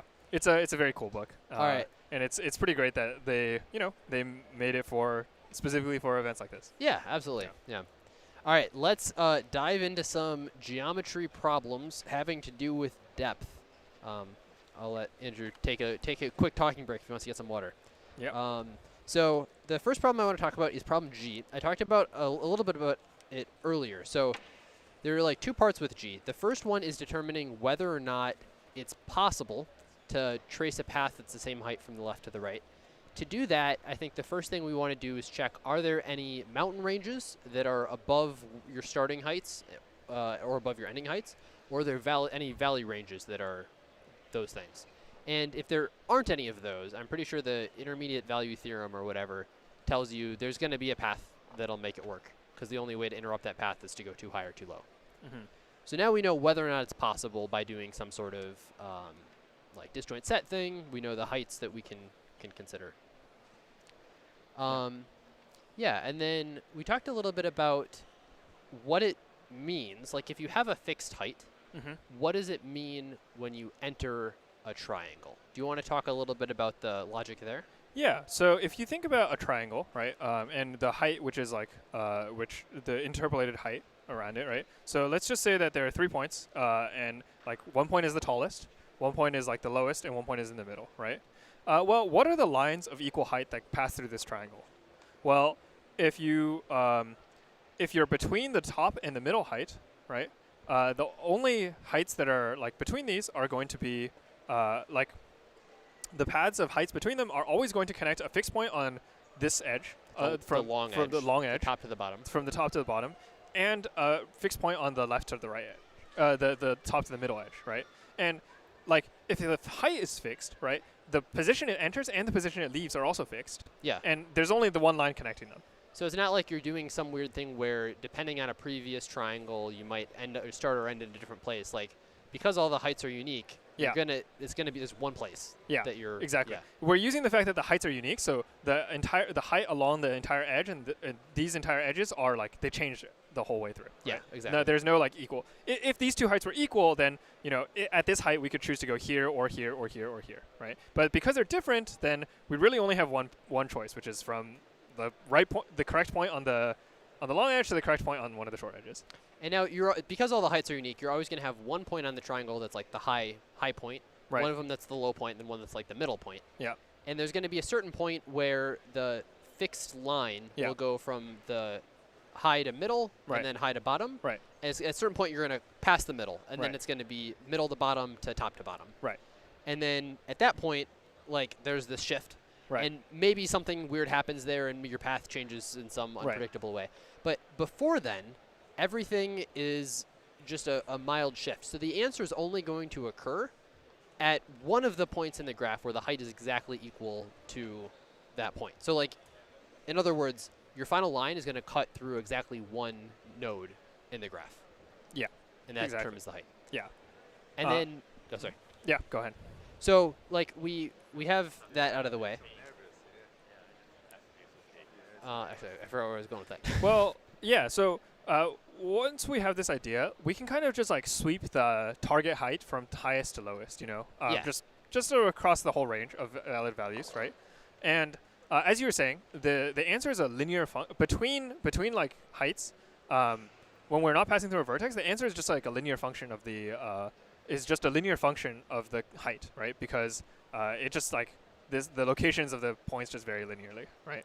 So if you make a 0.1 change Yeah. to the height, like if you decrease it by 0.1, Yeah. the answer is going to be 0.1 times some constant, Right. which it's And- maybe a mess to compute, but it's just a constant. Right, and depending on whether the constant is positive or negative, like you might as well go to one of the ends of the line the line segment. Yeah, right? until something changes. Yeah, and so we might as well just only visit the particular value, which is like we're looking at the particular like endpoint of these segments, and then as you sweep these, right, kind of as we were saying, like the triangles transition from like connecting these to connecting these, right, to connecting these to connecting these, and we can maintain these using some data structures.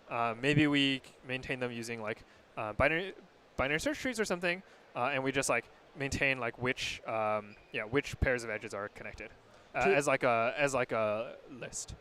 Yeah. To elaborate a little bit more on like when we say what's connected, every edge in a triangle has exactly like one edge it goes to. Right. So we have like these big chains you can imagine of things where it's like for things all of the same height, you'll take like this big range of edges, and they're Right. all like one basically connected component. Yeah.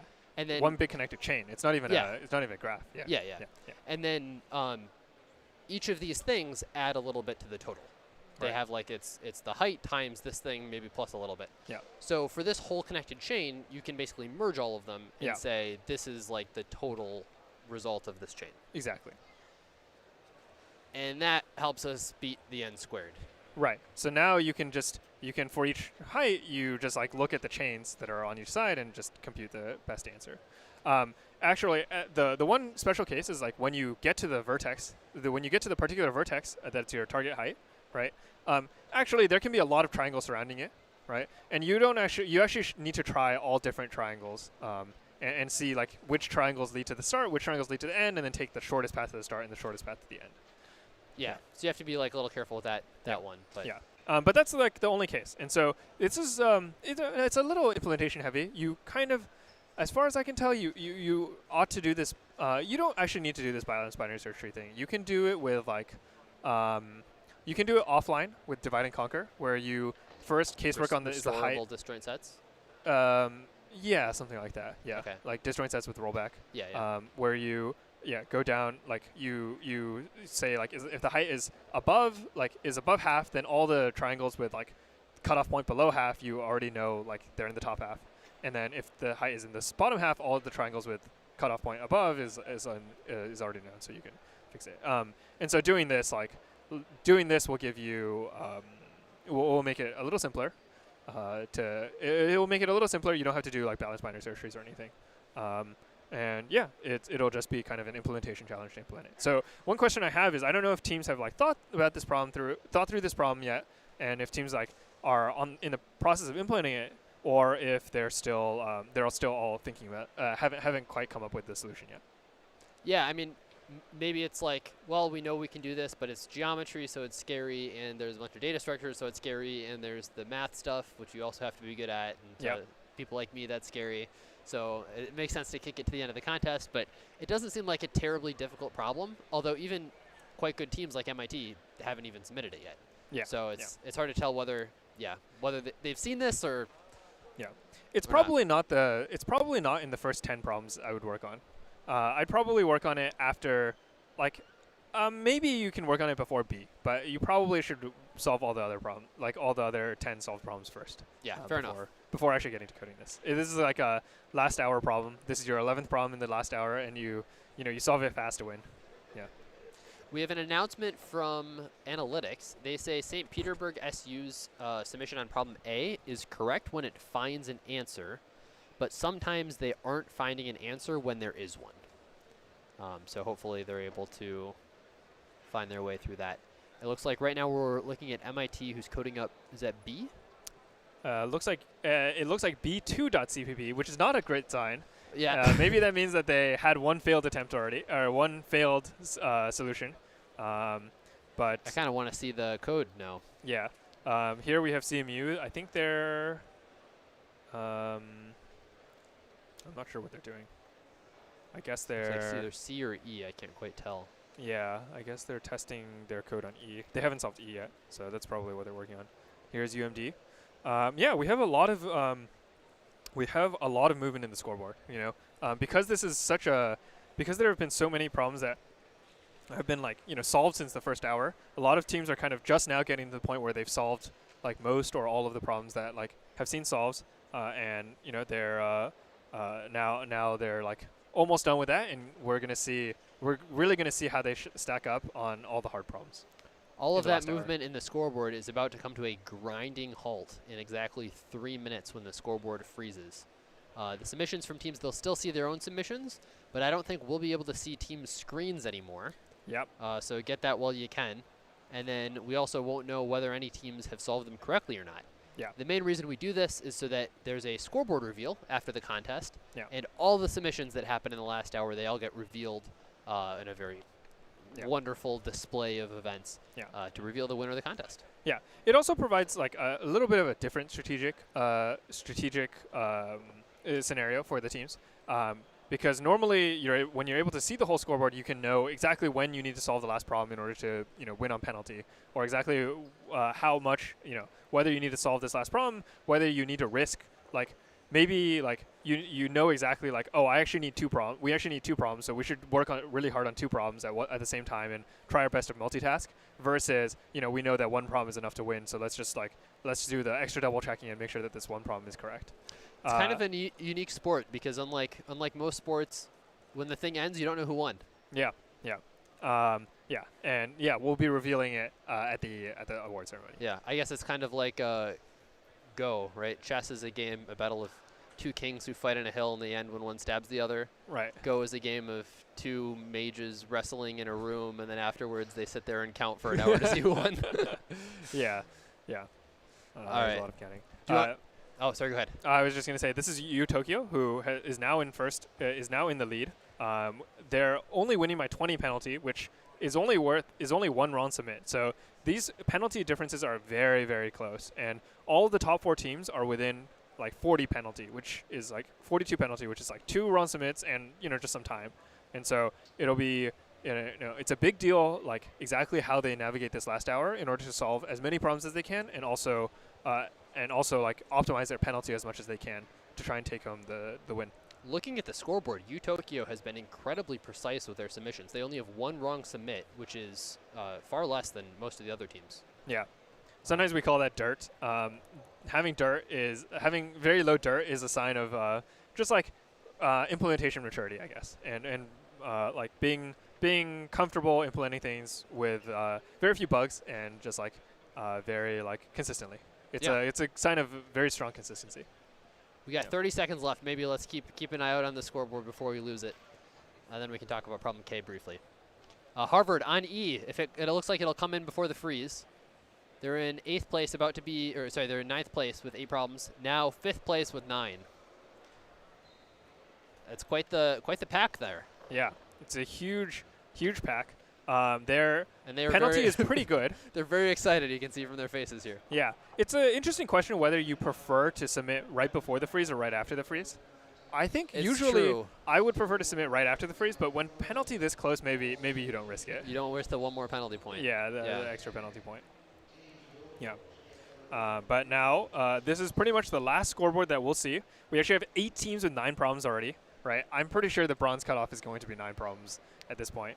Yeah. Like, surely 4 more of these teams can solve another problem. And we have a whole bunch of teams with, that are getting there with like 7, 6, all the way down. Yeah. And yeah, I'm expecting maybe the gold cutoff will be 10 problems. Maybe even the silver cutoff would be 10, but the last couple problems are quite hard. So expecting 8 teams to actually get to 10 problems is maybe a little hopeful. And you think the bronze cutoff is going to be 9? Yeah, I think the bronze cutoff will be 9. The silver cutoff will probably be fastest 9. So this prediction that we see right here from the analysts is likely a little expired. Yeah, it's a little old. I think kind of. What do you think happened in this contest? I think there was a lot of diversity in problems, and I think that makes a really interesting set. Mm-hmm. But I also think kind of everyone has been surprised at how talented these people have been. Like, there's no area where they've really let it slide. And also, like, H, it looks like a nightmare, right? I mean, just from the scoreboard here, there's so many submits on it. But people haven't really let that ruin their contest, which has been impressive. Yeah. I think this contest has like always had different problems to work on and always had approachable problems. And so all the teams have been pretty good at, just like getting the problems, getting their points and making sure they don't get stuck. Yeah. All right, let's talk a little bit about K before we have some Kotlin visitors come by. Yep. So problem K is about Blackbeard's old treasure map. Now, Blackbeard does a bunch of things with his treasure map, but one of the interesting things is he wants to make sure by specifying only the heights of some lattice points, you can infer the heights of all of the points that are on the treasure map, including non-lattice points. Right. And the interesting piece there is that when you have, for example, 4 lattice points that make a square, there are 2 ways of cutting that square. Right. And if those 4 points on a square don't all lie in a plane, like if they're on some curvy surface, the direction you cut that, if you assume like a linear interpolation from one corner to the other diagonal, can result in a square that looks different top down. Like the height map can be different depending on how you cut up that square, unless every point on that square lies in a plane. Yeah.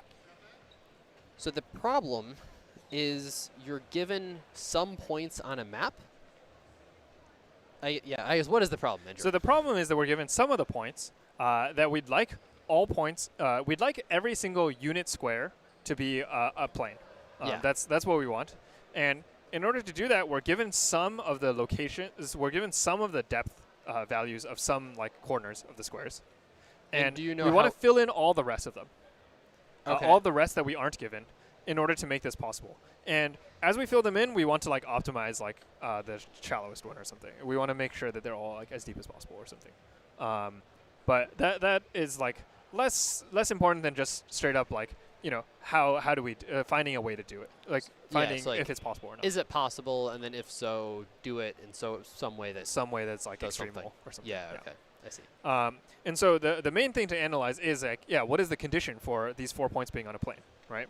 And you can write it a lot of different ways, but at the end of the day, like pretty much the formula is that like if you have 4 points A, B, C, D around the square, then A plus C equals B plus D, or A minus B plus C minus D equals 0. And there's a lot of different ways of like, rewriting this and moving terms from the left side of the equation to the right side of the equation. But one particularly useful one is that A minus B equals D minus C. What that means is like the difference of the top 2 equals the difference of the bottom 2. And the difference of the left 2 also equals the difference of the right 2. And what this means is that, well, since all squares are these planes, then the difference of these left 2 are equal to the difference of these 2, which the next guy is a square 2, so the difference of these 2 equals the difference of these 2, and you can keep chaining it all the way down. So every row, like between every 2 rows, there's a consistent difference. Yeah. Between every 2 columns, there's also a consistent difference. So although it looks like you have a ton of freedom when you're designing what this map looks like, you really only have like n minus 1 and that plus n minus 1 choices of like integer values for what these things can be. Exactly. Like that's how many degrees of freedom you have. Plus, I guess you also get to pick the height of the top left thing. Yeah. So that's right. that plus 1. Yeah. And so the pretty much every point that we're given, right, tells us like one relationship between like the rows value and the columns value in a particular cell, right, of a particular point, and from those like we can kind of just like form a graph, right? Yeah, we can almost treat each cell as an edge between that row and that column. Right, and then we get this bipartite graph that we want to like check. We want to check two things, right? One of them is we want to check that it's consistent with itself. So if you have a cycle through the bipartite graph, like the total like along the cycle like has to cancel out. Like if you have two ways of getting from A to B, like A to C to B and A to D to B, they have to like give you the same net difference. And then the second thing is that we have to check that we have to I think we have to just like set the values so that the minimum depth is like as shallow as possible. And that's also just like you kind of just read it off from the component. Sure. Yeah. Awesome. All right. Well, thank you so much, Andrew. We can see the updated predicted metal boundaries here, as well as the distribution for each problem. It looks like K is one of those reasonable difficulty ones, quite a solid medium problem, but C and G are the killers. Yeah. Here we have the analysts' predictions updated once more after the 4th hour. They've been updated up once again. Now they're predicting that the bronze medal cutoff will be 9 problems with. I think that penalty is pretty low. It's not the lowest 9 problem penalty there is, but it's okay. The silver medal cutoff we're expecting to be 10 already with worse penalty, and the gold to be 10 with better penalty. But we're hoping that the best teams are actually able to solve 11 problems. Andrew, I have 2 questions for you. Your predictions here, they've been on point consistently. First prediction, do you think there will be an AK? At this point, I don't think so. None of the teams have 10 problems right now even, right? And I was saying earlier, like the rate of solving hard problems is somewhere between like 30 minutes and an hour per problem, right? I think like 40 minutes for like a pretty involved problem is like pretty standard. If the code is very short, you can sometimes squeeze it. For some of these problems, the code is very short compared to like the solving time. In which case, maybe you can solve it in like 5 minutes or something, like 5-10 minutes on keyboard. But for the most part, you'll need like at least 20, more like 40 keyboard minutes. And they only have 50 keyboard minutes left. And so I really don't expect many teams to be able to solve 3 more problems in the last hour by, like any way you add it up.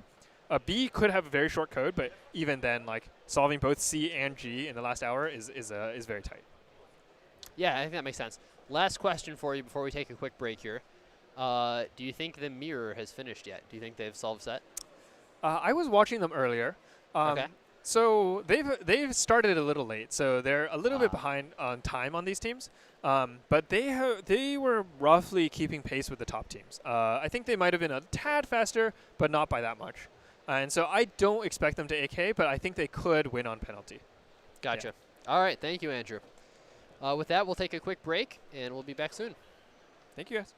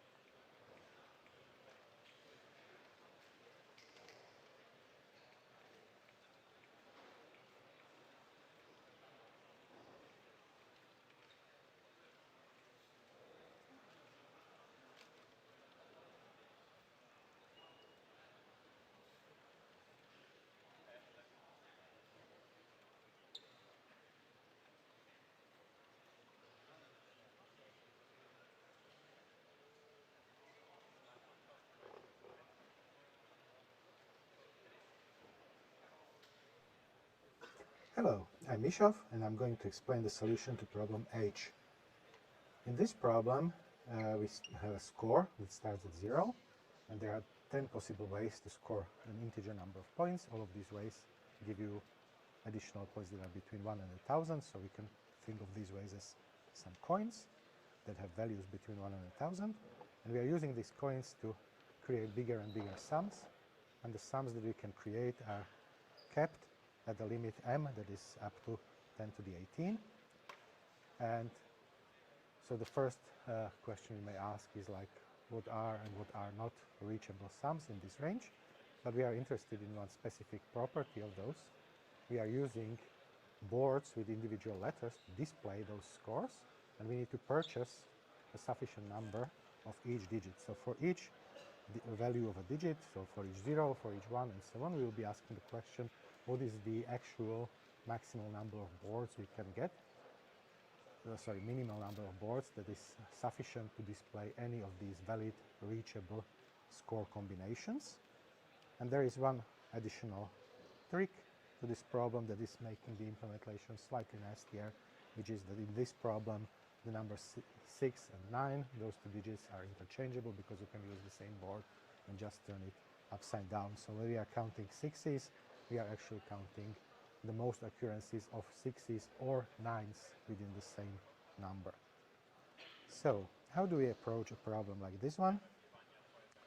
The main idea is to think about the reachable sums, and there is a well-known property that when you have two different numbers a and b that are relatively prime, then you will be eventually able to construct all values that are sufficiently large.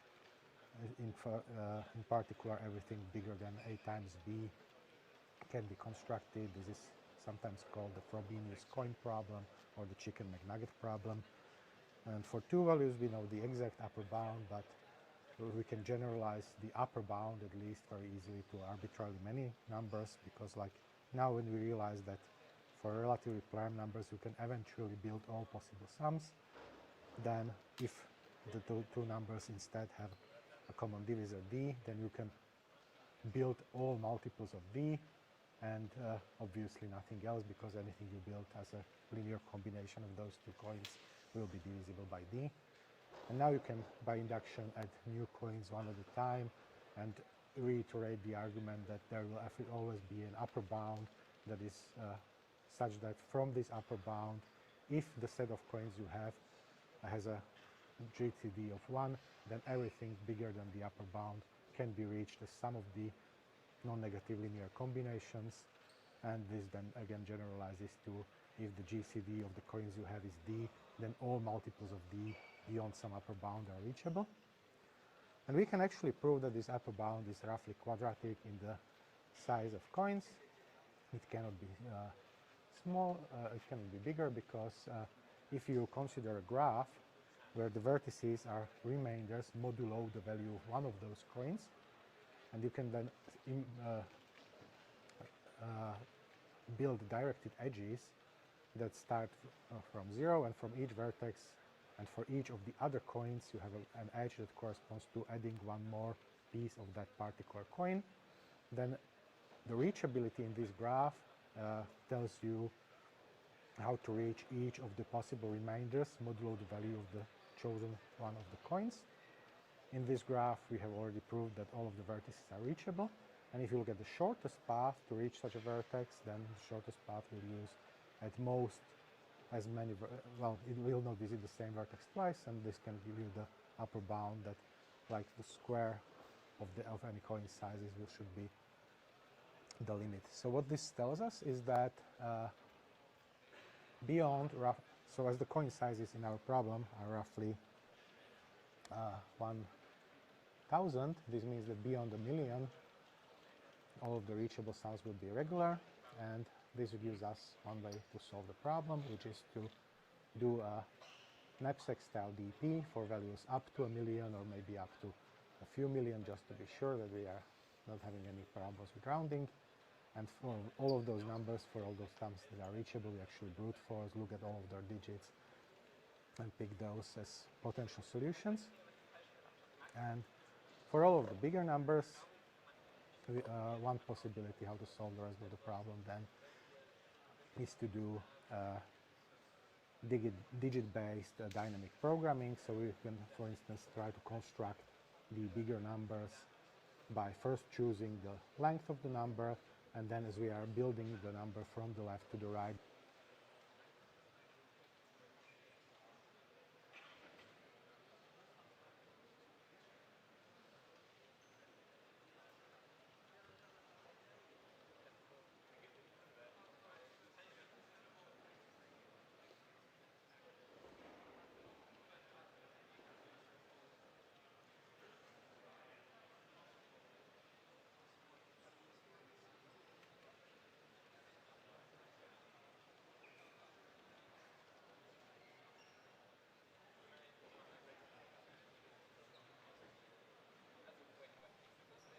Hello, I'm Mishov, and I'm going to explain the solution to problem H. In this problem, we have a score that starts at 0, and there are 10 possible ways to score an integer number of points. All of these ways give you additional points that are between 1 and 1,000, so we can think of these ways as some coins that have values between 1 and 1,000. And we are using these coins to create bigger and bigger sums, and the sums that we can create are kept at the limit m, that is up to 10 to the 18. And so the first question we may ask is like, what are and what are not reachable sums in this range? But we are interested in one specific property of those. We are using boards with individual letters to display those scores, and we need to purchase a sufficient number of each digit. So for each value of a digit, so for each 0, for each 1, and so on, we will be asking the question, what is the actual maximum number of boards we can get? Minimal number of boards that is sufficient to display any of these valid reachable score combinations. And there is one additional trick to this problem that is making the implementation slightly nastier, which is that in this problem the numbers 6 and 9, those two digits are interchangeable because you can use the same board and just turn it upside down. So when we are counting 6s, we are actually counting the most occurrences of 6s or 9s within the same number. So how do we approach a problem like this one? The main idea is to think about the reachable sums, and there is a well-known property that when you have two different numbers. Go ahead and grab the laptop too. It's free game at that point, right?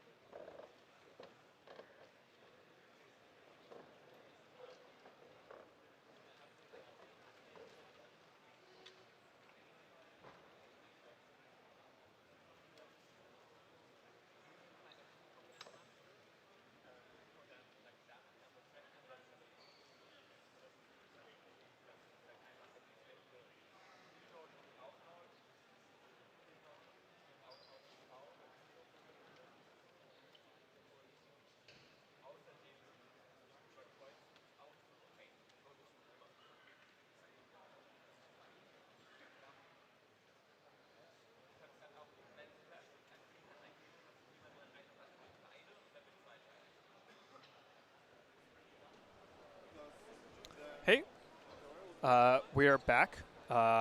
We're back. It is about 4.5 hours into the contest now, and that means that it is 30 minutes into the freeze. So we've seen a few submissions come in, not too many. Some teams who have, I think there's only one team that has optimistically 10 problems, and all the other teams are still sitting at 9. And we're just gonna, wait to see if any other teams come in with more submissions. We are seeing some more submissions on B, attempted submissions on B, and it'll be a big question whether they pass or not. We'll just have to wait and see. B has, some teams with correct submissions, but also a lot of teams, also some chances to get it wrong. So we'll just have to keep watching. Now we still can see the team view from above. We no longer have access to the teams. In order to preserve the secrecy of the contest, we no longer have access to any of the teams' screens or webcam or direct webcams or anything. So it's a little hard for us to tell how they're doing. We can maybe look for some signs of joy when they signs of them solving problems correctly, but it'll be pretty tough. Looking at the scoreboard, before the freeze, we had 8 problems with 9 solves.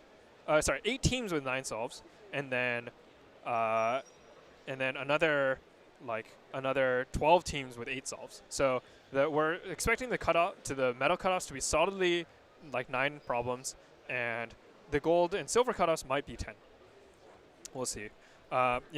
Before the freeze, we were expecting a lot of teams to get their 10th problem, but now that we look at it again, with teams not having submitted in the first 25 minutes, it's already looking a little less likely that so many teams are going to have 10 problems. So we'll have to keep watching and keep following how that goes.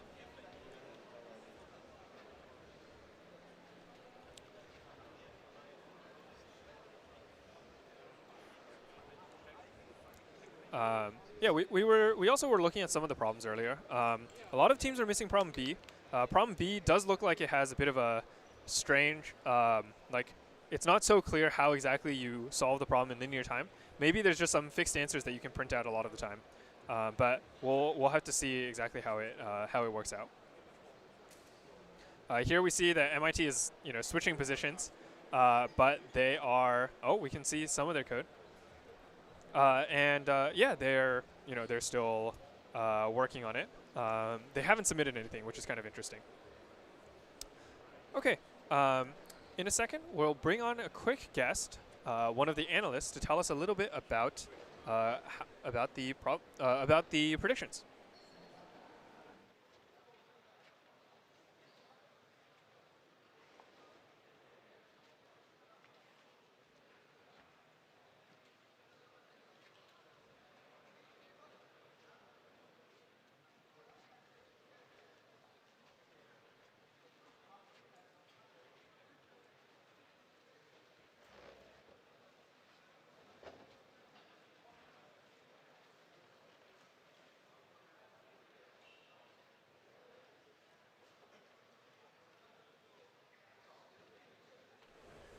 Hey everyone, we're back, and I have with me one of the analysts. Hello everybody, my name is Misov, or Michal Forishek, and I've been helping out with the analytics team for quite some time now, so for multiple years I have been an analyst, and we are sitting usually in the back rooms and producing the interesting stuff for you to see on stream. Yeah, there's a lot of exciting content this year. You first volunteered to come to kind of help explain some of the predictions. Do you want to explain how those prediction models work? Yeah, so the predictions are a relatively new feature. This is something we whipped up during the last ICPC and improved until this year. So this is just the second year when we have these predictions. And what we are trying to do is essentially model everything that's going on in the contest so far, and then use that model to predict the futures, the possible outcomes. And I will add some scientific stuff to the explanation. So we are actually using item response theory to model both the team strengths and the problem difficulties based on what we just know from observing the scoreboard, the submissions so far. And based on this, we are then generating multiple possible futures and using those to form those predictions. Do you take into account things like, you know, when the team submitted and how long they've been on keyboard and things like that? Yes, so the model is doing some simplifying assumptions, like whenever the team makes a submission, all of the time between the last submission and this one is counted as work on that particular problem. And we are also predicting the solving times for those problems and trying to match those. So if a team has already been working on a problem for quite some time, then during the possible future, it is possible for them to make a submission really quickly, but if not, then it will probably take them some time. I see. So one thing we saw with all the predictions is that, you know, all the cutoffs steadily went upwards over the course of the contest. What do you think about this contest, like, made, you know, that happen, and also just, like, what about this contest in general made, you know, make so many teams solve so many problems? Yeah, so this is a little bit unusual. When we were testing the model on some older data, so then it didn't usually have the same feature. So what I think is going on in this particular contest is that the teams have been consistently progressing through the problem set, and the consistency is bigger than in previous years. So usually the solving rate slows down as the contest progresses, because even though the problems can be solved quickly, the teams that haven't solved them yet are struggling on them more. And yeah, this year I think that like most of the teams didn't stop it; they continued at the same pace for much longer, and this is what kind of threw the model off for a while. Very interesting. All right, we're going to cut to a quick analysis of problem K, and we'll be back after this.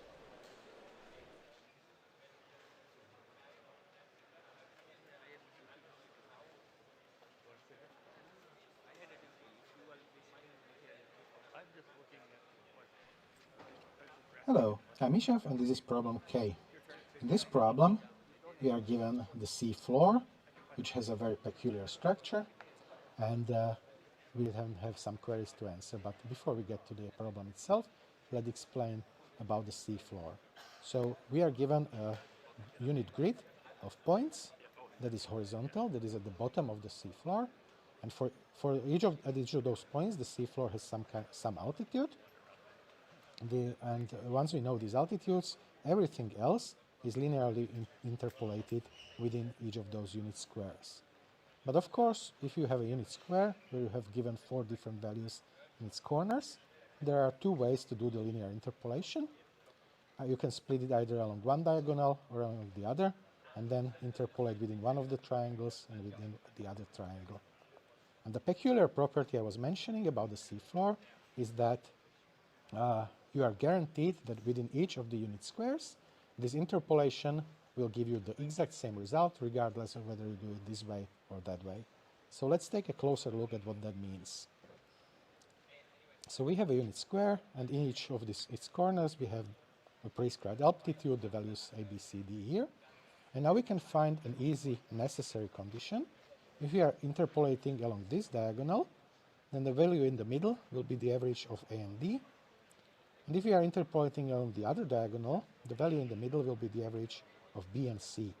And if we have to have the same interpolation everywhere, we need to have the same value at this middle point, and this means that those 2 averages have to be exactly the same.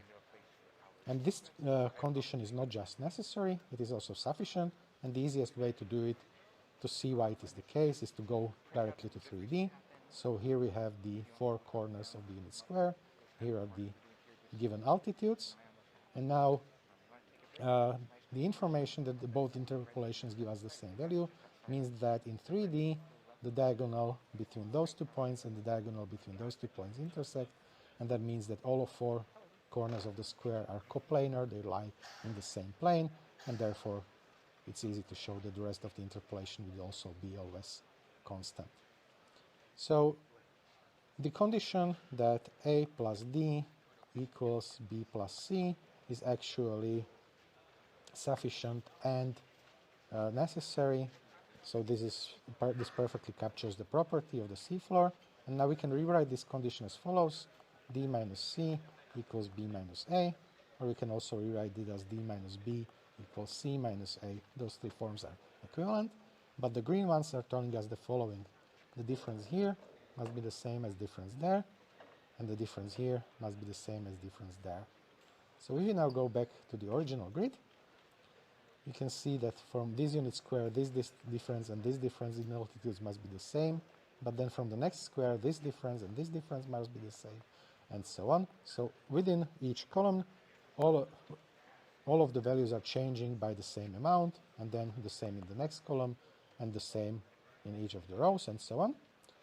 So from this, we can easily derive an equivalent phrasing for the condition that looks as follows. We will have row values R0 through Rn-1, and column values C0 through Cn-1, such that the altitude at any given point is the sum of the row value and the column value for that point. It can be easily shown by what we just derived, that these two formulations are equivalent, so the floor has the property from the statement if and only if there are two such sequences. And moreover, in our problem, all of the values have to be non-negative, and it can be shown that this is possible if and only if both of the row sequence and the column sequence are non-negative. So if the altitudes are non-negative, we can find such sequences, and vice versa. The other direction is obvious. For the former direction, just find the minimum in the grid, and then realize that you can set the minimum of the row sequence to 0 and the minimum of the column sequence to that value, or vice versa, or anything in between, and you will get everything as you need. So we will be looking at our problem in context of these row and column values that are summing up to the correct altitudes. And now let's look at the problem itself. In the problem, we are given the specific altitude as sum of the points. Our first task is to validate whether this is actually possible, and it represents the correct seafloor, at least one. And then we are given a query, and for the query we need to determine what is the minimum possible altitude at that query point. So let's solve this particular task. And now we will draw a collection of points that will represent the information we have given, and we will think about what it tells us. So suppose we have a bunch of points that are placed like this, and a few more. And now, whenever we are given 2 points within the same column, the difference in their altitudes is telling us the exact difference between those two corresponding row values. And we can take a look at each and every of these pairs within the columns. If there are multiple points within the same column, we just need to take consecutive ones because it already has all the information we need. And I will just use a different color here, because these 2 points, you can see, they are independent from all of the others. And now each of these edges is telling us one piece of information about the row values, and we can take all of these informations together and derive information about the row values from them, and at the same time we can verify whether there are no obvious contradictions. So we can imagine a graph where each row is a vertex, each of these segments is an edge, and in this graph we will use any kind of graph traversal to find connected components. Within the connected component, each time we are traversing an edge to a new vertex, we can determine its relative value from the previous one, and each time we find a back edge that goes to a vertex that was already visited, we check whether the value at the other end is what we expected. If we find any contradiction, then the input is contradictory. If not, then we will get an information like this. So for instance, if from the top to the bottom here, the change in altitude is +3, here it is +10, here it is -6, and here it is +0, so those two are equal. And these 2 points are at the same y coordinate. Then now we can symbolically think about it as follows. So if this value is x, then this value would be x +3. Now this value here would be x -7. The one just above it would be also x -7, and the one here would be x -3.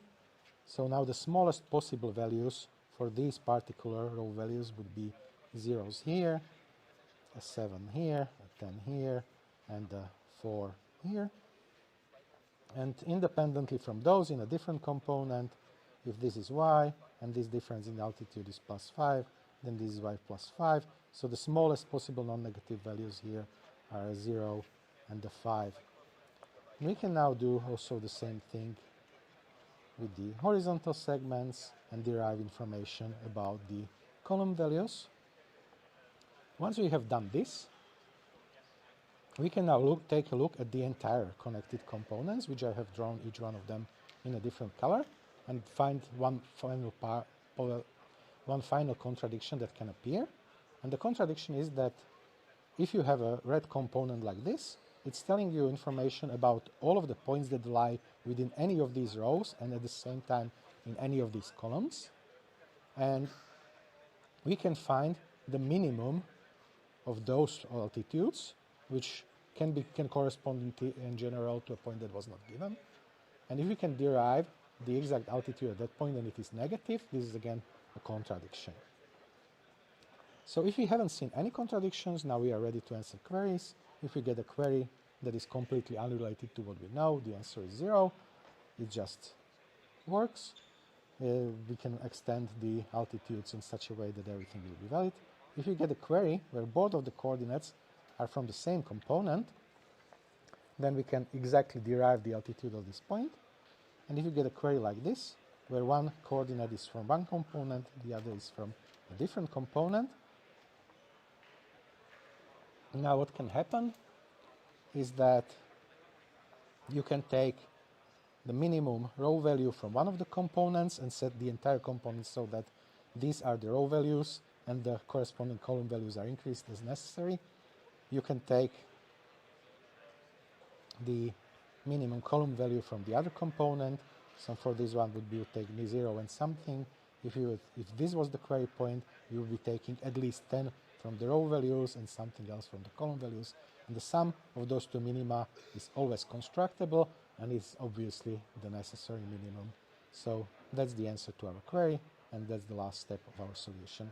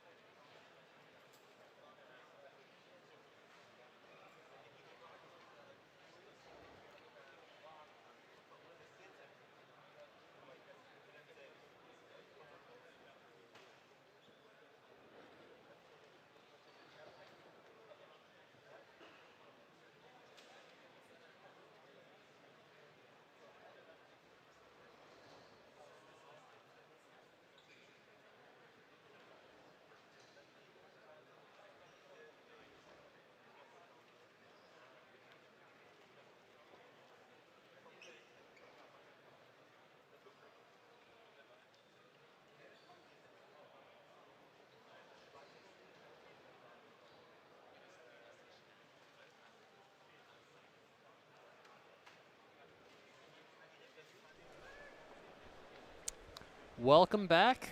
We are here in the freeze with 17 minutes to go in contest.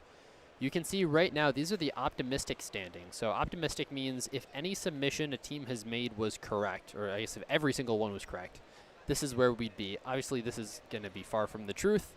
In reality, probably most of these submissions will be incorrect. Maybe not most, but many.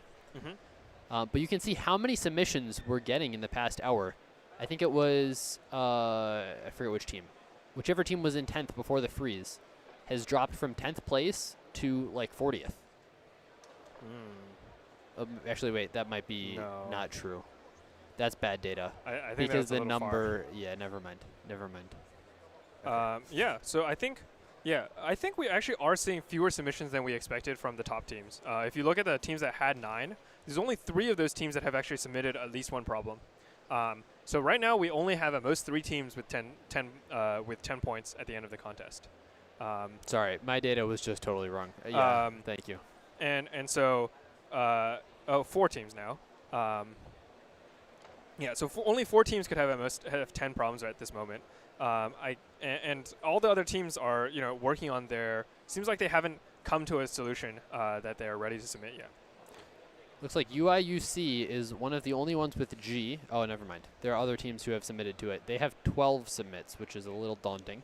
Yeah.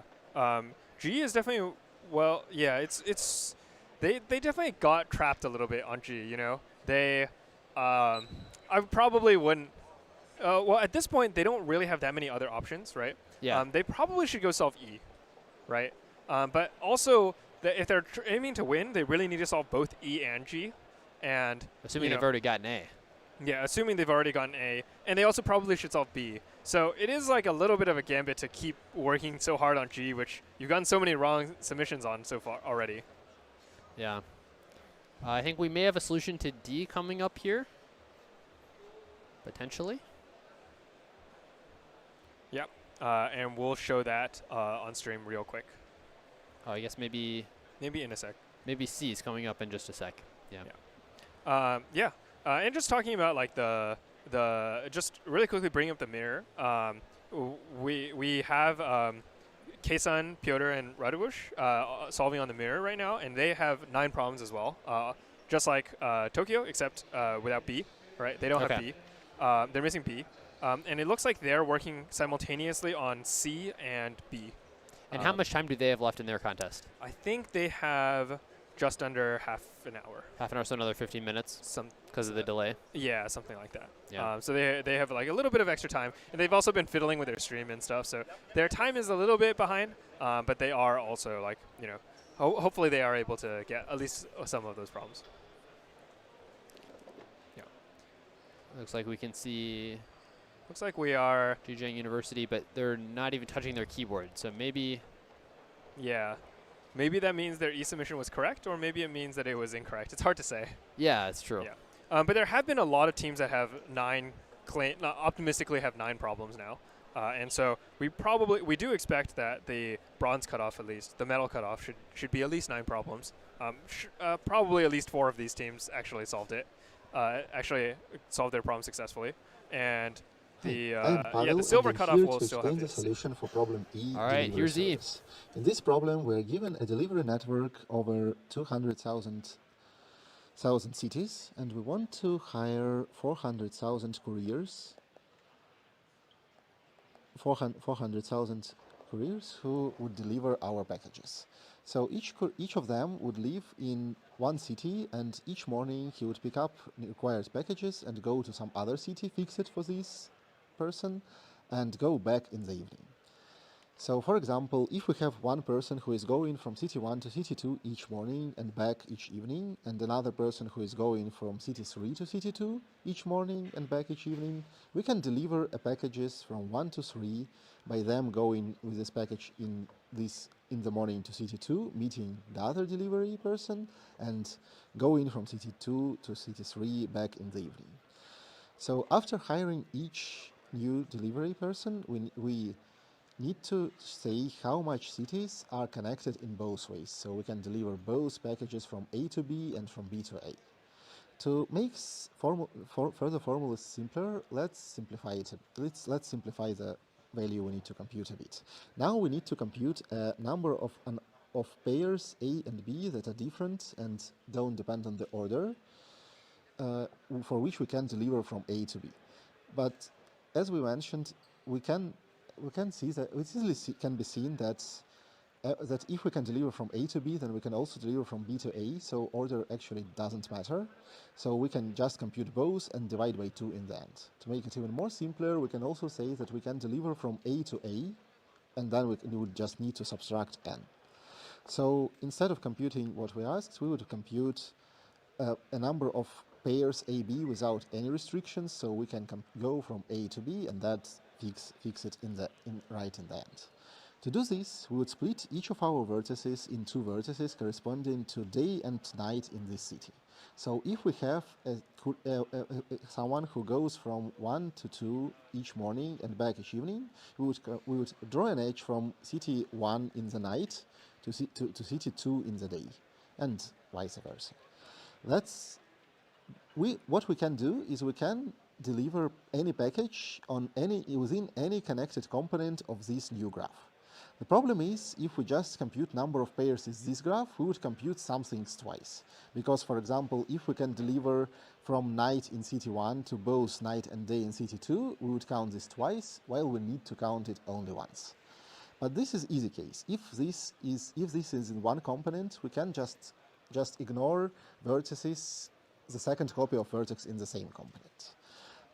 So the problem happens when we have edges, when we have pairs such that we can deliver from day to night. For example, we can deliver from day to night in the other city, and also from night to day, but we cannot deliver between day and day. Then we would count it twice in different components, which we need to fix. So, how to count the overall number of such pairs? For each component, we can compute the total number of of different vertices in this component, and the total number of pairs would be just sum of A squared over all components. But what we counted twice? We counted so for each vertex we can compute a pair X and Y of the components it is located in. And if some vertices have the same value of this pair and order it, then we compute it twice and need to subtract it. So for each of such pair, we can compute the list of vertices which has this pair of components right now. And in the end, let's call it C, and in the end we need to subtract sum of C squared over all pairs. That would be our answer. This already gives us quadratic solution, which is too slow for current constraints. To optimize it, we need to use small to large merging techniques. What is it? So let's, for each component and for each pair of components, compute not just a number of such vertices, but just a list of them.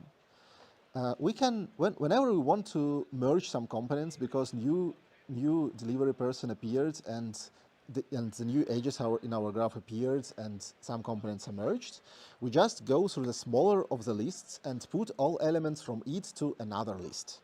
This can be done in time of size of this smaller graph, smaller component multiplied by data structures we need, which is probably logarithmic or of one, depending on whether it's map or an ordered map or something else.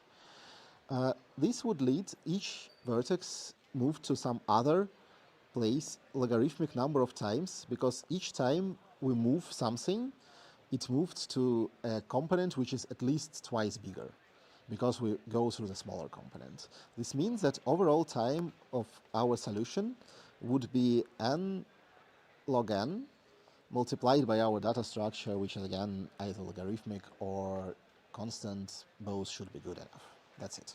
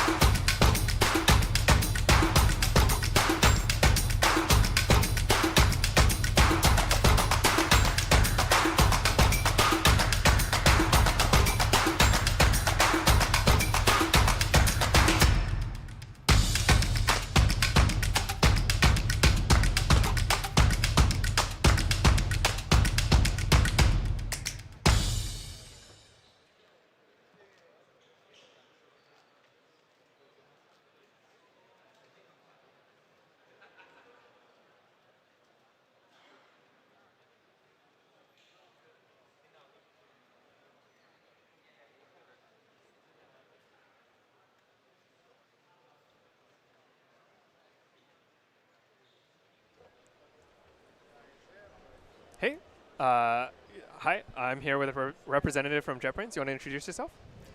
Yeah, sure. I'm Wout Zerkman. I have been working at JetBrains for around 4 years. I have a small ICPC history. Got up to the NWERC, and I'm now excited to be here at ICPC. I've been here for a couple of the finals at the JetBrains side, and Baku has been very exciting so far. Yeah, yeah. I saw you guys have like a whole booth with like you have 2 booths, one at the one at the hotel and one here, with a ton of activities. Do you have anything that like was your favorite to run? Oh, I actually really like the blind coding test. Uh-huh. It's the thing is, I've actually even played it myself. I purposely didn't try to look at the solutions people wrote or at the questions, because I really wanted to have the experience with someone who couldn't find a buddy, and it's actually a blast. So for context, this is a challenge where you have 2 people, and they are cooperating, where one of them gets the keyboard and one of them gets just the screen and the mouse, and together they have to solve problems. And it's such a fun thing to find that all the things you're used to working very well together suddenly are falling apart, and the easiest problems are you will really be struggling with. And there was actually 3 problems, and in the 10 minutes only 3 teams in total, I think, managed to get 2 of them. It was great. Yeah. That was my personal favorite. Yeah, yeah. Have you ended up trying them? I didn't end up getting a chance to try it, but maybe bummer. at some point I'll try it with someone. Cool, We'll see. cool. Were they problems that you wrote yourself? Like new problems for this? I actually, that's a good question. I don't know who wrote them, but they were quite trivial, so I'm Yeah, quite simple, sure. but like 10-minute problems. So Exactly. everything is hard in 10 minutes. Yes, yes. Yeah, Absolutely. yeah. Have you been following the scoreboard for this contest? Sadly, not too much. Yeah. I would love to have the last update from you. Yeah, so like we're in the last 5 minutes, right? And before the freeze, there were 8 teams with 9 problems, and then a whole bunch of teams with 8 problems. So the medal cutoff. So the freeze is at 4 hours, right? And the medal cutoff is probably going to be 9 problems. Maybe with maybe a fastish 9 problems. Okay. And the biggest question is, how many teams are going to get 10, if any? How many teams are going to get 11, if any? Right? And exactly what is the winning score going to look like?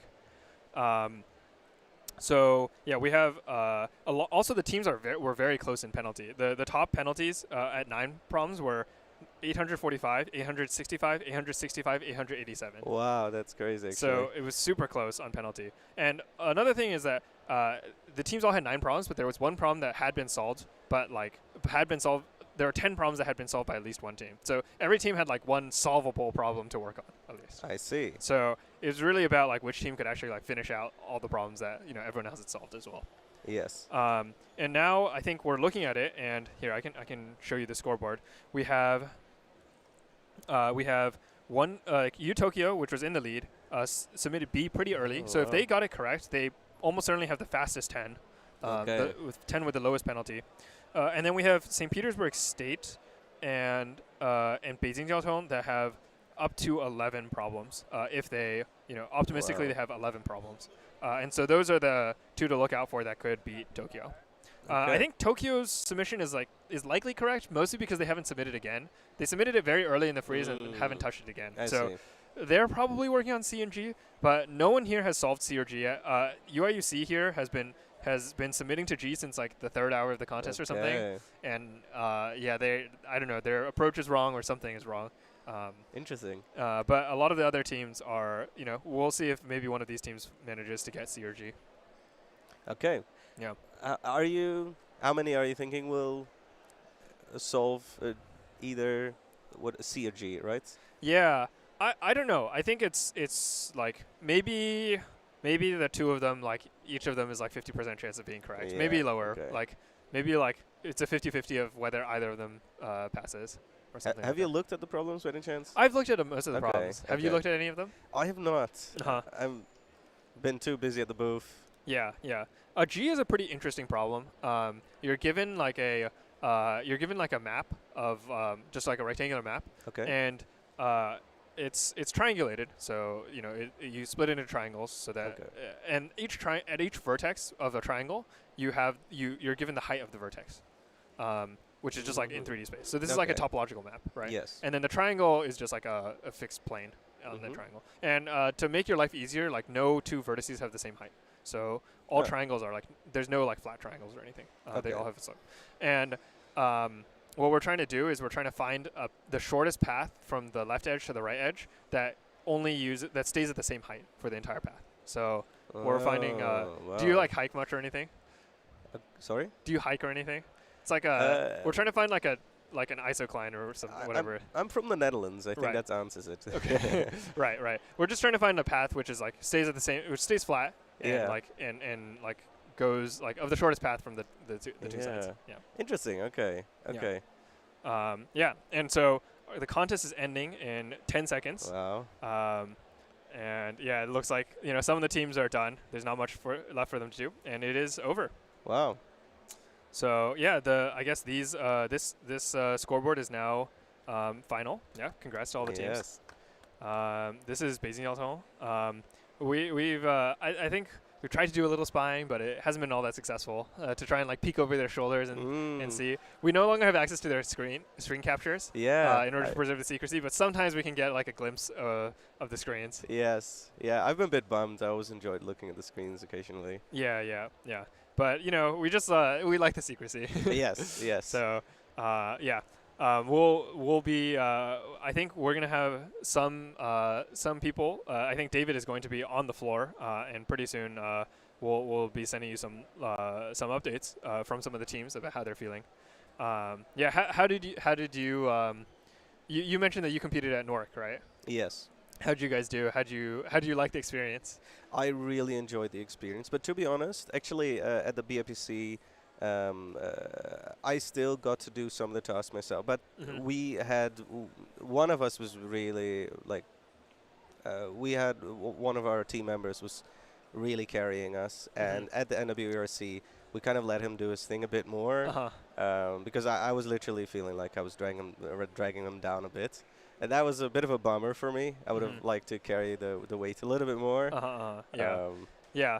I mean, the team composition is like a very funny thing, like sometimes you have one person who's like a lot stronger, but the other two people are still really important, to just like have the time on paper and to like, if you just like solve the one problem that like if you just spend 4 hours solving one math problem, which is like pretty hard, but like, you spent 4 hours on it, then like that's enough to just like be worth it to the team, Exactly. So there's definitely a lot of like fun team composition like strategies that you can do. Absolutely. And this is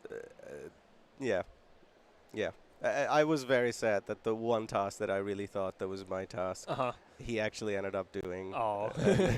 Yeah. And I was very close to breaking it, but yeah, it was easy peasy for him apparently. Just a little, yeah.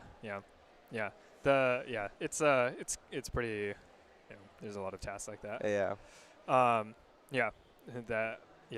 So yeah, this contest was pretty interesting. I think just like so one thing about this scoreboard is that there are like pretty much by the first hour, I think by the end of by the 90-minute mark, there were already like 9 problems that had been solved. Really? 8 or 9 problems that had at least one solved. Wow. Okay. So there were just like a lot of problems that were like similar difficulty but like different, and so different teams solved different ones first, and then like kind of we spent the like remaining like 2 more hours, like everyone just cleaned up all the 9 problems that everyone else had solved. Exactly. So it's a very interesting set, and I think this year will come down a lot to like speed and like if teams do solve C and G, I think the win is very, very deserved.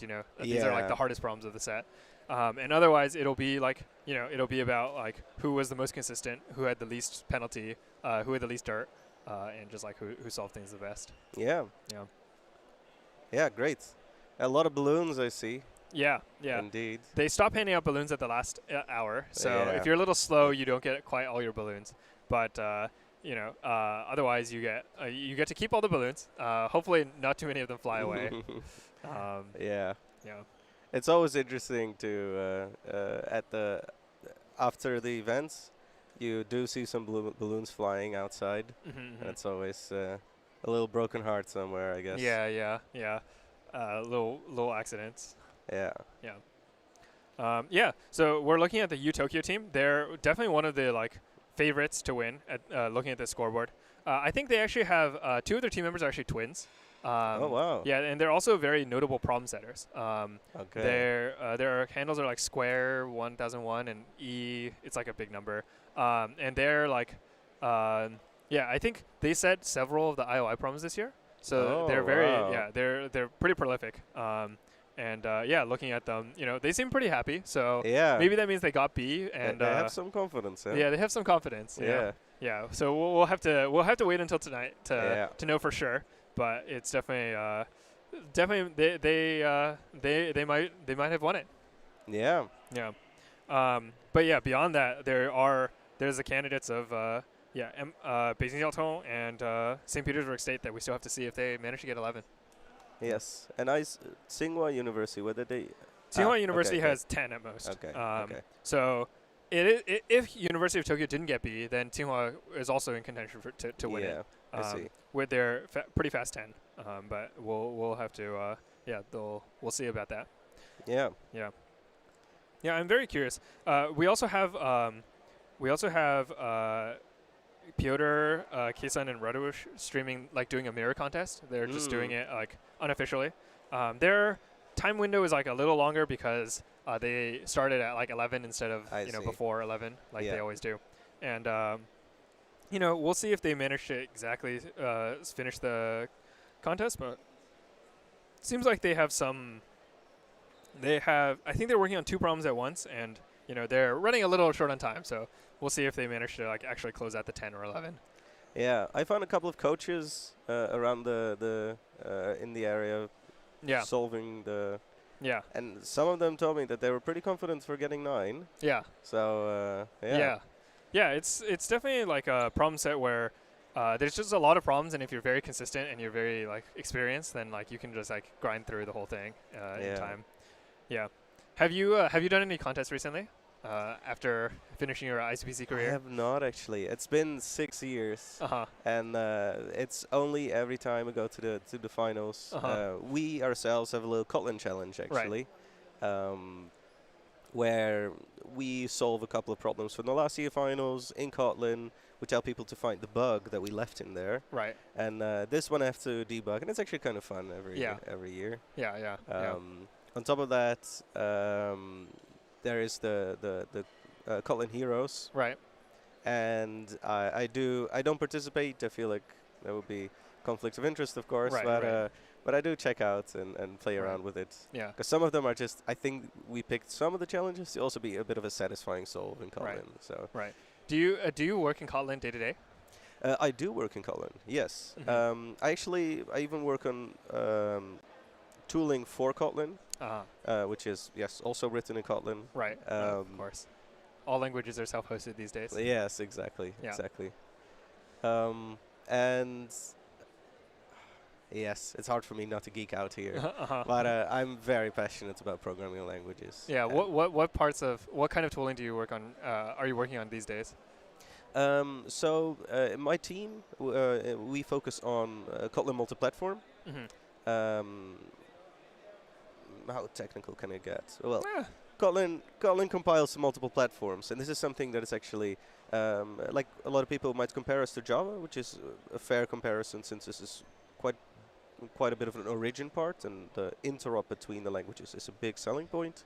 Right. But we compile to other platforms, including native platform, and some people might know that Kotlin became quite popular when Android chose it, and this meant that since we also compile to native, unlike Java, it can be run on iOS. I'm tried not to geek out, but but this meant that now a lot of people start using Kotlin to share code between Androids and iOS, and this is where our team, we work on making this a lot better. Yes, that was. So a lot of it is mobile platforms and just making is it about making the libraries cross-compatible and having shared abstractions, or?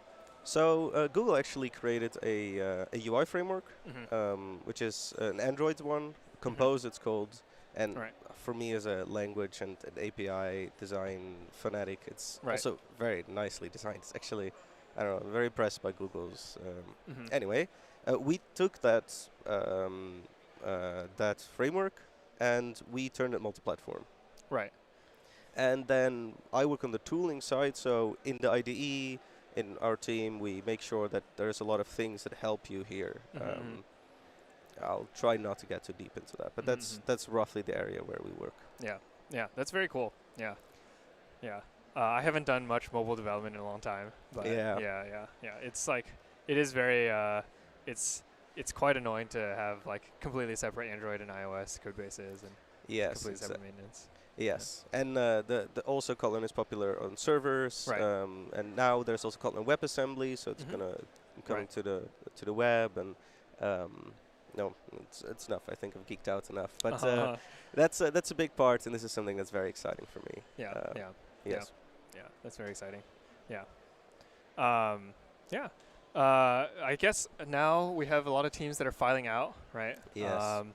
They're all getting done. I think the award ceremony is not here. I think it's Yeah, it's at a different center, right? I don't think I'm supposed to tell. I don't even know exactly, but I think I heard it's just a bit of a drive away. Yeah.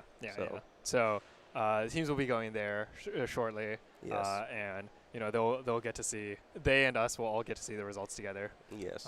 Once they're there. Yeah. Yeah, I'm curious. Every year again, it's something else, and I'm curious to see what Baku has in in store for us. Thank you. Yeah. Took me a second. Yeah. The just for anyone who's watching, there are a lot of obviously you can rewatch the whole live stream. There's also reactions available that are reaction videos, like little clips that we take when a team like solves a problem or submits a problem. We actually like have we take little clips of their reaction to like seeing the problem, like whether it was correct or not, and either they're really happy or they're really sad. Those are all available on. There is a link in the ticker. I think it's live.icpc.global/reactions, but you can check those all out. Yeah. Cool. Is there anything else you wanted to say to the camera before? I mean, obviously as JetBrains, as a tooling company, as a developer productivity company, and seeing these extremely productive minds working together, it does make us think and talk about our tools.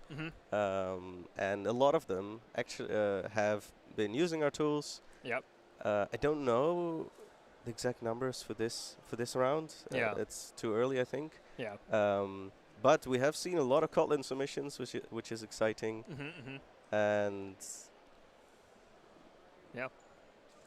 yeah, that's it's pretty amazing. Yes. Yeah. Definitely, like it's the whole environment has traditionally been like very like traditionally it was all Pascal. And at some point it became C and C++, and now people are kind of now that people have like slightly better libraries and better understanding of performance, like a lot of these like languages like Kotlin and Python are becoming a lot more popular because they're cleaner to write. Yes. Yeah. And sometimes, especially when you see that the micro performance is not what you need, it can really, I think, accelerate people. Yeah. It's pretty great. Well, thank you for being here. Yes, thank you for having us. And I think we'll probably we'll take a quick break from the stream. We'll probably see you guys next at the closing awards. See you guys. All right. See you.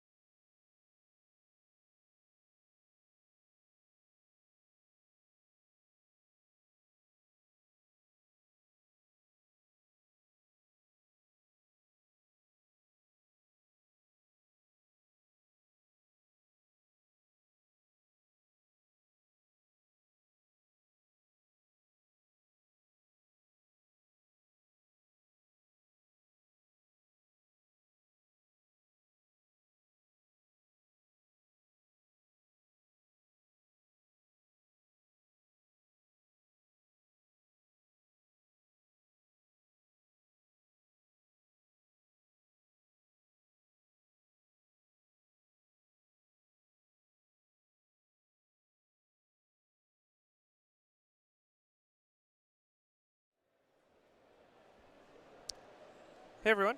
Yeah, just here to hang out a little bit while we wait for awards. There's some questions in chat. How come Genna isn't here this time? I think he had some like travel issues and wasn't able to make it this year. He's also a judge, so he wouldn't be able to be in the mirror or anything anyways. But he just he still like helped set the problems, but wasn't able to be here on site. I think a lot of the judges don't come on site, partially just because it's a lot of travel, and this year Ghana didn't. Second Thread's interviews will probably be coming soon. We're getting them, streamed across to the broadcast to be ready to show. Yeah, I think the results will be announced in about an hour and a half, I think we'll stay on the same stream. It'll be the closing ceremony stream, also on this channel. I think it'll be the same YouTube stream.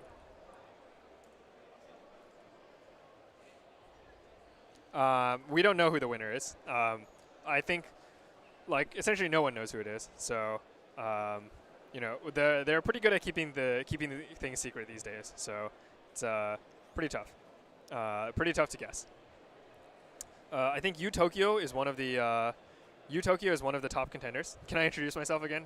Hey, I'm everyone. I'm Andrew, or I'm Eknerwala on Codeforces. I've been competing for a while, and now I've been commentating World Finals for a while. So yeah, just hanging out here. Yeah, I'm Eknerwala. So final standings are going to be in an hour or two. Award ceremony will be start in 2 hours. Second Thread is not here anymore, but there is no official announcement yet on Hacker Cup, but there might have been some whispers that it was going to happen. I'm not sure.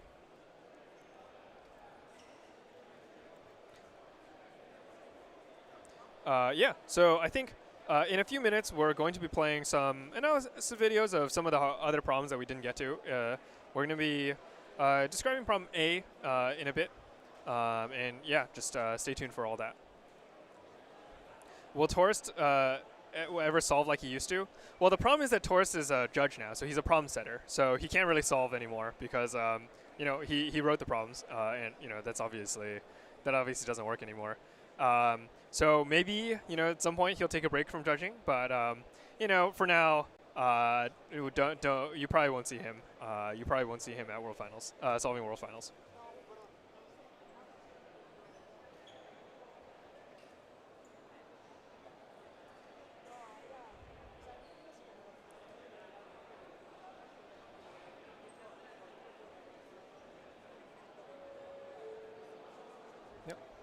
Okay, so the award ceremony is going to be a separate stream.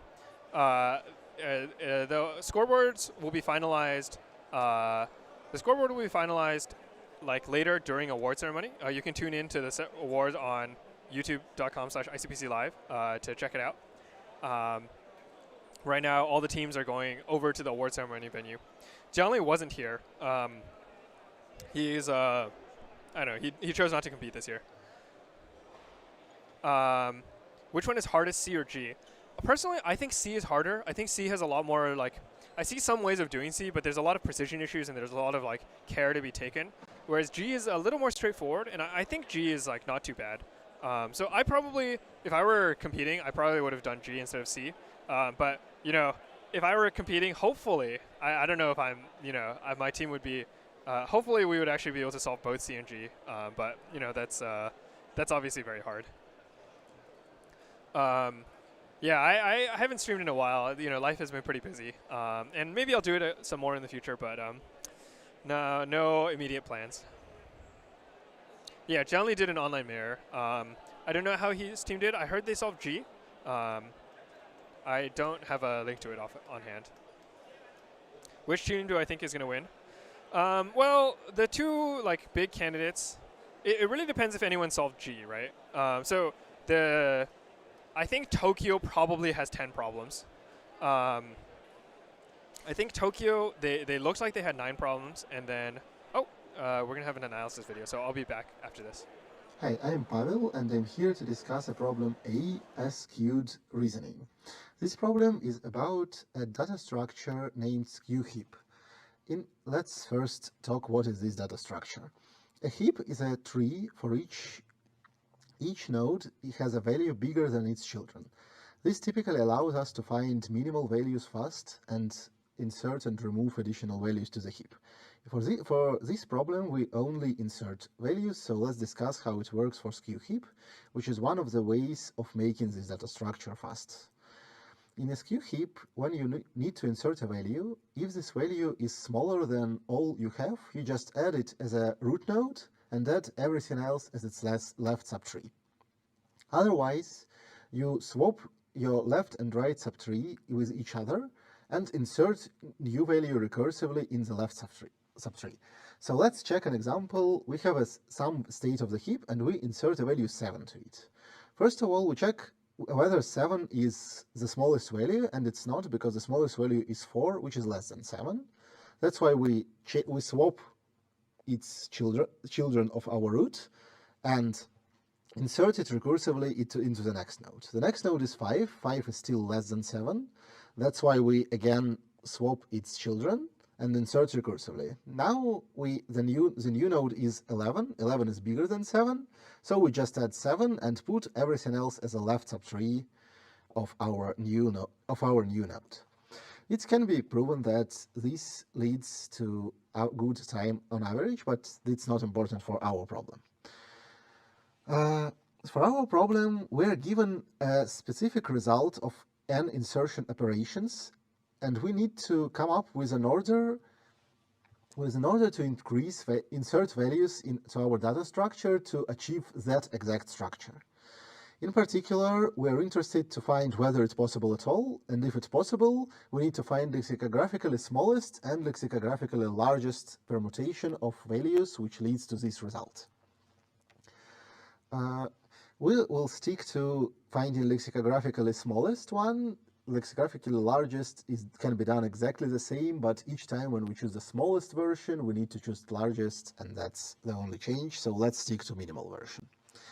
So first of all, let's notice that everything that's happening in our left subtree and in our right subtree is kind of independent. It only matters, so if we consider our order, our minimal value is inserted somewhere, and for everything else, it's only important which way, for the left subtree, it's only important which values was inserted to the left subtree, and in which order. For the right subtree, it's important which values and in which order was inserted to the right subtree, but the order in the left subtree doesn't affect the right subtree and vice versa. That allows us to minimize them independently. So first of all, we just solve both of our children's recursively, and the question is how we merge the results. So when we merge the results, we have our minimal element, we have left subtree, which is some order, and we have right subtree, which is some other order. Let's try to figure out how we can merge this. What is the last element which was inserted? By our algorithm, last element was definitely inserted to our left subtree, and we know which is the last element inserted here. So let's cancel it. So what's happened next? Well, so while inserting this element, we changed our trees, so we need to change them back to revert this operation. So what we can do is we removing last element from the left subtree and changing left and right with each other. After doing so several times, we would end up in the case when one of subtrees is ended. What does it mean? We have three options how this can happen. First of all, we can run out of left elements in the left subtree to remove. This is impossible because we can never achieve the situation where we have right subtree but no left subtree. Because if some elements have anything in its subtree, it would be always in the left because we always insert in the left. So if at some point of our process we finished with a case where there is now more elements in left subtree but something is remaining in the right one, there is no solution, and that's it. The other case which can happen is we end up with one element and some untrivial tree in the left. which means that it has at least two elements. This means that the last element which was inserted here was our minimal element, and then all elements from the left in their order, which means that this subtree was built, and then we inserted the minimal element and added it, and everything else is left subtree. And there is one special case. When we add it up, ended with only one vertex in the left subtree, this means that we ended up with two vertices, and in whatever order we add them, we would end up with this subtree. So here we have two cases, and need to choose the one which is smaller or larger, depending on which of the subproblems we solve. So what we need to do, again, we just remove elements one by one, changing left and right, and when we run out of one of the lists, we know what's the answer for everything else. This immediately gives us a quadratic solution, which do just the following. Solve left and right subtrees independently, and then merge them in linear time in procedure I just described. And in fact, if we write this solution careful enough, it can be done in n log n time. So how to do it? First of all, let's notice that we don't need to actually do anything with elements remaining in larger subtree. So when we remove elements one by one, instead of copying everything else in the end into new array, we can just keep them as is and remove elements which we touched, and then just put them back in correct order. This would help us to merge elements not in the time proportional to sum of the sizes, which was described initially, but rather in the time proportional to minimum of the sizes, because we remove elements from both sides in alternate order, and then one of them would get exhausted in the minimum of time.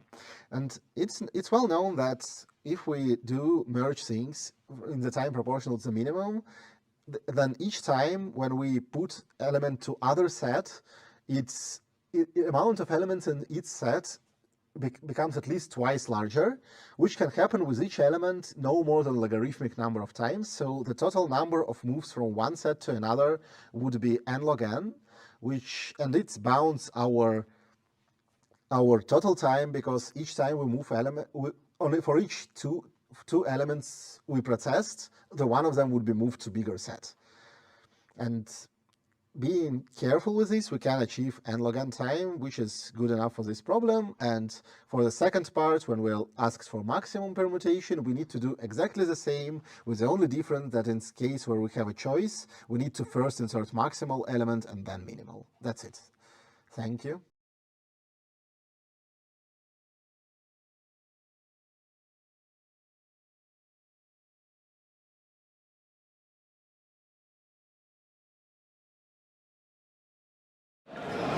Here. Would you guys be all right with doing a quick interview? We're good? All right, you Tokyo. How was your contest? How do you feel? It was great. Yeah? It was a miracle, but I don't tell that the remaining problem is whether AC or not. All right. But at least at the contest frozen, it was a miracle. Of the problems you guys worked on, which one was your favorite? What?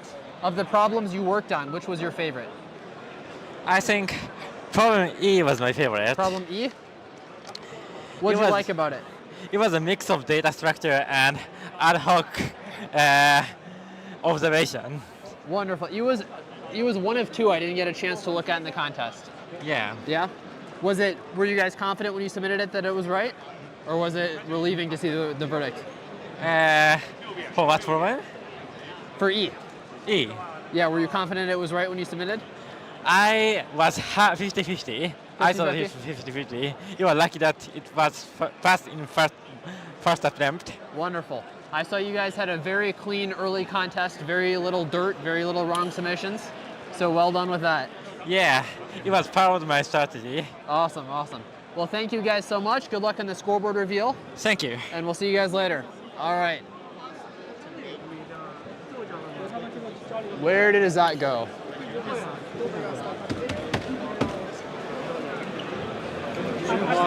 He went that way? No, him? Oh, Sing-Hwa, yeah, let's talk to you guys. Yeah, there's something. Sing-Hwa, would you guys be interested in doing a quick post-contest interview? Would you want to do a quick interview with ICPC Live? Yeah? Hello? How'd you guys feel the contest went? Sorry? How'd you feel the contest went? We got the camera right here. Well, it's a good contest, but like we got 2 problems debugging at the last 1 hour, and we didn't come out. So Debugging was too tough? yeah, and we failed on both problems. So I think that's a little bit.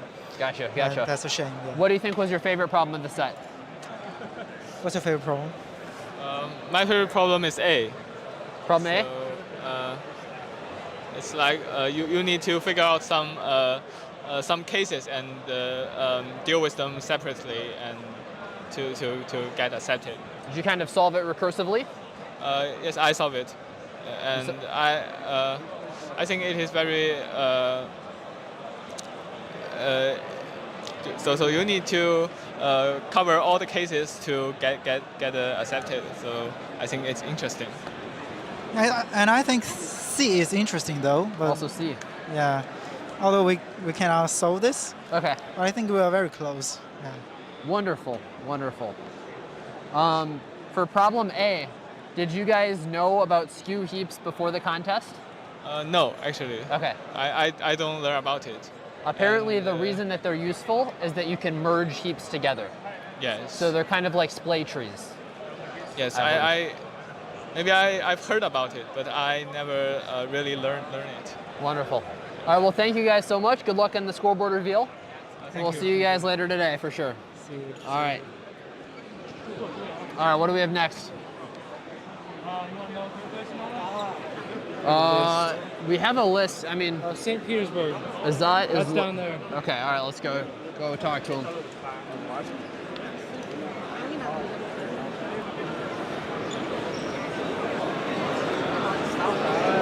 Do you know where?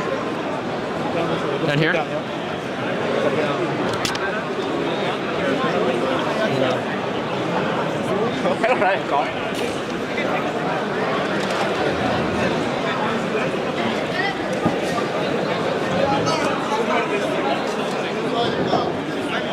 I think we lost St. Petersburg. No, 91.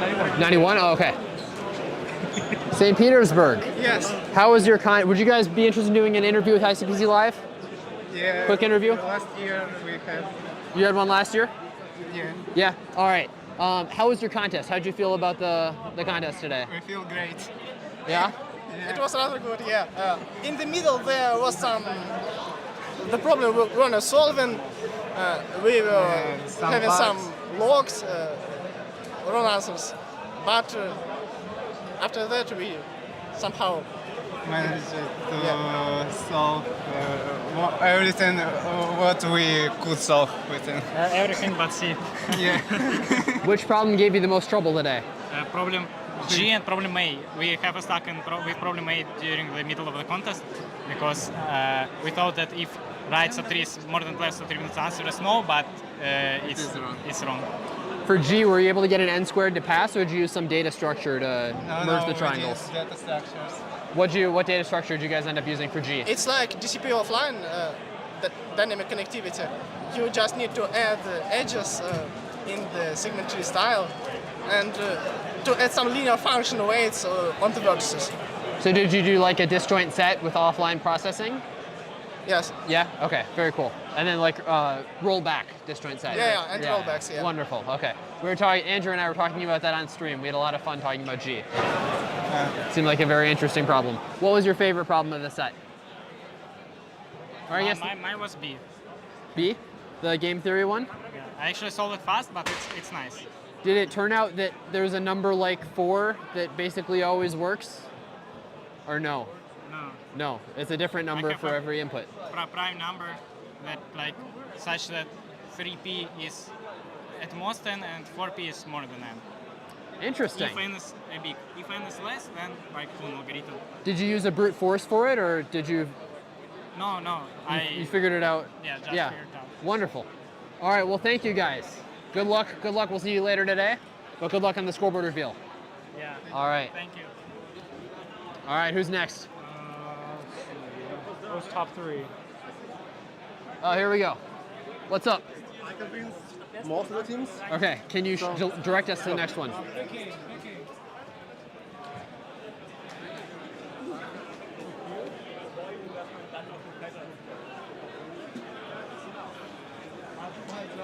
I had to change audio real quick. It was peaking out. So audio will differ. Okay. Audio will change as computers work. I'm sorry.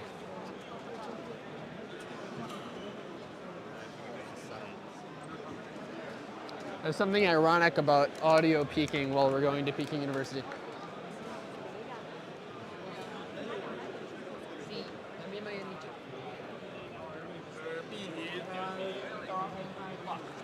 Y'all go Harvard? I go 100. That was much better than we were expecting. Yeah. That was much better. Like, I think around the 1 hour mark when we got K for solve, that was when we were like, wow, we're on fire. And like, everything went well after that, basically. Was K the problem you had most fun with? I mean, because it was first solve, we were like most excited about it. Yeah. Dude, I did my trolling on F at the beginning, and I immediately thought like we were going to sell the entire competition. Yeah, like yeah, I was, our first like 20 minutes were like very rough. I did that, and I was like, oh yeah, this competition is over. But holy shit.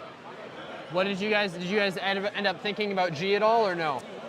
No, I think we were pretty lucky that we never spent any time thinking about the unsolvable problem. You didn't even invest in it. Yeah, I didn't read you it. just I think. dropped Yeah, it. yeah, Wow. Yeah. Interesting. We were almost going to solve B, but we only had like 10 minutes left, so we couldn't implement it. G ended up actually being a math and data structure problem. There's almost no geometry involved. Huh. Surprisingly. I don't even remember what G was. I read the problem. It's there's like triangles and you have to draw a moat. You have to create a level moat on a mountaintop. Okay. Interesting. It winds up mostly being data structures, but it's a lot of code. No one get it before the freeze? I don't think anyone before the freeze got it. Okay. Yeah, we didn't try to go for any first solves after K. Yeah, we're like 1 for solve is enough. That's enough. Yeah, 1 first solve is all you need, as long as you're on YouTube. Yeah. Wait, and did you hear what happened where, can we say Tell me what happened. Yeah, What happened? Go ahead. So I wasn't feeling very well in the morning. Like sick? So I threw up on the bus. Oh my and goodness. I threw up mid-contest as well. Oh boy. Yeah. And then did you feel better after that or no? Just a rough day? I felt fine. Oh boy.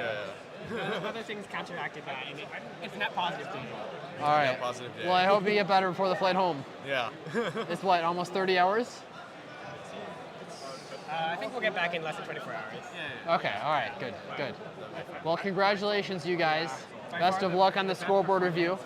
And yeah, well done today. Thank you so much. Harvard University should invest more in their competitive programming program. There you go, say it to the camera. Exactly. Harvard University should invest more in the ICPC program. Low key. The staff does not know what ICPC is. Low key. I concur, it's worth the investment. All right, thank you guys. Let's, yeah, next team, here we go.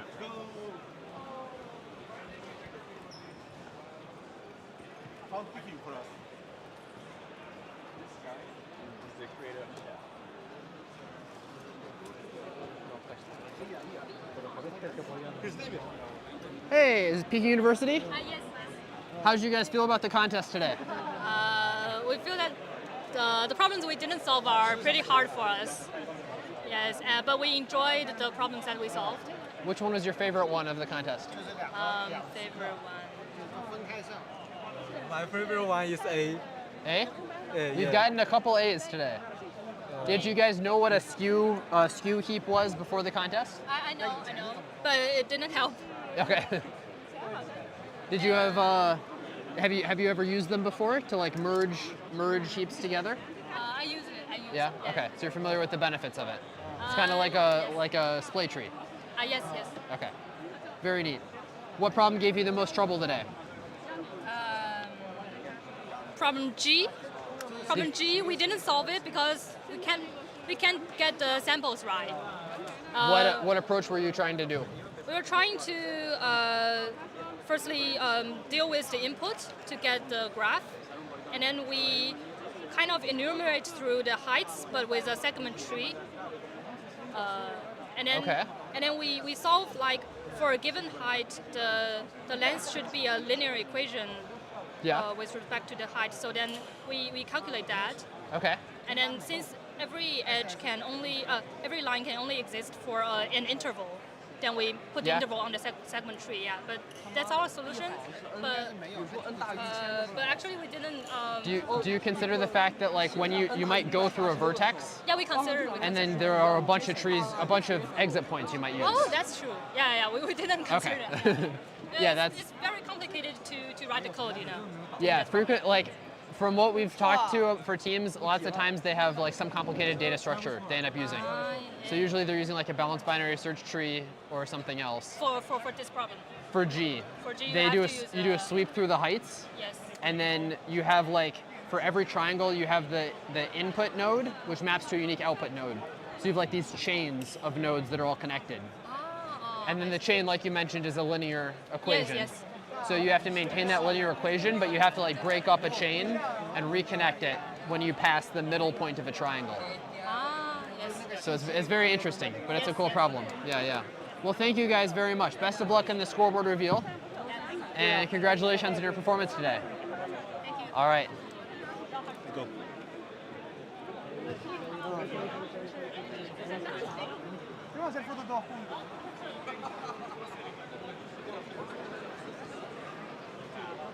It's slow. Find out when the last bus leaves. Yeah.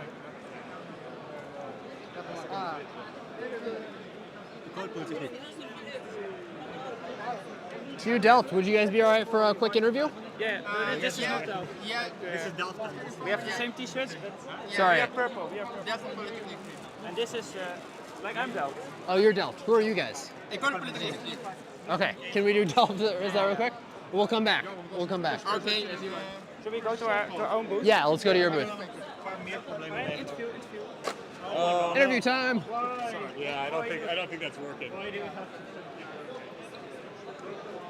How did you guys feel about your performance today? We're waiting on the camera, but we got audio.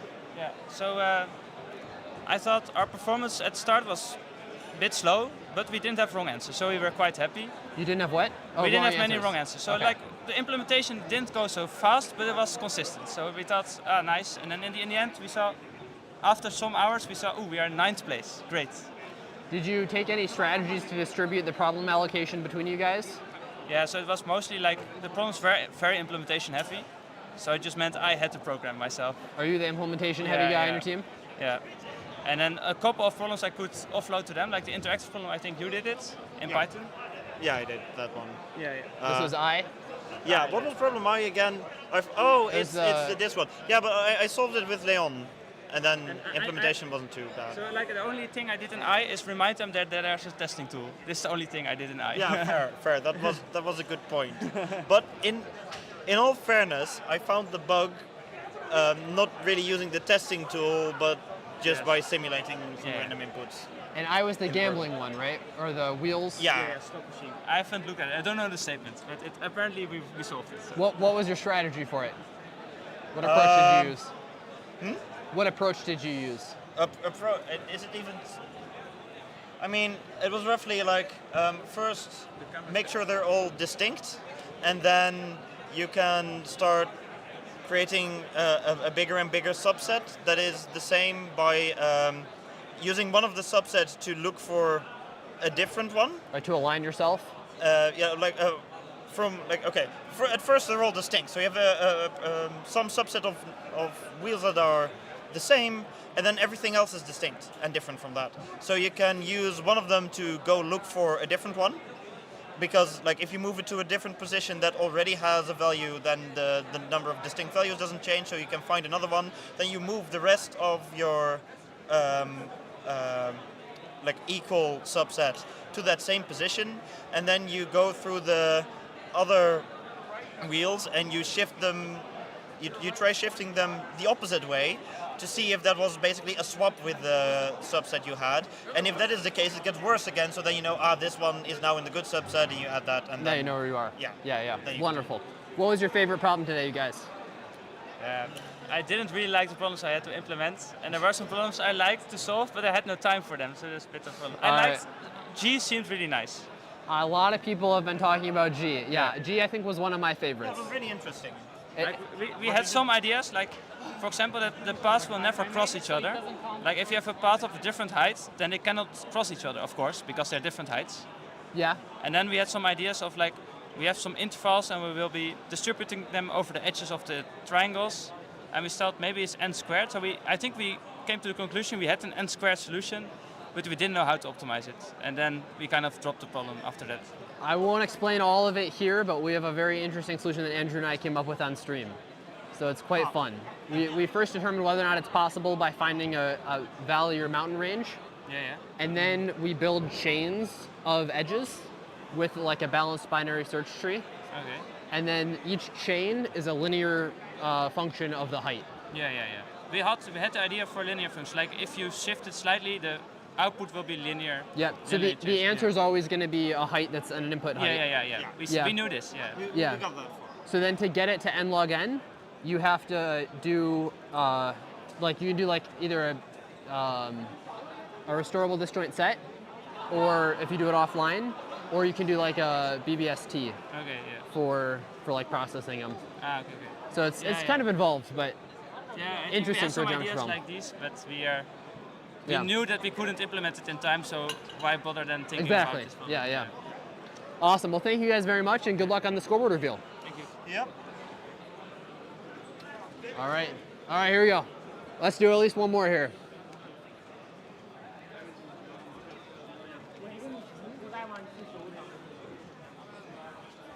CMU, how's it going?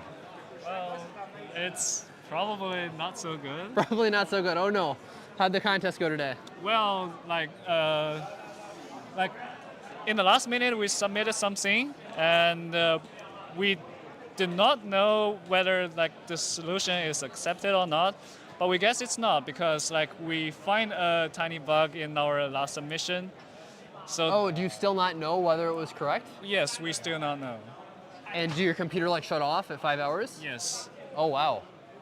So But you'll be learning with the rest of us on the scoreboard reveal. Well, yes, but I can guess like probably not. Okay. What problem were you submitting to? E. We're gonna get kicked out here in just a sec. E was the delivery service one. Yes. What do you guys think was your favorite problem with this set? The most interesting one. Probably H. H? Yes. A lot of people. A has been a very popular problem. I think J is the most interesting one. Okay. Different people have different opinions. Also, the interacting problem. For the stacking cups. Yeah. This one is interesting. Did you have them basically smallest on the bottom, biggest on top? Yeah. And then and you went through and you'd move it up if you were allowed to? Yeah. Basically, yes, but like there are a special case that need to take care of. And is that the max -2 or something else? Yeah, I guess so. Was that the special case? Yes. Okay, and that one's just impossible, right? Yeah, but max -2. Yeah, max -2 is impossible, but mean +2. Okay, yeah, mean +2. Like putting the largest tab. Oh, min +2 is possible. Yeah, but that approach doesn't the work. The example says it for you, right? Yeah, that is min +2. And is this like the only way of doing it? Like you can recursively solve it by like reducing it to n-1. Interesting. Okay, I'll have to think more about this case in particular. Yes. Wonderful. Any recommendations that you'd give to new people who are first learning competitive programming might be watching today? Well, recommendations? Yeah. I guess just train more and you'll be powerful. Train more to get good. Yes. All right. Thank you guys so much. Good luck, and we'll see you in the scoreboard reveal. All right. Bye-bye. Final one? Yes. All right. Cambridge. Last one. Cambridge? All right. We're surrounded by a bunch of volunteers.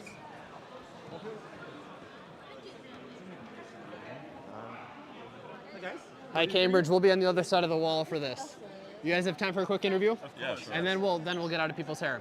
All right. How did the contest go for you guys today? Went pretty well, actually. Well, we started off well, as we usually do, but then it got rough, as it usually does, around 3 hours in, where we usually dry up and start solving fewer problems. So went as anticipated is what I'm hearing. Yeah, but we still got a few out in the end, yeah. Yeah, the thing is, we solved the problem in the last half an hour, And in the last minute, we were trying to debug a solution, which we thought was correct. And I think if we had 5 more minutes, we would have gotten it. Oh my goodness. Which problem were you working on at the end? Problem A. It would have been our 8th problem. Yeah. And what was your favorite problem of the set? Definitely, I love interactive problems, so I. definitely I. Yeah, I for interactive. What was your approach to it? There was an approach with n-cubed queries that where you basically the main observation was that if you used one of the dials, you could map out the rest of them by just moving it in all ways, and then just at each position you just check how many distinct ones there are, and then that lets you map out which of the distinct values are in use, and then you can basically do that to figure out what values you have, and then for each other dial you can try turning it to different positions and then using this to figure out whether it changed, essentially. So you solved I without making everything be in a distinct position to start. Almost everyone I've talked to has... I actually had the opposite. The first step was they spread everything out. My first step is collapsing everything together, actually, to at most half of the positions. Very cool. It's quite strange. Interesting. But it was a randomized algorithm. The second half is randomized because of that. Wow. To get the constant factor good enough? Yeah, to get the constant factor good enough. Exactly. Interesting. I want to learn more. Maybe make Codeforce's blog post in more time. Okay, sure, we'll do. All right. And what was your least favorite problem of the day? I would say the least favorite problem. Well, obviously the problems we didn't solve, but I would say A was a nice problem, but I just didn't like it in the end just because we were so close to it. Everyone I've talked to has liked A. A has been a home run from the judges. Other than not getting it, I apologize. Yeah, Maybe it's a nice subject. problem, I do agree, yeah. Do you have any advice for newcomers who are new to the competitive programming scene who might be watching this for the first time? I think the best thing to do is just to go online and solve problems. You're going to get better through practice. Yeah. I think it's a great community. Yeah, the fact that we have, well, you can not only talk to people and find friends online, but the fact that there's this great feedback system, like the fact that someone in another country, like I did a contest recently, and my solution was hacked by someone from Japan. I don't know this person. I haven't met them before, but they helped me learn something. So I think it's a very interesting community that you can learn from loads of different people across the world, and you get this great feedback mechanism that just speeds up your growth. Wonderful. Well, thank you, Cambridge. Good luck today, and we'll see you in the scoreboard reveal. Thank you so much. Thanks. Bye-bye. All right, that's all. Join us very soon for the scoreboard reveal to see the winners of the 2025 ICPC World Finals.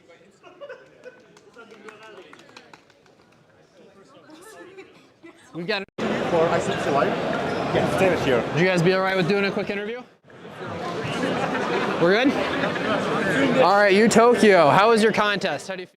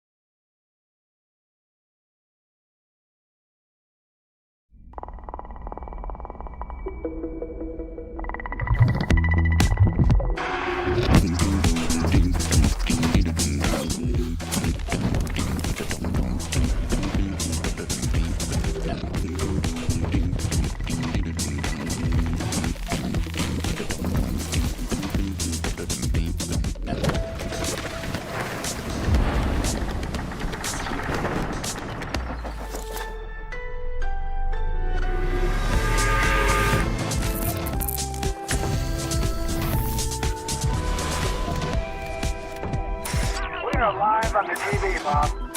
That's one small step for... Summarize this article. Help me practice asking for a raise. Act as my sleep coach. What bird is this? Actúa como mi tutor. Turn my idea into a business plan. What do you want to create next?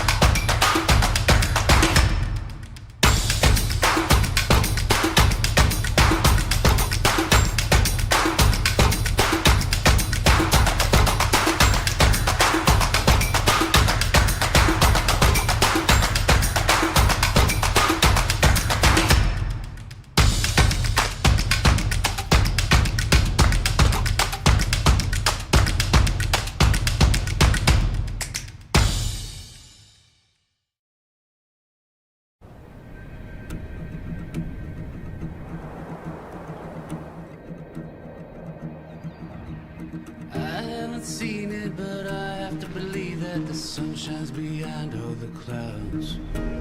I still know words of the cutters and shirts open someday that I won't be found, but I don't know which way to go. I haven't seen it, but I have to believe that the sun shines behind all the clouds. I still know words of the cutters. Let's go see the sunset. The seahorse belongs to the Cygnethidae family. But I don't know which way to go.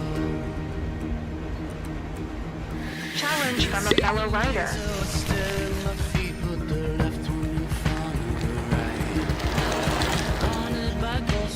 Obstacle 1 kilometer ahead. Automatically changed lane to avoid. Hey, Junior thing is to relax this.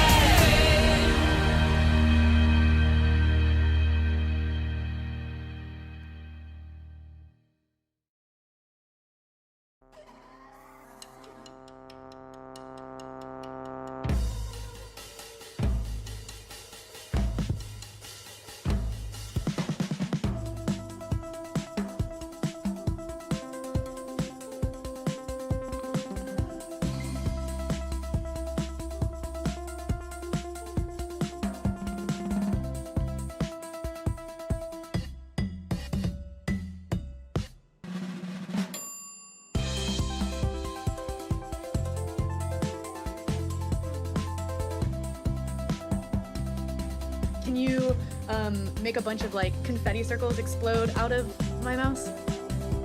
I've updated the sketch.